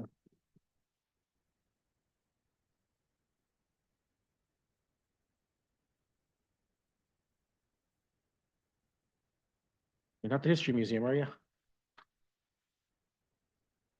Freedman Arts? Yeah, you're gonna be next. We're a whole half hour ahead of schedule. 15 minutes now. Good afternoon. I'm Shermy Weatherford with the Freedman Arts District, and I imagine you guys have had a long day, so thank you for allowing us the opportunity to present today. On behalf of the Freedman Arts District, I do want to thank you for your investment in the past, as it has allowed us to create an event that not only celebrates culture and art, but it generates a measurable impact on the economy and on tourism. This year, we are respectively requesting $25,000 in ATAX funding. Last year, with your support, in our 2025 Chalk It Up Festival, 40% of all artists traveled over 3 hours to come to Beaufort. 70% of them brought families, friends, and fans who all stayed in our hotels, dined in our restaurants, and visited our merchants. During the Jonathan Green Ballet, which was the feature event of last year's festival, hotel occupancy rose 73% and restaurant spending increased 33%, according to the CVB. Visitors came from as far as Wisconsin, Michigan, Florida, the Dominican Republic, and Canada. Chalk It Up is more than just art on the pavement. It's performance art, and it unfolds before the visitors' eyes, enticing them to come back multiple times over the weekend. It's also a celebration of cultural exchange. Nationally known chalk artists create right alongside our high school and elementary students. Our partnership with the Gullah Geechee Heritage Corridor brings traditional storytelling and artisanship in the same space as modern street art. The tours of our historic Freedman cottages connect visitors with Beaufort's of African-American heritage while also showcasing the vibrancy of our growing arts district. This year, to elevate the festival even further, we're adding a night with Jonathan Green. This featured event is designed to attract cultural and arts visitors from the Southeast and beyond. Based on the success of our Jonathan Green Ballet, we know all too well that a marquee artist can bring in significant impacts on tourism and the local economy. With your help, Chalk It Up will continue to grow and be successful. Thank you.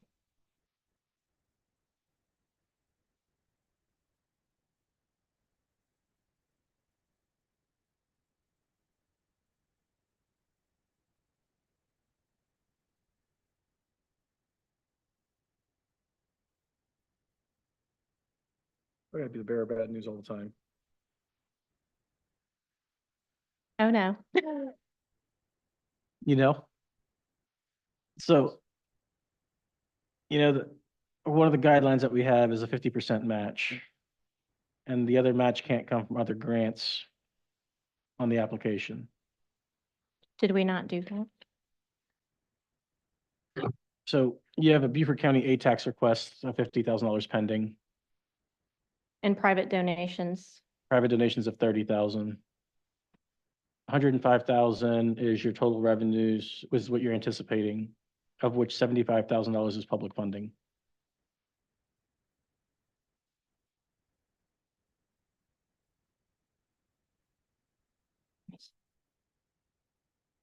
I am sorry. I did not notice that. I know that we have the funds. What can I do to fix that? You have what funds? I know that we can do a match.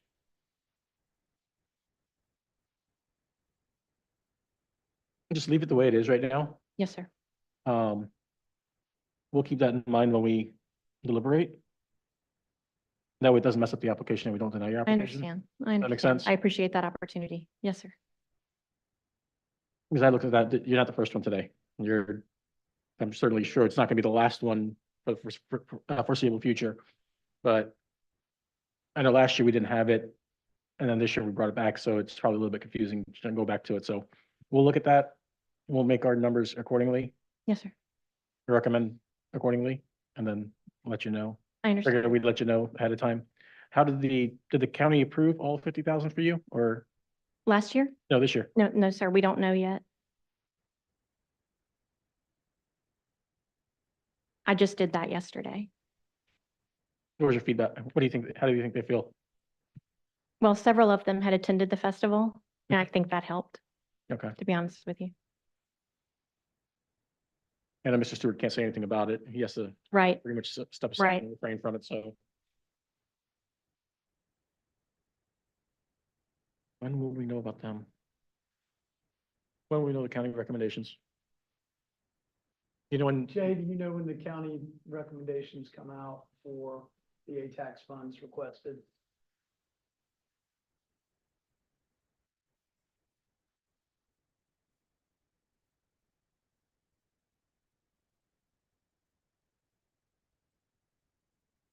I apologize. This is actually my first time to do this. It's- it's I hate okay. that I made a We're- mistake, though. I apologize. It's okay. We're just trying to. Trying to figure out how to help. Oh, I understand. And I appreciate that. Believe in the project. And I appreciate that. I preface my comments with, I hate not- being the bearer of bad news. And. I get it. You're not the first. I mean, this is. And I don't know if it's always done back to back, but I have so many numbers in my head right now Mhm. from yesterday that it may explode. Yeah, the event's great. Right.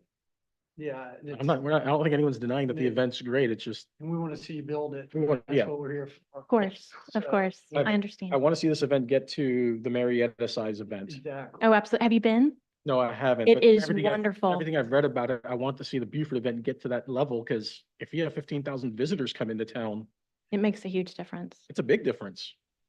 Can I share what I did do right? Go ahead. Because I have it all, so I would like to share something. Just a little feedback from our merchants from last year. This is an email from the owner of Southern Sweets. I wanted to take a moment to thank you for the Chalk It Up Festival. The festival is a bright success to our downtown shop and brought us sales we have never seen before. It was refreshing to have such a great event that brought so many people from around the country. We met people from as far as Utah. Thank you also for foregoing the food trucks. Last year, we made a decision not to have food trucks, and instead we did the voucher program. And what we did is we gave all of the artists, they received welcome packages that included a voucher for downtown restaurants. And we were able to use that data to see just how many of them went to the downtown restaurants. And that was a significant plus for us. That, and also we had over 843 unique zip codes the first day of the event. And because we weren't expecting the amount of people that we had the kickoff night, we did not track that night. So we know we're bringing the people in. I can confirm that. Yeah. Thank you. Saw those numbers. So can I? Yeah, Because I saw- good to hear. Thank you. We know that this is. We know But the it's- numbers have to be right, and I No, get we that. know it's working.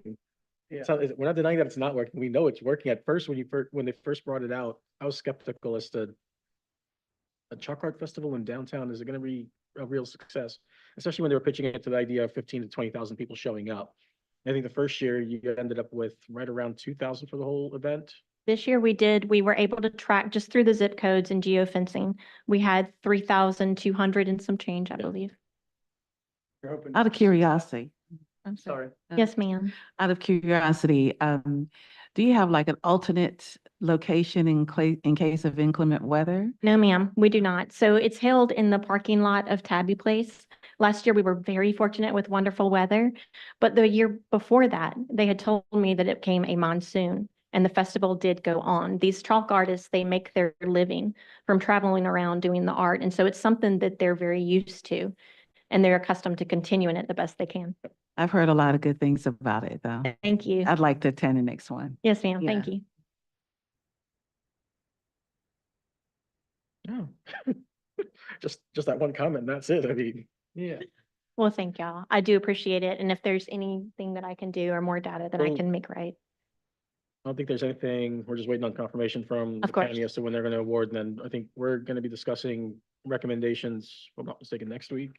Yeah, we'll know, So, and then we'll go in front of council and then recommend it to council, and then you'll know later on. Of course. No, I understand. And I appreciate your time very much. Thank you. Okay. Thank you. Y'all have a good day.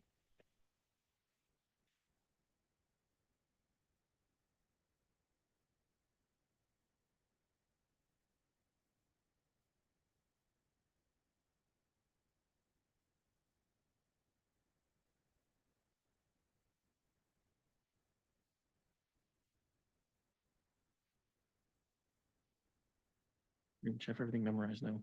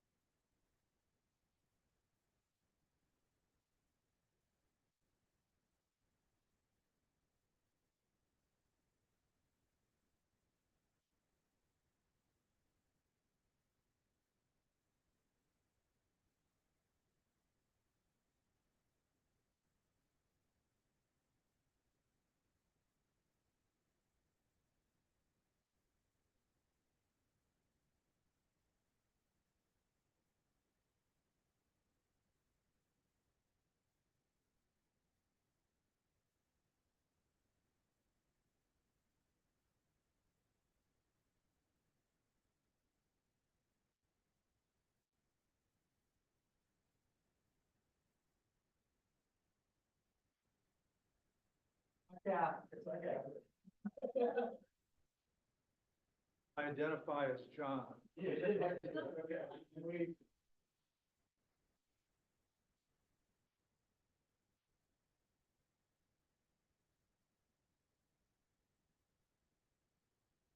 Ready? All right. Good afternoon. I'm here in my capacity as president of the Beaufort History Museum. I know you all have been at this all day, so I'm going to keep my remarks as brief as possible. One of the things we did this year that we're excited about was we sought from the South Carolina 250th anniversary of the Declaration of Independence Commission a $125,000 grant, which we were awarded full funding for, to put an immersive theater in our museum. If you've been in the History Museum, you know we don't have a lot of space. But there was a room, an annex on the second floor there of the Arsenal that has been used for storage for years. And we have refurbished that room to accommodate this immersive theater experience. And we expect that to, it's in the process of being developed now by a Massachusetts firm. And we expect that to unveil to the public in March. But the room is ready now, and we wanted to bring in a temporary exhibit and take advantage of that room while we have it empty. And that's why we're coming to you today for this allocation, because we've put in a temporary exhibit that we're pretty excited about. It's Beaufort in stage and screen. And we've got posters from films that have been made here in Beaufort, films that are connected to Beaufort in some way. And it's a pretty impressive array of movie posters. But we also interviewed some of the local residents on videotape to get their experience while the movies were being made here. So I think this is going to be a main draw for people. We've got, for example, Beth and Jean Grace talking about Barbara Streisand renting their house during the making of The Prince of Tides. We have Suzanne Schwank talking about Tom Hanks trying to rent her house and all of the problems that occurred when that resulted in him renting somewhere else. We've got Ned Tupper talking about his frantic effort to be an extra in any film he could get in. These are and William Rhett is talking about being on the bus that Tom Hanks was on in the movie Forrest Gump. These are really entertaining and personal stories, and it's going to run on a continuous loop. I haven't seen it yet, but I was present for the videotaping of it, of these interviews a couple of weeks ago, and properly edited, and I'm sure it will be. These will be on a loop running in the exhibit. We also have connections to Somerset Maugham, who wrote The Razor's Edge while he lived here. We've got an artifact from him. We have a feature on a woman named Maud Odell, who nobody in Beaufort has ever heard of, including me, but she was born and raised here and was one of the biggest stars in America on stage and in the silent film era. So we've got a tribute to her post. So anyway, we're excited about all of these things that we think are going to draw in a lot of people. We're having a reception to kick it off on Friday, October the 10th. The members only, but each of you are invited. And then it'll open to the public on October the 11th. we think this has potential for area and statewide attraction, and that's why we're putting in this grant request. We're working closely with the CVB to utilize their resources to get the word out. And we think it's going to be nice attraction. And we'd appreciate your support.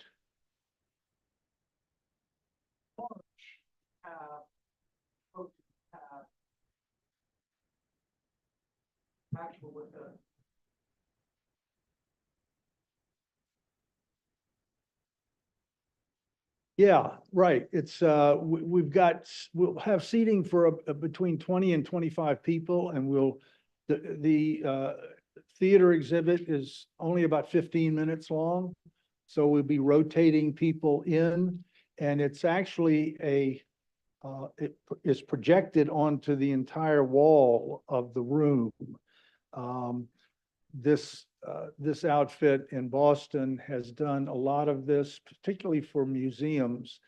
And it's called Evolution to Revolution. It's Beaufortonians, both loyalists and patriots, arguing their points leading up to the Revolutionary War. Because, you know, Beaufort had a lot of loyalists here for reasons that I won't go into. Unless you ask. But the tension between loyalists and patriots was pretty significant here. And we're trying to highlight that to show how tensions played out leading up to the Revolutionary War. That's really the theme of the film. Film will run indefinitely. You imagine cycle through others. It'll have a long run depending upon, you know, what kind of reaction we get to it. I have not seen it yet. It's in the final stages of production. They're really sticklers for detail, and now they're looking for someplace growing indigo to film. And you know what? There's not much indigo grown anymore in Beaufort or anywhere else. So that's, but they're on track to finish on time. And I think it's going to be impressive when we get it done.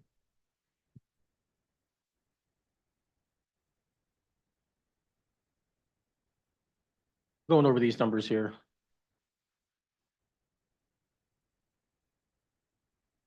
You have 10 from the city request, other revenues of 10. Is that coming from private donors?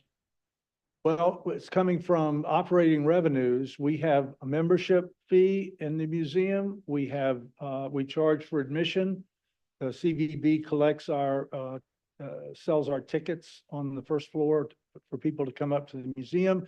We also have fundraising events separate from that. For example, on November the 6th there is an auction of things in the museum, artifacts that we have no hope of displaying. And we had one last year. It was very successful. I think we netted $10,000 from that. This year, we're expecting to do quite a bit better. It was very well received. We got some great artifacts to be auctioned off. And it's going to be, as it was last year, at the home of Mayor and Mrs. Cromer. We had a beautiful night last year, wonderful attendance. Expect the same thing and hoping for good weather this year.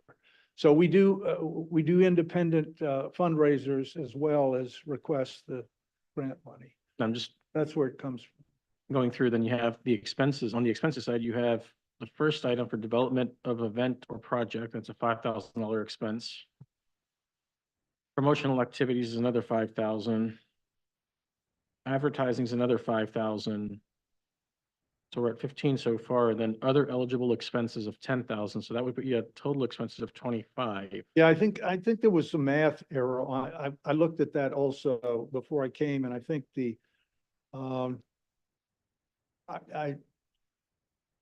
one of our loyal board members put the grant request together, and her strength is exhibits and not math.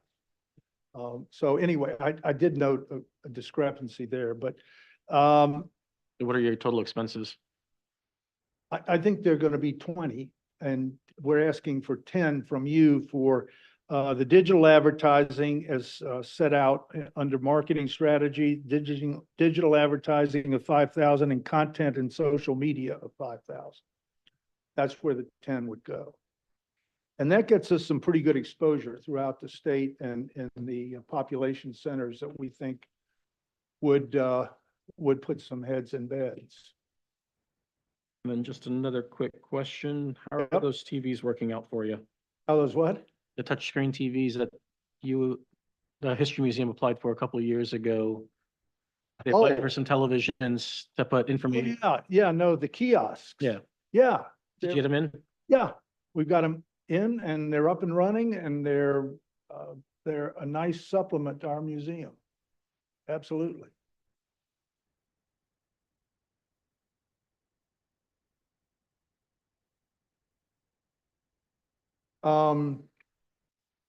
You mean the film that we were making about people in Beaufort? I don't know what we'll do with that. Seems like it would be a nice artifact history of Beaufort, don't you think? I mean, years from now, that'll be even more valuable than it is today. So, John, with in the application, it has the anticipated total attendance for your event is 700, and then it says the total tourist anticipated. I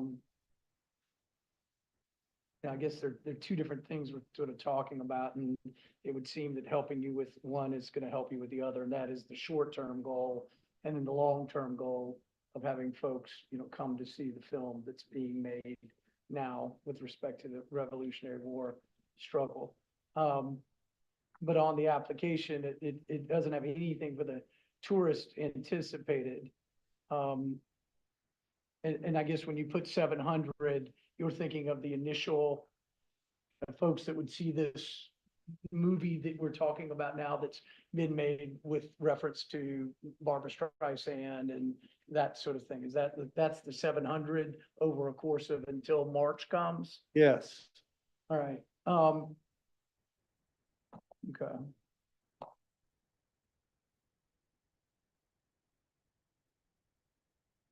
Anybody?